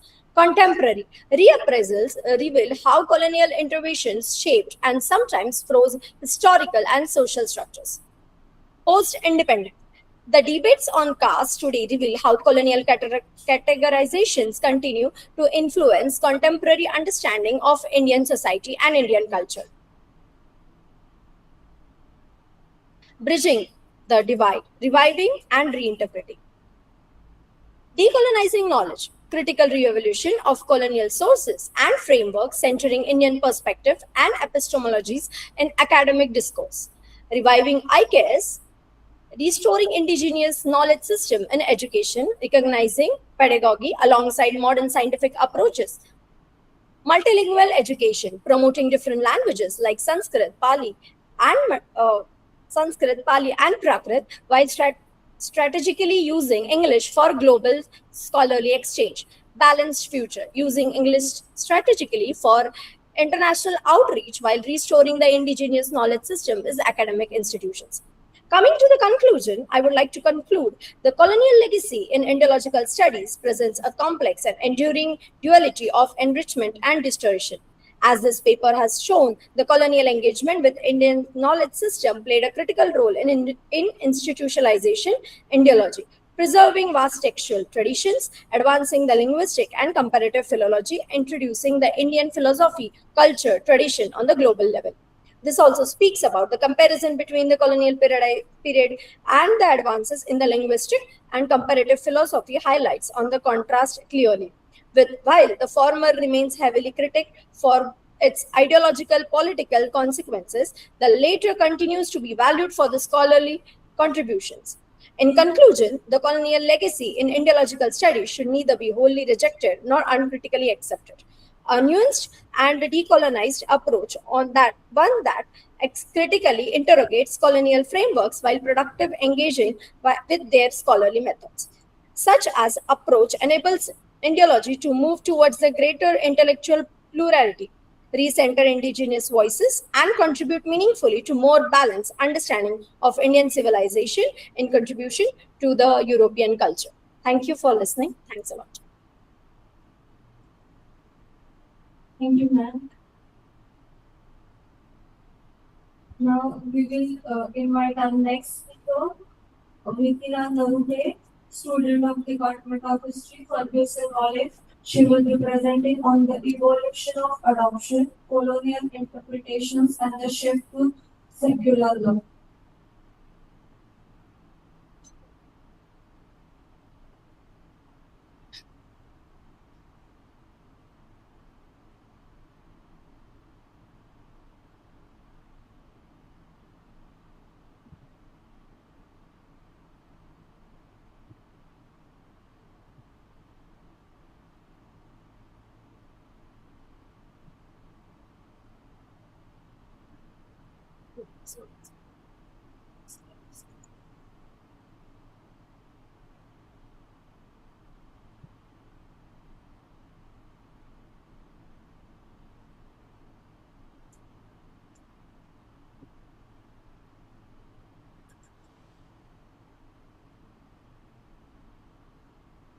Good afternoon, everyone. Good afternoon, Chairperson, Professor, and my fellow researcher. So today my topic is the evaluation of adoption, colonial interpretation, and shift to the secular. Firstly, I am grateful to everyone to give me opportunity to present the research in Deccan College. So I will start with. So adoption was never a legal contract during the ancient time period. Okay, so it was a profound social-religious practice, and my research explores how we move from need necessity to get a male hire to mission to save a child. So adoption in ancient times was a spiritual necessity. 3 points, they both are interconnected. Firstly, adoption in ancient time was a necessity for spiritual salvation. म्हणजे ज्याला आपण आता पितृमोक्ष किंवा पितृदान म्हणतो त्यासाठी हे लागत होतं. आणि त्याच्यासाठी त्या काळातली बिलीफ अशी होती की एक specific help, they use to call it put. जर तुमच्याकडे मुलगा आपण आता वंशाचा दिवा म्हणतो, त्या काळात तशी बिलीफ होती की जर तुमच्या फॅमिलीमध्ये for example XYZ person doesn't have a boy child, they will go to that specific help, and from it derive the need for adoption putra. And the adoption process was the spiritual dattaka home dattaka home, spiritual fire. त्याच्यातून त्यांचं belief असं होतं की ज्या फॅमिलीमधून adopt करणार आहे त्या फॅमिलीची सगळी टाईज तुटतात आणि नवीन फॅमिली सोबत त्याचं स्पिरिच्युअल रिबर्थ होतं. This were the belief of that time period. आणि the thing was the main thing here, it was a flexibility. जरी पुत्रच हवा असं म्हणलं तरी विडो किंवा सिंगल पेरेंट किंवा मार्जिनलाइज पीपल पण अडॉप्ट करू शकत होते. Now this was of Asian period, then how it evolve in colonial period and how we came to the secular law. That is the research paper. So burden of the rigidity. Now this is a colonial period. When British arrived in India, they found the problem of a diversity. Okay, so they found the India's varied tradition and culture problematic. They didn't understand, so they transformed flexibility to rigidity by writing their English common law. आता ह्याच्याने काय झालं, जे मी तुम्हाला main point सांगितला होता की Asian time मध्ये flexibility होती, ती रिजिडिटी आली आणि ती 3 टाईप मध्ये आली. की पहिलं म्हणजे इंटरप्रिटेशन, ते दत्तक चंद्रिका लिहिली आहे, त्याच्यात जे अडॉप्शनचे अधिकार सिंगल पेरेंट्सला आहेत, विडोजला आहेत किंवा मार्जिनलाइज सेक्शनला आहे, त्याच्यावर त्यांनी बंदी घातली. आता हे विडो पुढे कनेक्ट होणार आहे कारण आपण एक केस बघणार आहोत, आणि त्या बंदीमुळे प्रॉब्लेम झाला आणि पुढे मग आपल्याला आता जसं आपण अडॉप्शनची प्रोसिजर आहे, लिगल प्रोसेस आहे, ती आणावी लागली. सो अडॉप्शनमुळे तर पहिले ब्रिटिश आले तेव्हा रिजिडिटी झाली आहे कारण त्यांनी हे दत्तक चंद्रिका स्वतःच्या इंग्लिश लँग्वेजमध्ये लिहून घेतली आहे त्याच्यात रूल्स काढलेत, फ्लेक्झिबिलिटी आपली गेली आहे, वुमनचा इंडिपेंडन्स गेला आहे, आणि त्यामुळे सगळा प्रॉब्लेम झाला आहे. कारण ब्रिटिशांसला आपले ट्रेडिशन कल्चर काही कळलं नाही. त्यांनी जे इंग्लिशमध्ये ट्रान्सलेट केले त्याच्यावरच त्यांनी ते स्वतःसाठी फ्रेम आउट केले गेले, आणि ते use that the political power, जे आपल्याला माहिती आहे पुढे doctrine of lapse. So the landmark case or a striking case is here of collector Madhura in 1860. तर ही केस इम्पॉर्टंट काय, शॉर्ट स्टोरी आहे की एक विडो असते, ती तिच्या हजबंडने नंतर चाइल्ड अडॉप्ट करते, मीन्स सनच अडॉप्ट करते, पण त्याच्यामुळे एक हंगामा होतो. नाव see connected from Asian times. Asian time मध्ये अडॉप्शन एक स्पिरिच्युअल नेसेसिटी होती आणि ती प्रायव्हेट होती, रिलिजियस आणि प्रायव्हेट मॅटर होतं. पण या केसमुळे अडॉप्शन ब्रिटिशांनी कोर्ट रूम मध्ये नेलंय. लंडन जे प्रायव्हसी काउन्सिल आहे त्यांनी असं जजमेंट दिली की she can adopt but she need the permission from the husband family. So इथं इंडिपेंडन्स गेली. सो ही केस त्यामुळेच इम्पॉर्टंट आहे कारण ज्युडिशियल इंटरफिअरन्स दिसतोय आपल्याला. सेकंड म्हणजे विडोजला इंडिपेंडन्स नाहीये वुमनला, आणि थर्ड म्हणजे अडॉप्शन जे प्रायव्हेट आणि रिलिजियस मॅटर होतं ते कोर्ट रूम ड्रामा झालंय आणि ज्याच्यामुळे वादविवाद होतात. आणि everyone know the doctrine of lapse. Third thing, Britishers they use it as a political power to annex the kingdom. आणि ह्याचं केस आहे ते राणी लक्ष्मीबाईची केस आहे झाशीची. जेव्हा ती म्हणते की मी मेरी झाशी नाही दूंगी, तर तेव्हा त्यांनी ब्रिटिशर्सले अडॉप्शन ॲज अ तुमचं ट्रेडिशन असेल तर अलाव केलं होतं, पण त्याला पॉलिटिकल मान्यता नव्हती दिली की तो किंगचा राजा होऊ शकतो याची. सो द 3 थिंग्स कोलोनियल पिरियडमध्ये झाल्या ते म्हणजे इंडिपेंडन्स गेलाय वुमनचा, अडॉप्शन त्यांनी पॉलिटिकल पॉवर म्हणून यूज केली, आणि थर्ड म्हणजे ते रिव्हेन्यूसाठी पण त्यांनी यूज केलेला आहे. आणि मेन म्हणजे ब्रिटिशांचं फीचर आपल्याला हे बर्डन ह्या तिन्ही गोष्टी असल्या तर एक होतं की ब्रिटिशर्स यूज डॉक्युमेंटेशन मेथड. त्याच्यामुळे आपल्याला या गोष्टी सगळ्या कळतात. एकदम स्मॉलचे स्मॉल डिटेल्स ते डॉक्युमेंट करून ठेवायचे, but they lack the compassion. जे आपल्या गव्हर्नमेंटने कम्पेशनमुळे आता आपण मिशन जे यूज केले ते चाइल्ड वेलफेअरचं केलं. सो ब्रीच ऑफ डॉक्युमेंटेशन या रिसर्चमध्ये आपण तिन्ही पिरियड बघितले. एशियन टाइम मध्ये अडॉप्शन हे स्पिरिच्युअल नेसेसिटी होती, सेकंड कोलोनियल पिरियड मध्ये ती पॉलिटिकल पॉवर झाली, आणि थर्ड मध्ये आपण आता जी प्रॅक्टिस करतो ती करतो mission to save a child. The shift to secular law. So in post independence period the biggest steps we took is that the Hama Act of 1956, that is Hindu Adoption and Maintenance Act.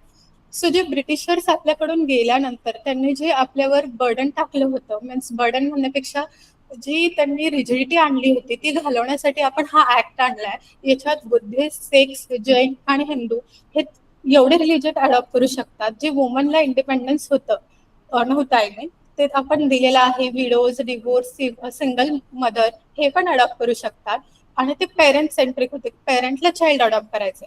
पण again this was a problem because they need, त्यांनी limitation आणलं. मग त्याच्याच पुढे आपण आता ज्युव्हेनाइल justice act, जे काही orphanages आहेत, जे काही अडॉप्शन सेंटर आहेत, ते सगळे ह्याच्या अंडर आहेत, आणि it was the biggest step taken. कारण हे हिंदू अडॉप्शन ऍक्टला आम्हाला रिप्लेस करतं. त्यांनी सेक्युलरिझम आहे ज्युव्हेनाइल जस्टिसच्या अंडर, दे बिकेम सेक्युलर. ती पेरेंट सेंट्रिक पासून चाइल्ड सेंट्रिक आहे, की त्यांचा एक मोठा आहे की the best interest of the child. आता ह्याच्या पुढे मी एक्झाम्पल सांगते, live examples. Best interest of the child, juvenile जस्टिसच्या अंडरच्या ऍक्ट, आणि transparency. They keep the transparency as well as they supervise की ती फॅमिली अडॉप्ट करण्याच्या फायनान्शियल स्टेटस आहे का तेवढी ती करू शकते. Ground reality.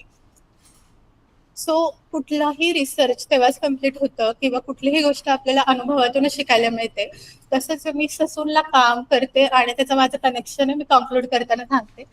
सो त्याच्यात मला आता आपण एवढा अख्खा रिसर्च बघितला तर ग्राउंड रियालिटी काय आणि अडॉप्शन करायला का लोक करत नाही, अवेअरनेस काय, किंवा हे ऑर्फन मुलं कुठून येतात हे पण मी ह्याच्यात सांगणार आहे. सो बेसिकली आपण पहिलं हे बघूया, icons, global success. So we have moved from spiritual necessity to the mission to save a child. हे तीनही ग्लोबल सक्सेस आहे. लिसा स्थलेकर ही सोफोशमधूनच अडॉप्ट केलेली आहे, ससूनमधून, आणि ती आता ऑस्ट्रेलियन क्रिकेट टीमची चॅम्पियन आणि कॅप्टन आहे. मेन म्हणजे सीमा आणि रीमा या ऑर्फन मुले अबॉर्न मिळाल्या होत्या रस्त्यावर, ते सोफोशमध्ये आणल्या होत्या. आणि सीमा आता भरतनाट्यम टीचर आहे आणि रीमा ही इंजिनियर आहे. आणि Linda Berry the best example की she was adopted in London आणि ती रिटर्न आली त्याच सोफोशमध्ये आणि तिने स्वतः अडॉप्ट केले. द ग्रॅटिट्यूड म्हणतो ना तसं आहे. आणि फायनली द क्वेश्चन की अडॉप्शनची अवेअरनेस कमी आहे का आणि ऑर्फन मुलं कुठून येत आहेत.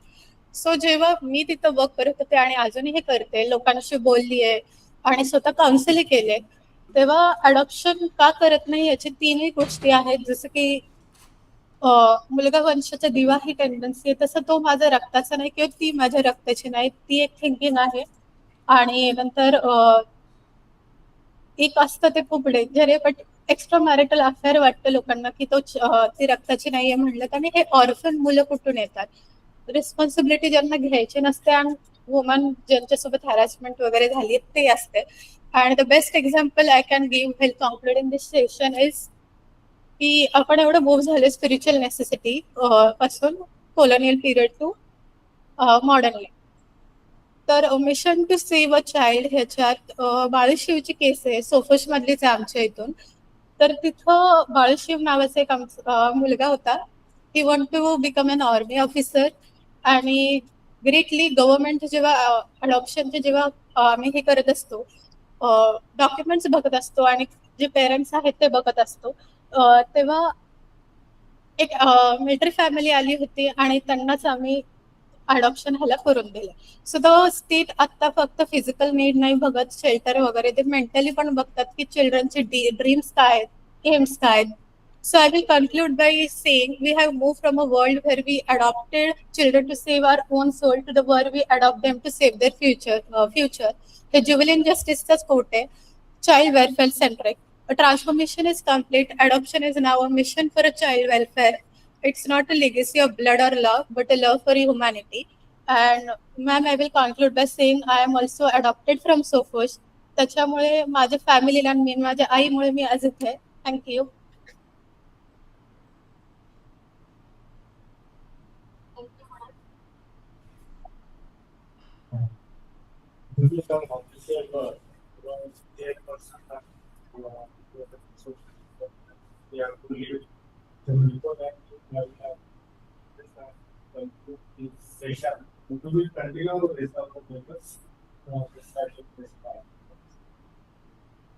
Thank you, Nilesh.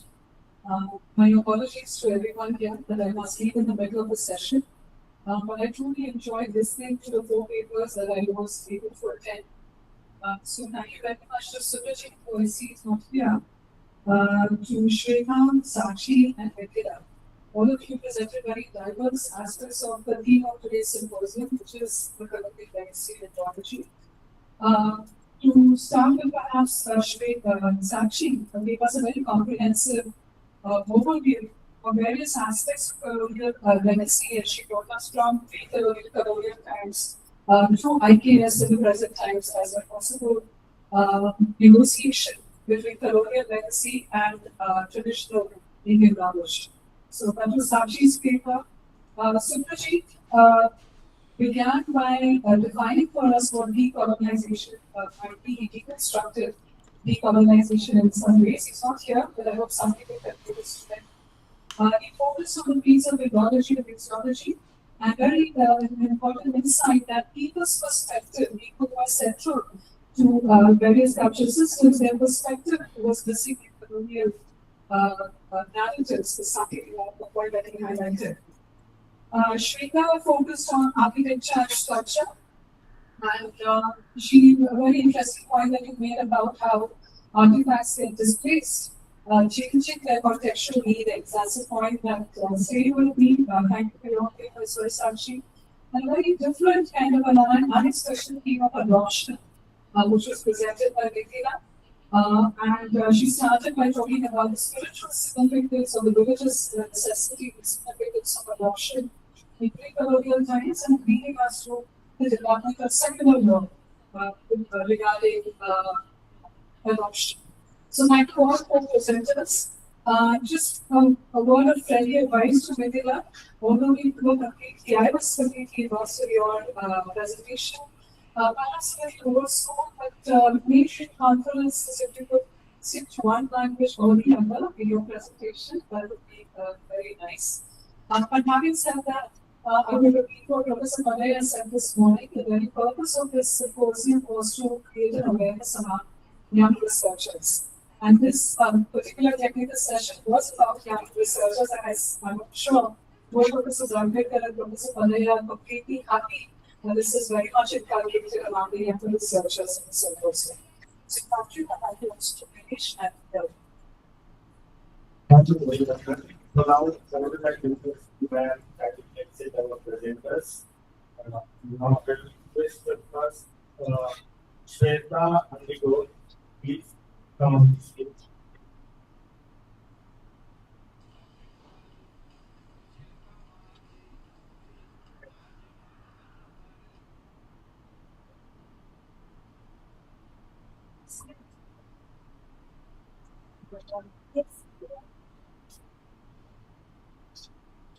Yes.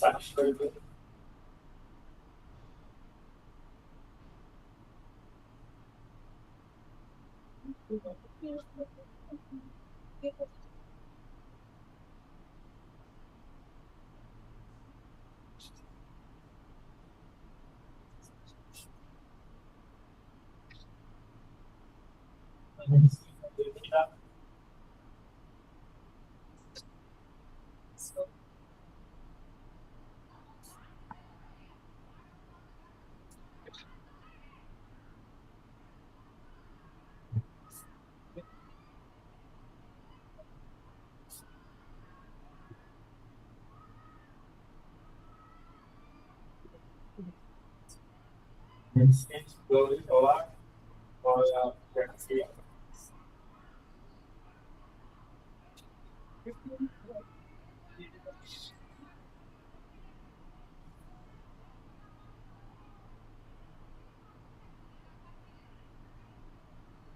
Thank you very much. Thank you. Now I will request next speaker, Suraj Yadav. He is a scholar from Department of AIHC and Archaeology, Department of Pune. He will speak on colonial legacy and archaeology, insights from the Burdens of Colonial Legacy.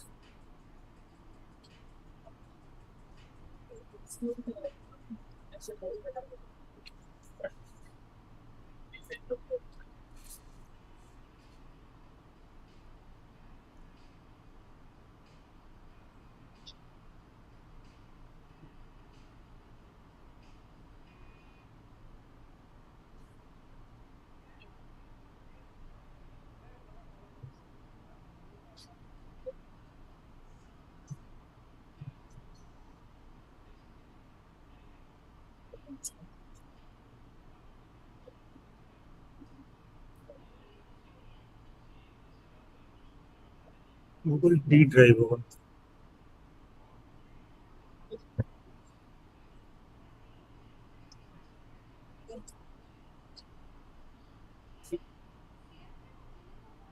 After this sentence, you want more than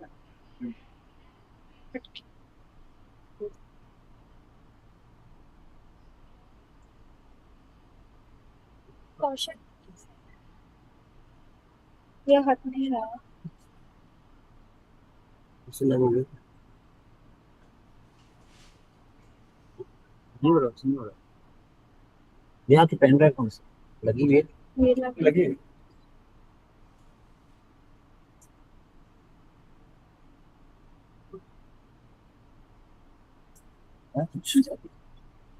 ऐसे देखना है आया. इसमें जाओ PPT नीचे जाओ नीचे नहीं और नीचे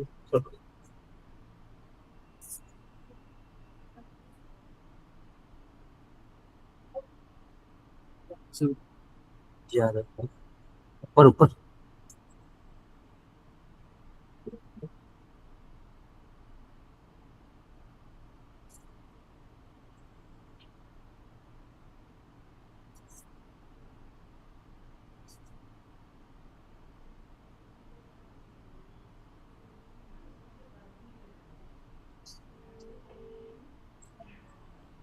Good afternoon, everybody. My topic of presentation is colonial legacies in Indian archaeology, insights from Middle Ganga Plain. So, firstly, this presentation examines how archaeological practices developed during the colonial period and how they continue to shape our understanding today. Salary slip मी आता ह्यांनाच पाठवली information Archaeology in India developed during the colonial period within a strong Indological framework. Early archaeologists depended heavily on textual sources such as Vedic literature, travel accounts of Vensant, Fahyan, etchings. They led to focus on well-known centers like Sarnath, Rajgir, Vaisali, and Sravasti, especially those associated with religion and early Buddhism situated along ancient trade routes. As a result, archaeology became centered on monuments and major sites. But this raises an important question. What about regions that are not mentioned in text or do not have monumental remains? Early scholars like William Jones, who founded the Asiatic Society of India, has started Indological Study in colonial times. James Prince, Colonel Mackenzie, whose initial efforts of excavation in South India, like he started to excavate megalithic site, basically burials. These efforts were made. James Prinsep, who deciphered the Brahmi script and opened to literary scope for early historical cultures and studies. These efforts are important, but they were not yet systematically archaeology. They were largely descriptive and text-oriented. After the foundation of ASI and Alexander Cunningham was a major turning point came with Alexander Cunningham, the first director of ASI. His work focused on identifying historical sites using textual references, especially foreign travel accounts. Surveys were conducted to match text with locations, leading to the identification of major sites.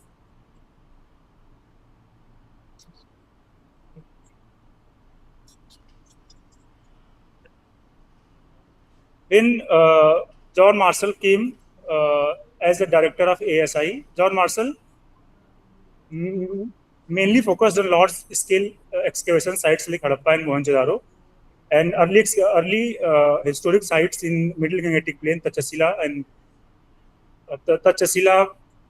Kaushambi, Sarnath, not Kaushambi, Sarnath.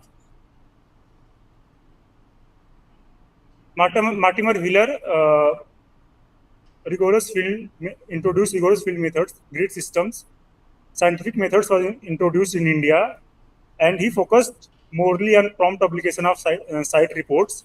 He started training schools at Tachasila, and he excavated sites like Arikametu and Brahmagadi excavation, introduced culture historical model. So basically, these were the early scholars who started our Indian archaeological efforts during colonial times.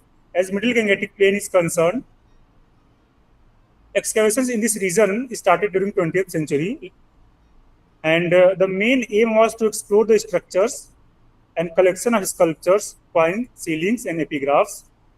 Sites connected by literary traditions with the life of Buddhas were excavated and explored largely. These are some excavations which have been conducted during that time. Sarnath excavation, excavated by John Marshall from 1904 to 28, revealed stupas and monasteries, belongs to modern period. Patliputra excavation, Begler and Cunningham started to locate the site but couldn't find the exact location. E.C. Mukherjee and Waddell excavated the site later. Kushinagar, also known as Kasya in text, excavated by A.C. Carlyle. Rajgir, Sravasti. These are some early historical sites in Middle Gangetic Plain.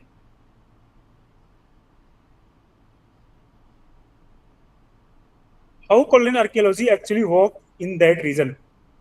They didn't begin with excavation. Actually, it begins with the text. Field surveys were conducted to match these textual descriptions with actual locations. excavations focused on monumental remains such as stupas, pillars, and inscriptions. Like with the help of text, they started surveys to locate the sites, and after that, excavation of that particular monuments.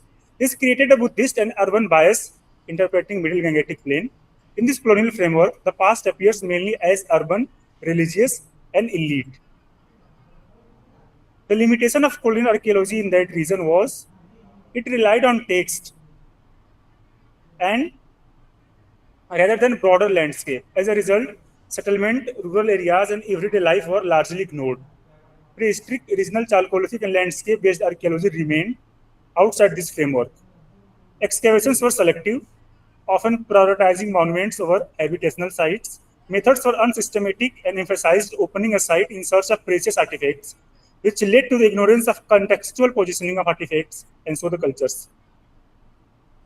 After post-independence, some Indian archaeologists have started this colonial framework somehow with the new methods of scientific archaeology, proto-history and settlement studies, regional surveys were started by some Indian archaeologists, and typology study was morally focused. Now I'll talk about Tamsar regional river basins in Middle Gangetic Plain, which is missing in nowadays. So how regional river landscapes can help to understand the archaeology. Despite being part of this important region, it received very limited attention during the colonial period. One possible reason, not prominently mentioned in major textual sources. Second one, is it because of lack of large monumental remains? This raises an important question. Does absence in text mean absence of history? While exploring the small river basins, which is my research area, Tamsar River Basin, it's a tributary of Middle Gangetic Plains flowing through Ambedkar Nagar, Azamgarh, Mau, and Balia, and joins Middle Ganga in Balia district. It's a tributary of Ganga, and while exploring, I reported many sites under 2 km to 5 km from both the bank of, and also notice some paleo channels. There are many sites belongs to Chalcolithic to early history, post and Gupta period. And I try to understand their traditional knowledge, landscape, how they are using the landscape in terms of, I interviewed potters of the region, from where they sourcing their clay for pottery making, what are the methods they are using. And I got to know very important information about the landscape they are using. And the archaeological sites are situated very close to the present clay sources from where they are getting raw materials.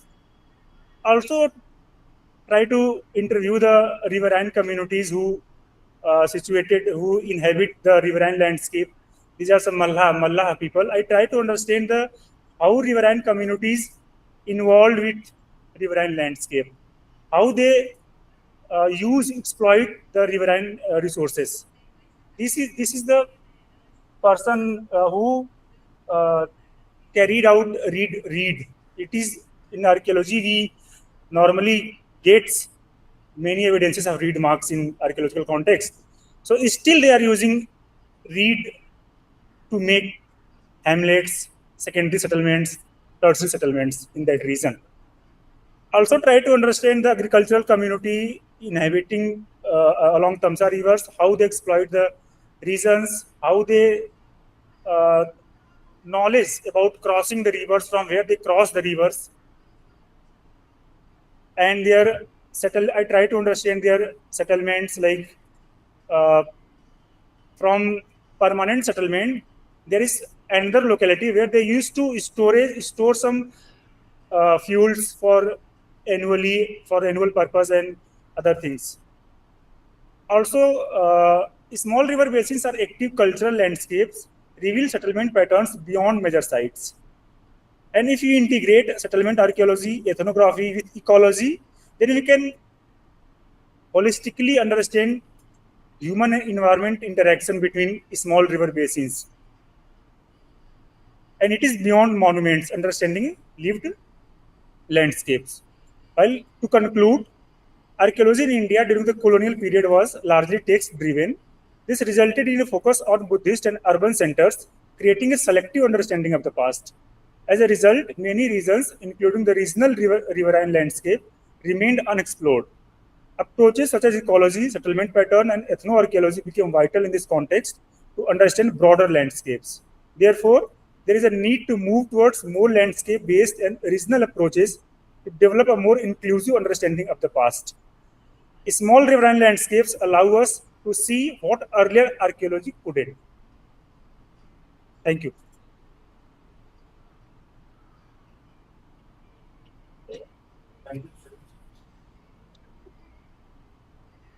Next, there is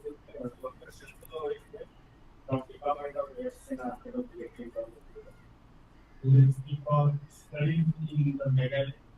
Don't share. Don't share.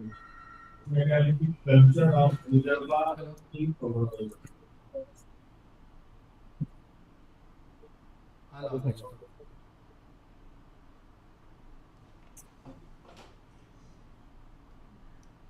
छोटे इस not छोटे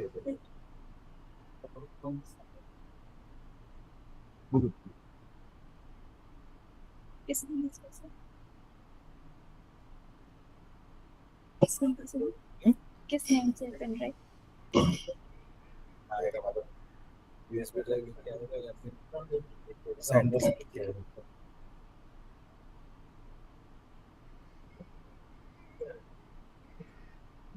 ये हटी तो नहीं read नहीं हो रहा है ये सर नहीं हट रहा है लैपटॉप हैंग हो गया ओके इस तरह है लैपटॉप हैंग सर वो थोड़ा लैपटॉप भी ऐसा खराब पता नहीं किसका है वो किसका लैपटॉप पता नहीं सर किसका है बहुत हैंग मारता है सुबह से दिमाग खराब रहता है तो मैकबुक और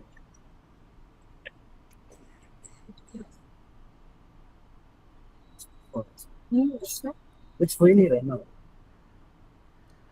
उससे जा रहा मैं इससे एक मिनट सर क्या नहीं इसीलिए बोला क्या करेंगे बोला है उससे कनेक्ट करने के लिए ये उससे कनेक्ट कर सकते हो उन लोगों ने बोल क्या हो गया कहाँ है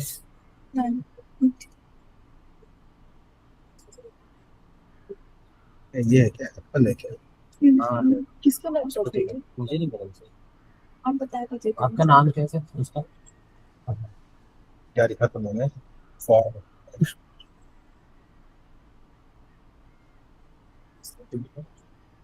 टाइप करके जी मालूम है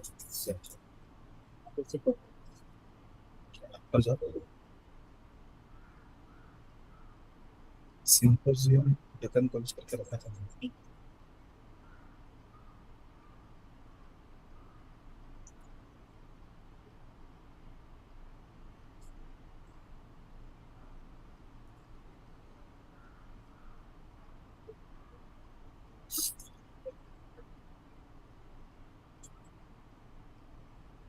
ये क्या है ये सब पूरे कंप्यूटर खुल रहा है ना सर वो सिंपोजियस का ही सबने नाम डाला था ना तो अपने हमारे पास बहुत वो है नहीं मैंने अपनी पेन ड्राइव बता दी सर की ये है सर वो थोड़ा लोड नहीं वो नहीं पेन ड्राइव मिलता नहीं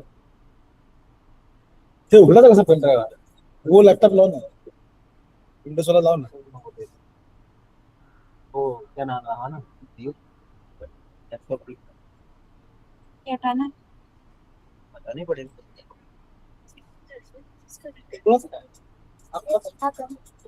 लैपटॉप है ना मेरे पास एप्पल से लाना वापरता है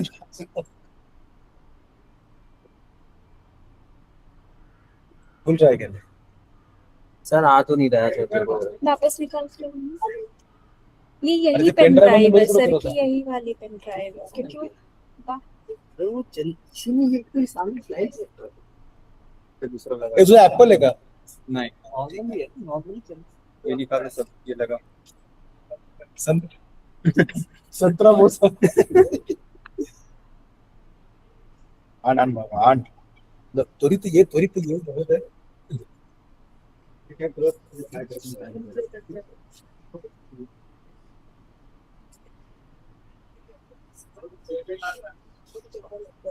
बहुत बकवास है. ये देख ये देख क्रॉस कर रहे, कुछ नहीं हो रहा, इससे नहीं हो रहा, इससे नहीं हो रहा, साला हैंग कर रहा है क्या? हाँ ले ले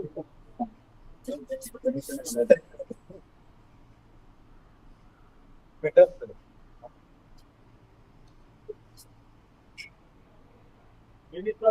जाओ कंप्यूटर बदल दो.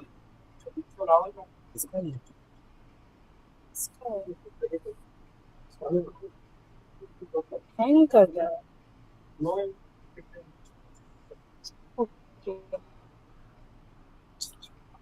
चालू हो गया.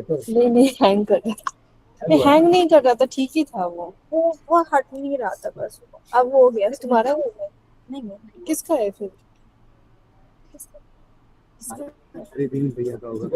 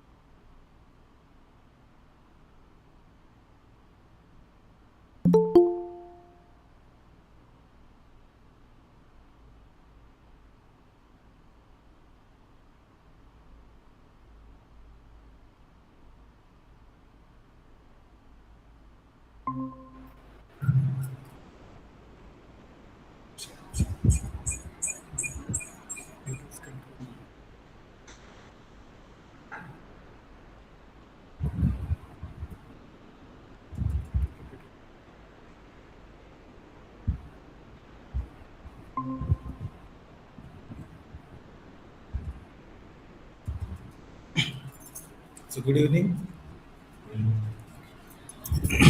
Good evening. So very briefly, I'm just going to share some views about the studies in the megalithic culture of Vidarbha during the colonial period.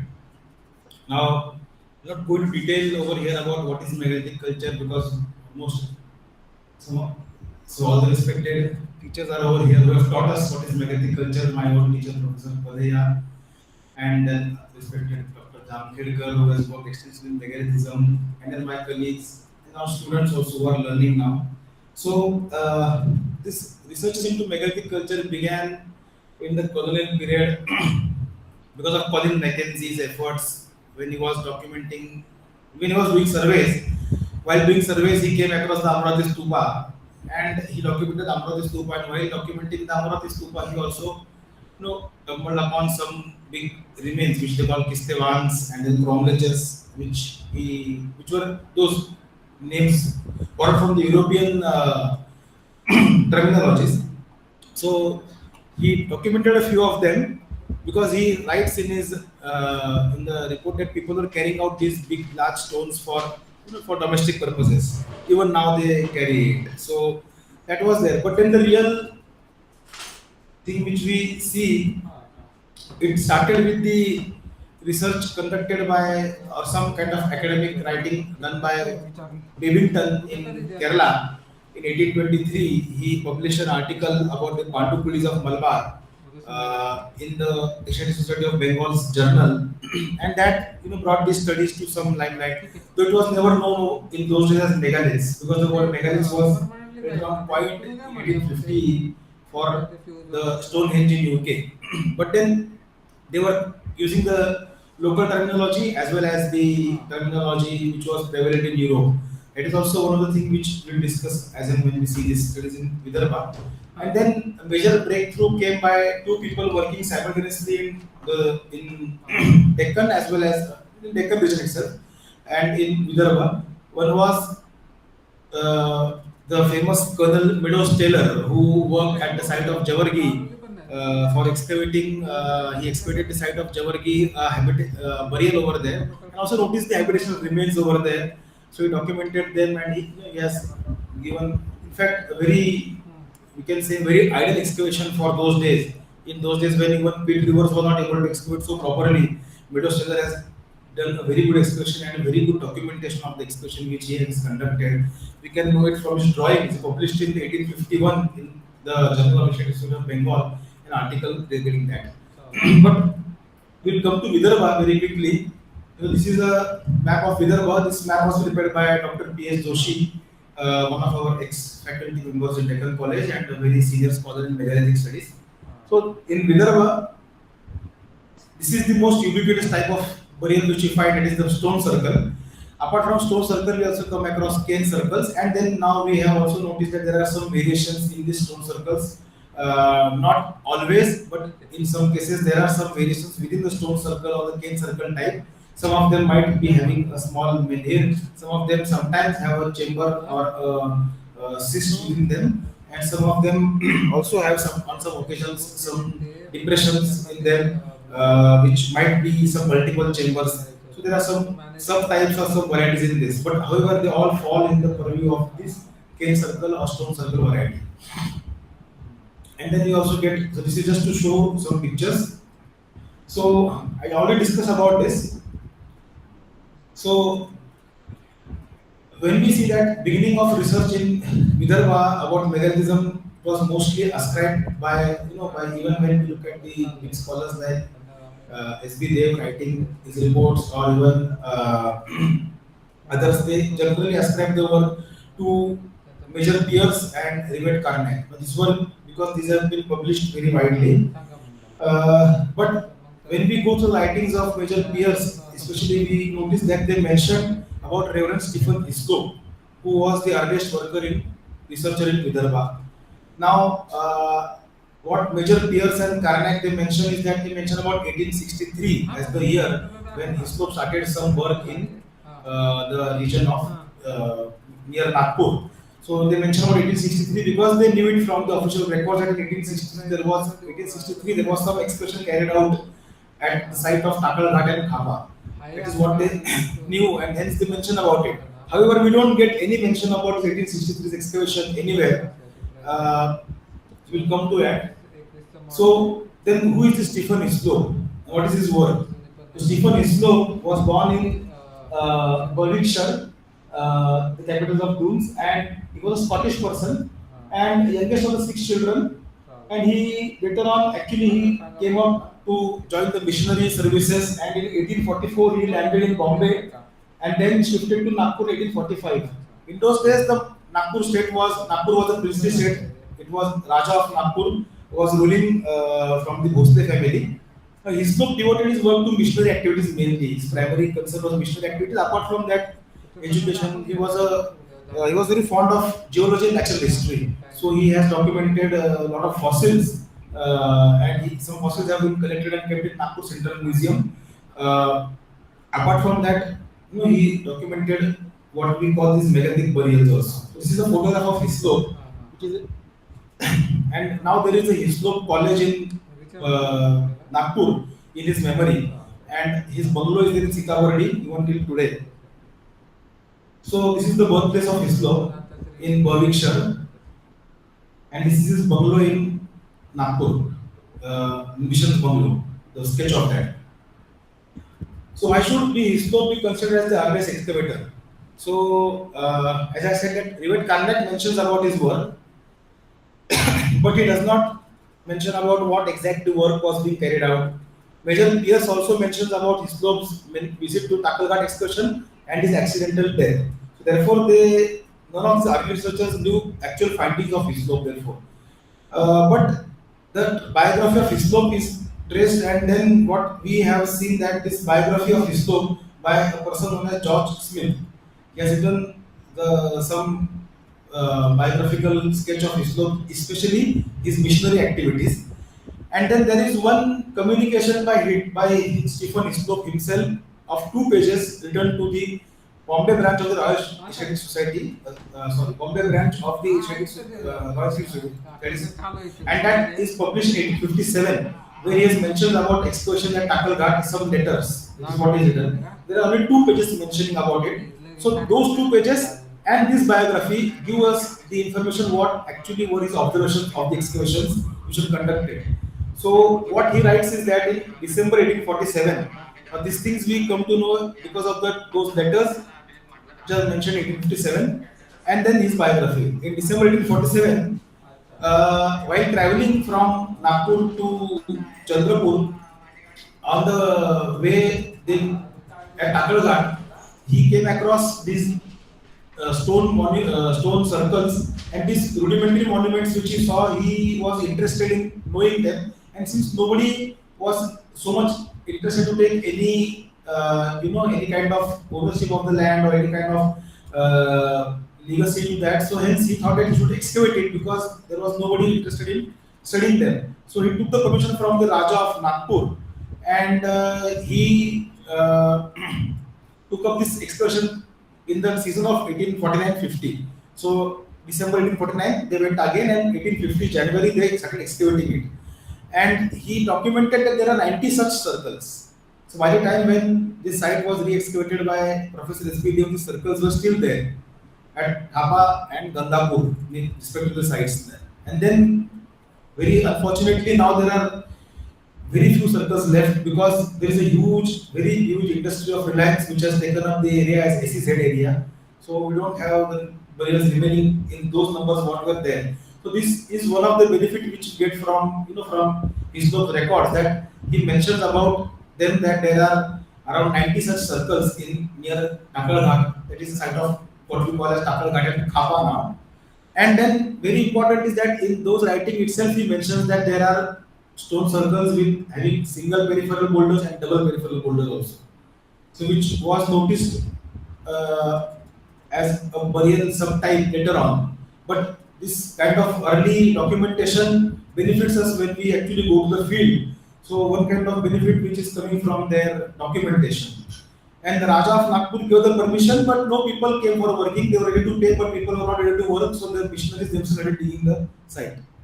And then this is what he is mentioned over here. So in the center of the largest circle at a depth of 3 feet, there was found, this is his quote, an iron vessel like a frying pan with a handle on either side, which had rusted off and was lying detached. The bottom of the vessel was covered with little pieces of earthenware neatly fitted to each other, possibly designed to protect human ashes, of which, however, there were only doubtful traces beneath. So most probably this was some kind of a secondary burial. Now we can know from this. But this recording of the thing which is he has given over here, this we can find in his biography over here on this page number 243. So this is what he had discussed with his companion, who is the biographer himself. He was there present and he written it. Then Hislop also came to the conclusion, these are things from again his biography, that all the circles and the stimuli were burial places and tombs of what must have been a large population. For in each circle, at least one person or perhaps several have been interred.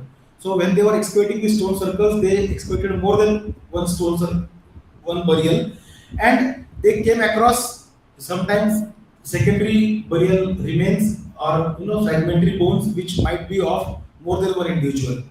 So therefore, this is very important. What we see that the documentation which Stephen Hislop has done, and he also wrote about the character, habits, institutions. Now, what is that? He called them as the druidical circles. Now, druidical circles or druids is generally a term used for elite or a person of a very priestly order in Celtic language, or generally in ancient England or over there they used to call druids. So he thinks that these burials might be of some very elite people.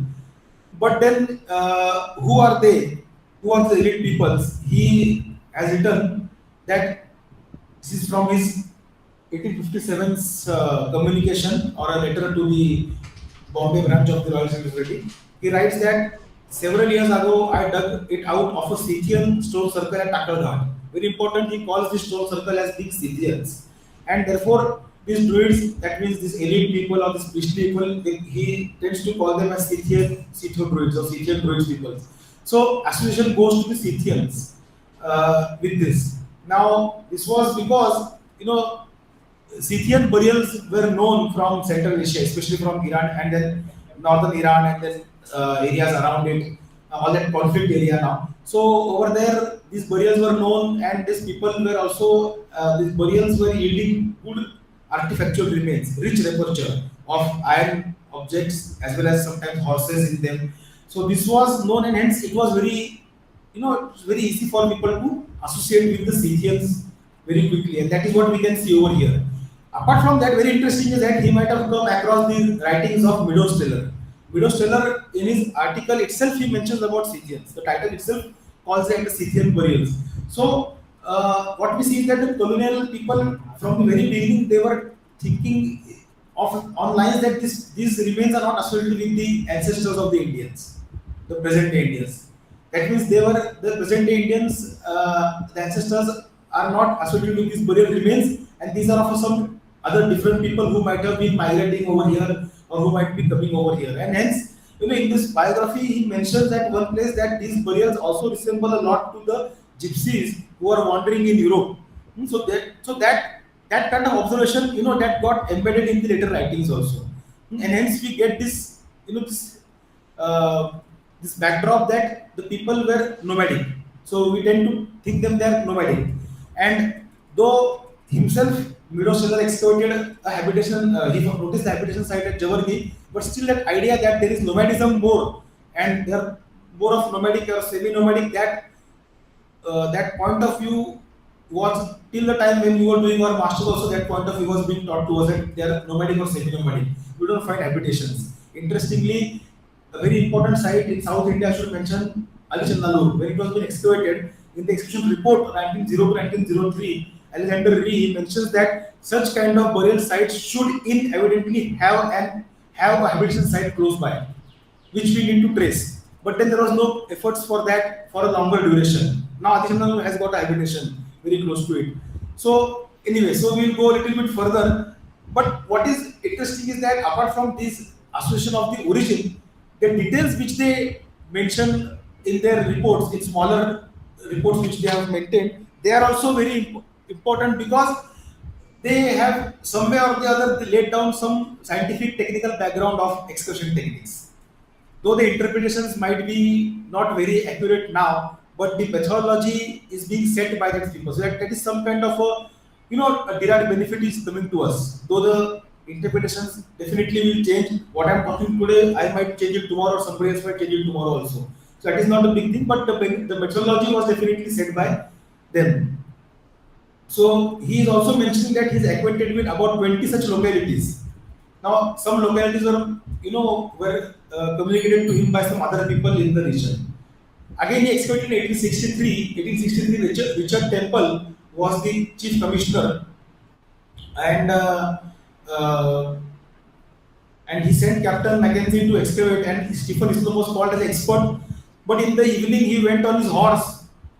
He wanted to go to the camp, and the river was in flood, and then he fell down from his horse near Takalghat, and he died on the spot. And the horse came back vacant, and it is mentioned by Richard Temple that he woke up by the hustle and bustle in the camp, and when he saw that the Stephen Islop's horse is vacant, it's coming alone, there is no Islop found, so they went everywhere searching, and in one corner of the river, he was found dead in a sitting posture, cold body. One of his pockets had a Bible, other pocket had the small notes and some artifacts which he had collected in the morning from the excavation. However, whatever notes he had made all went into the river water. So we don't have much about this excavation therefore. So, but this is what preserved his opinions which are preserved in his biography. Very important. After that, we walked out and looked at the excavations that had been made and the various articles of iron and pottery that were being exhumed. We walked about looking at the ancient circles of stone and speculating on the character, habits, and institutions. Probably these people worshipped some spirit or some of the elements, and that perhaps they had sacred groves, but nothing more. So he comes to some observations that there are some sacred groves or some worshipping of spirits. So what we see is that though there is an idea of associating them with the Scythians, this kind of ideas are also borrowed that there was some local folk worship which might have been carried out. And the people were migratory in their habits. The large number of circles or supposed tombs indicated that a considerable population must have resided at a spot for some time. So they were migratory but residing at a spot for some time. So this is what some things which we can see from his writings. So apart from that, very important is that this work by Rivet Karnak. Rivet Karnak excavated at Junapani. Very interesting thing that what he did is that he prepared, if you can see in this corner over where the cursor is, he prepared a site map with documenting all the stone circles to scale. Then after excavating, he made proper sketches with scales over there, and he also documented, he made the plan of the burials, documented the cup marks over there, and then he also, we can see that the number of stones, the elevation of the burial, everything, all these things are getting documented in this. So for documenting and excavating and collecting material, we can definitely rate Rivet Karnak as being very technical, very scientific in his methods. His observations, very interesting observations. Shapes, he was in contact with John Lubbock. We know that Rivet Karnak, he wrote about central provinces also, and he had a communication with John Lubbock. And so he writes mostly that burrows are south facing like they are in Europe. The shapes of tumuli of India and Europe are the same. The remains in the burial are similar to the Europeans. The cup marks are similar to the European counterparts.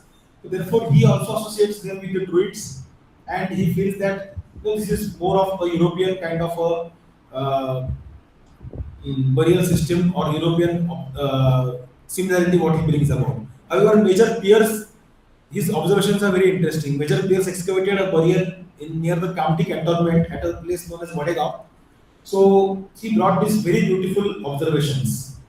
So he dated the megalithic burial, megalithic culture with the help of Alexander's invasion and the date of, then accepted date of the era of Manu, and then trying to date the Vedic period, and with that he dated that these burials are definitely pre-30 BC, but can go back to 1200 BC. He comes up with the conclusion that they are neither Buddhists nor Hindus. He writes that they are neither Buddhists nor Hindus nor Christians nor Islamic, but they are of an ancient civilized race. A very important thing which he gives us that he calls them civilized, because he thinks that constructing such burials with such different different kind of architecture, as well as having good repertoire of copper and iron artifacts, and then shows wealth and civilization to some extent. So this is what his arguments are there. And the burial which he excavated, he described the burial in detail.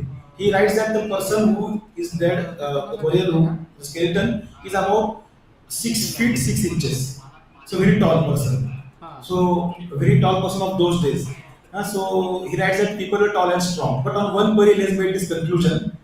And then he calls them strong and numerous in number, because he writes that if you look at the burials which have been found by Rivet Karnak and Junapani, and the burials described by Hislop and his own burials, etc., constructing such burials requires definite manpower, which means that people were numerous in number for such kind of activities. And, taking up this idea quite later on, 1992-93, during Bhagimari excavation, Professor S.R. Walimbe and Professor R.K. Mohanty, they reconstructed a megalithic burial, and the article is published about it.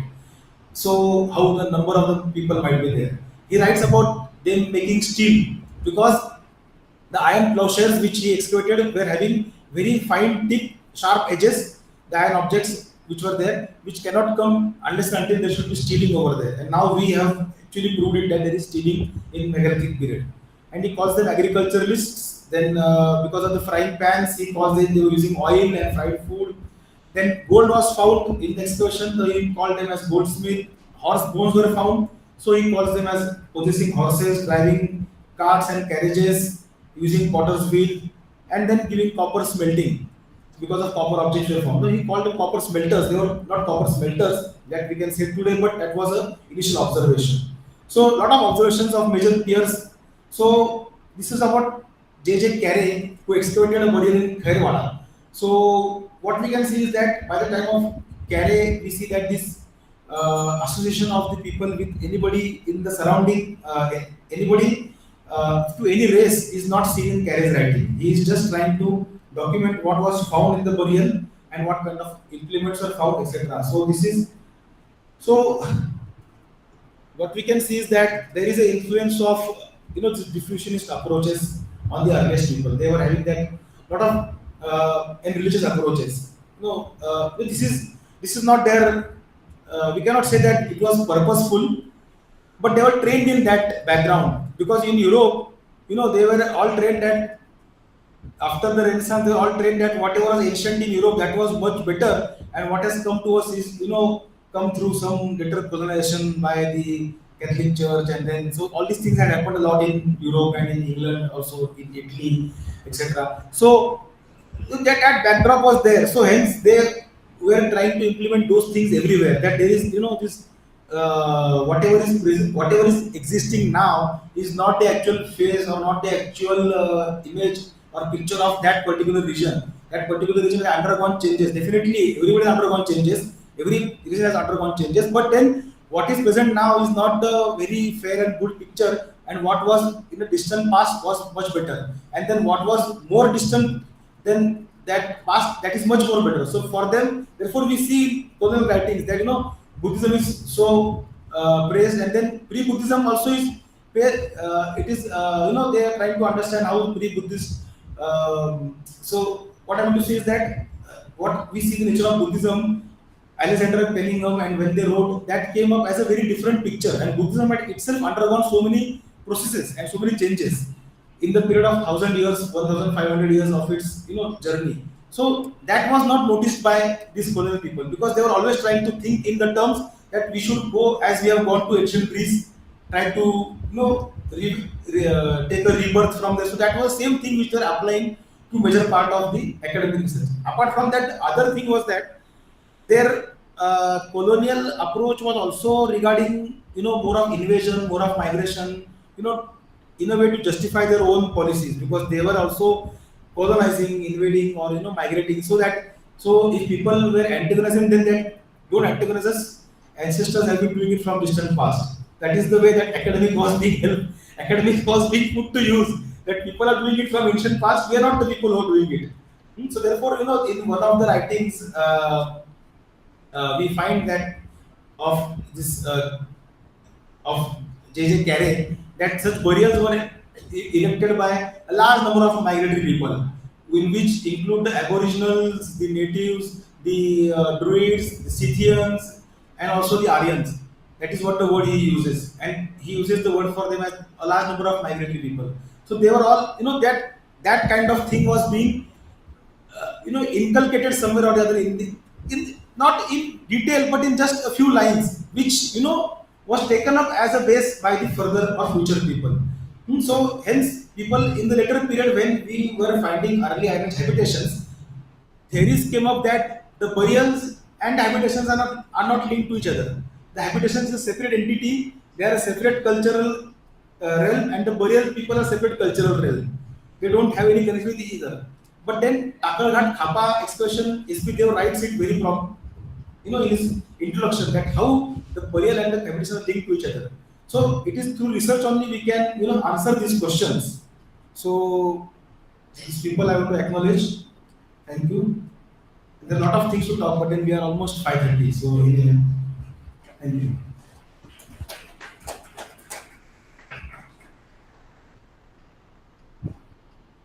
Thank you, Chandra. So now session is open for discussion. I think three presenters are here. No, Suraj is here. Yeah. Suraj is here.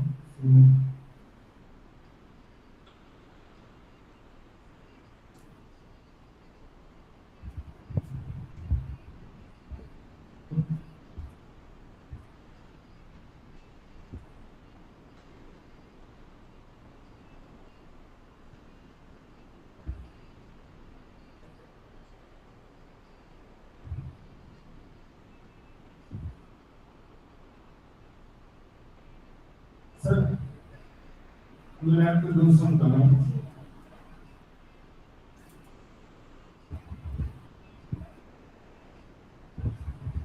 Thank you very much.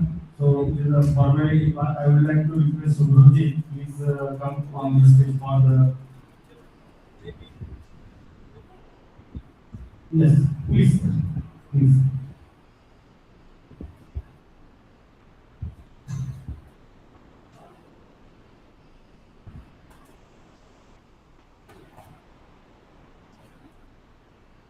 Actually, I'm very happy that Dr. Zamkedkar has joined us throughout the day, and he is the senior most scholar, one of the senior most scholars, and also one of the most well-informed persons about proto-history, prehistory, and of course historical archaeology. Anyway, I just want to congratulate all of you for organizing this symposium, and I think the purpose is well served.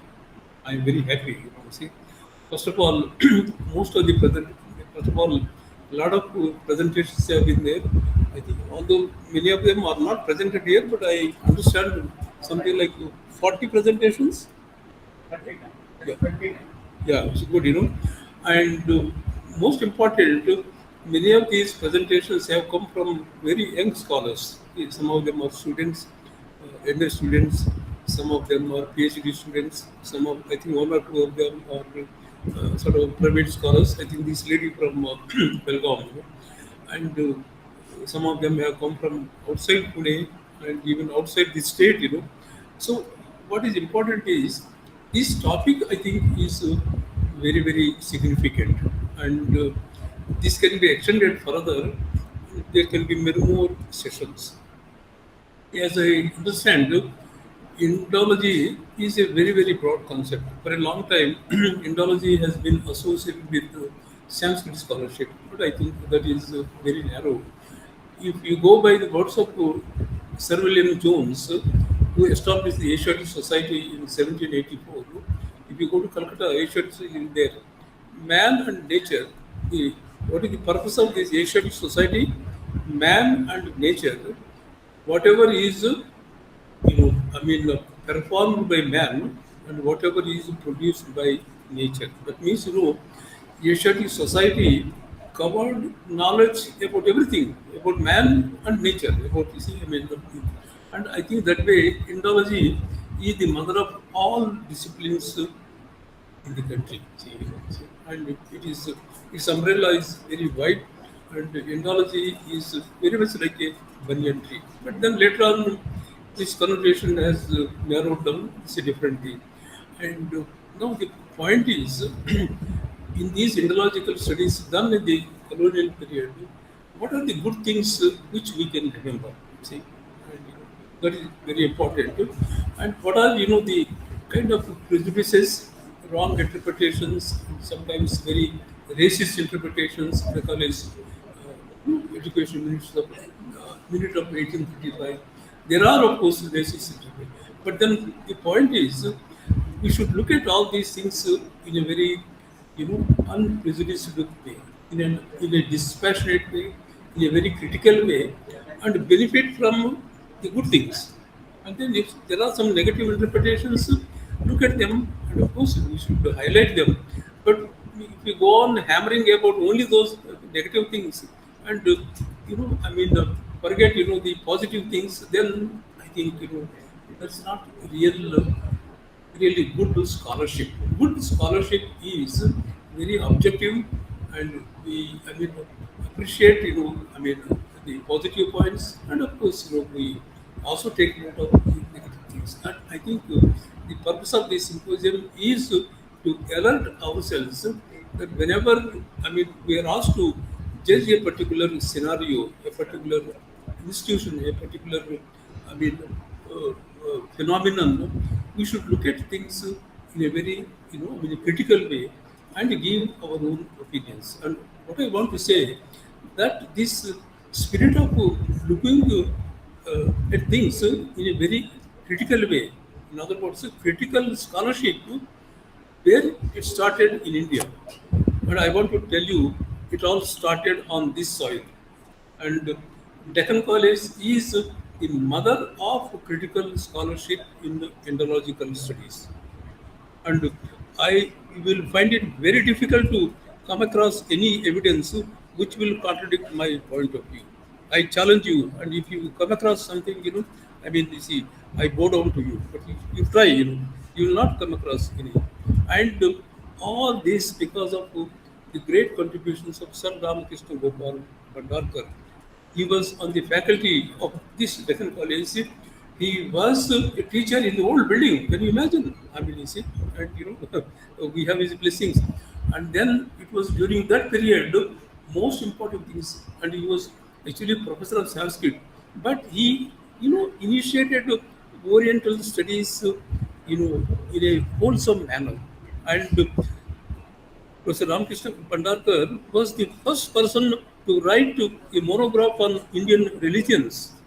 Nobody else did. Some Europeans did, but the first Indian to write monograph on Indian religions, Shaivism, Vaishnavism, and other religious sects. See, and then he was the first person to write the history of the Deccan, and he was the first person to write about Indian languages.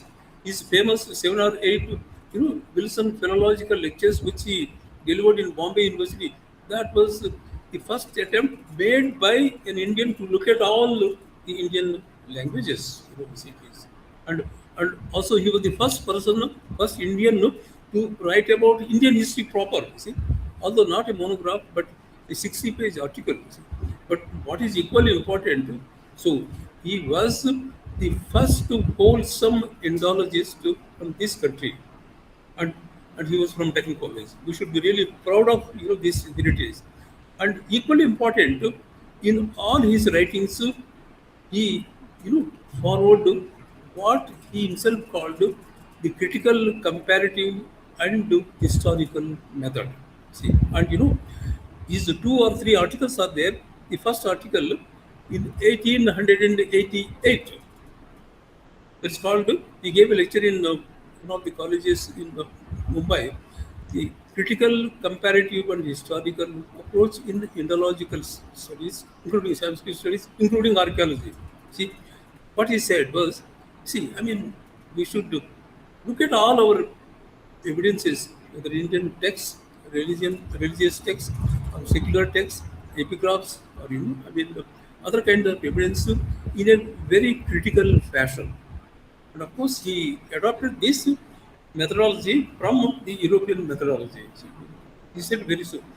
In fact, this article of Professor Bhandarkar, the critical, comparative, and historical method in Indological Studies, the first statement made by any Indian in any subject in the universities about research in methodology. If you ask me to say, the whole talk of research, nowadays research methodology is there everywhere, you see, in all disciplines. And how it all started?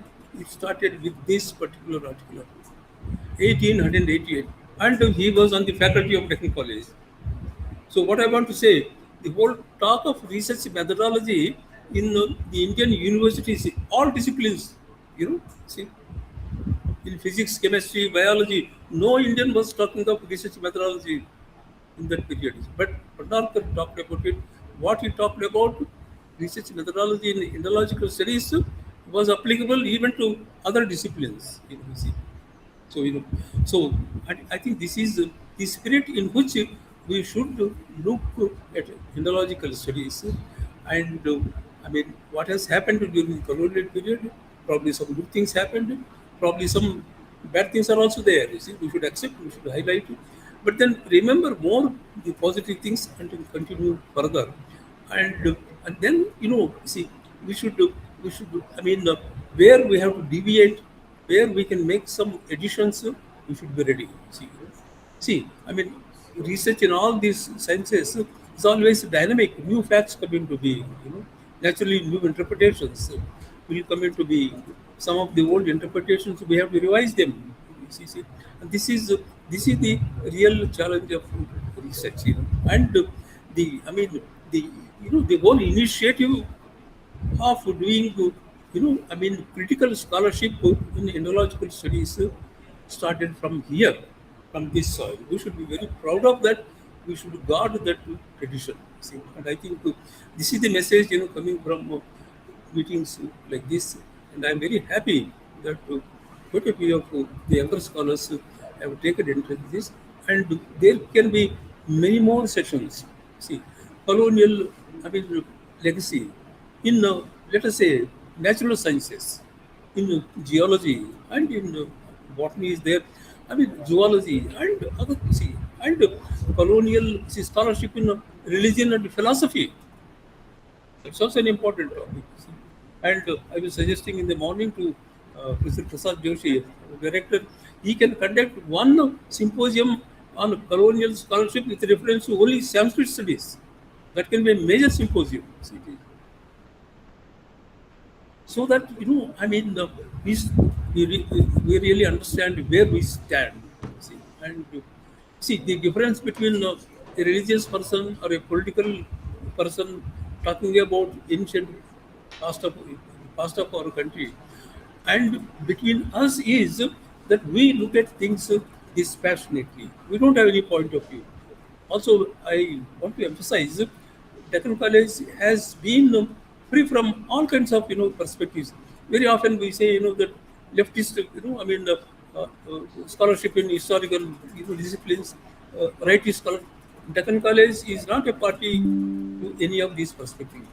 Deccan College is ready to look at all points of view, and it will express its own opinions. If there is something, it will come out with its own point of view. So this is the great traditions, the set of great traditions associated with this great institution. And we should all be very proud that we are part of this institution. And not only this, if we have some important messages coming from sessions like this, we should take these to the society at large. One of our friends, Balaji, right? See that how museums are not just repositories of artifacts, but these are meant for educating the people. See, and so universities, institutions like Deccan College have not only the academic connotation, research and we discuss like this. But ultimately, we have to take this, our messages coming from the past as we understand to the society at large. And India is one country, unlike Northern Europe, unlike Trump's country or some of the European countries. India is one country where the past is very much a part of the present. You just can't understand India's present, whether it's religion or philosophy or society, unless you go back to the past. It's only unfortunate sometimes, people who are not really well versed, they invoke the past and then misguide the society. But it is here our role comes. Purpose of, symposium like this is, to look at things dispassionately and to understand ourselves, in a more, disciplined way, and to pass on these messages to the society at large. And here again, we remember a person like Sir William Jones, not only initiated Asiatic Society in Calcutta, and he read those, he presented those annual lectures, and we did a lot of, Indological scholarship, including, the idea of the Indo-European family of languages. You're all familiar, but he also said, it's very important. Knowledge is not only meant for academics. He said his statement, he gave one student oration in Oxford University before coming here. He was a student, he gave an oration. He said, all sciences, all arts, all literatures, they cease to be beneficial if they are not helpful to the society. Otherwise, they have no relevance at all unless they are helpful to the society. All knowledge should be helpful to the society. Also, he gave another statement. Ultimately, out of knowledge, we get valor, courage, and we get wisdom. And this is what, in a way, this has happened right here on the Deccan soil. Remember a person like Gnaneshwar, his samadhi there. Ultimately, what is Gnaneshwar is, telling us. Ultimately, when you look at the things, you should have wisdom. See? And you have a person like Lokmanya Tilak, and Lokmanya Tilak, forget all the things. He stood for courage. But what Sir William Jones said in England, that all knowledge ultimately should give us valor and wisdom. It was said here. Very true here. Gnaneshwar was telling the same thing, that it is wisdom which is important. If you don't have wisdom, you look at the world in a very, in a very sort of, fanciful way. But if you have wisdom, then you look at the world in a meaningful way. And where there is some situation you have to face it with valor. See, so this is, I think, these are the things which are coming from, meetings like this, and I hope there will be many more meetings. I thank all of you for participating. In fact, thanks will be done by them. But from my heart, I would like to express my gratitude to all of you for thinking of participating in good numbers. And of course, I wish that there will be many more sessions along these lines. And that is for the good of, the academic learning. That is also for the good of the society. See, we are part of the society. We are not academics are something great, and the society is something. We are all part of the society. And we have to relate ourselves ultimately to the society. And for that matter, all universities, all colleges, we thrive because of people's money. This is also very important. But that is a different consideration. Even otherwise, even if the institution is not supported by government or people, still there is a responsibility of reaching them. So with these remarks, I thank you once again from the bottom of my heart. Thank you so much.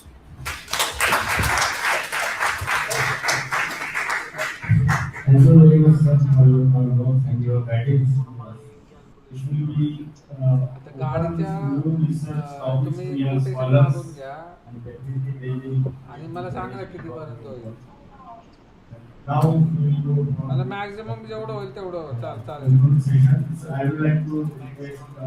हां म्हणजे कसं आता ते हे करा आणि आम्ही गाडी एक आहे ती एक्सचेंज पण करणार आहे. हां म्हणजे तिथं जर आम्हाला बेस्ट प्राईस मिळाली तर तिथे एक्सचेंज करून नाही तर मग बाहेर हे करून मग ते लोनच्या ह्याच्यात टाकून देऊ.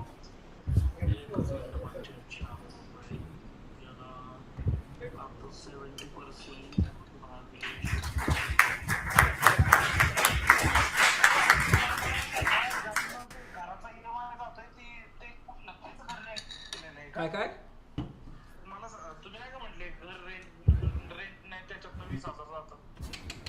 ऐका ना, मॉर्गेज लोन आहे माझे, 2 लोन आहेत माझे, एक तर होम लोन आहे आणि एक मॉर्गेज लोन आहे. हां म्हणजे होम लोन आता आमची 3 मजली बिल्डिंग आहे, तर होम लोन जे आहे ना ते हो हो हो दिले तर जमा होतं ना तर त्याच्यातून माझं होम लोन डिडक्ट होता. मला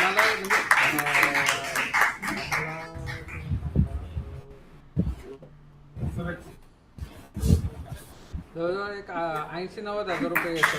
तर माझ्या अकाउंटला जे EMI आहे 52,000 तेवढं अकाउंटला जमा होतं माझं. हां म्हणजे माझ्या सॅलरीतून होम लोनचं काहीच जात नाही.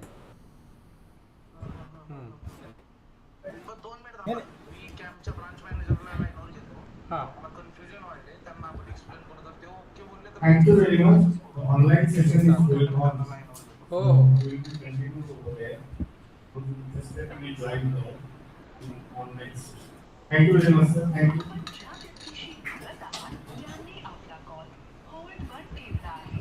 कृपया लाइन पर रहा.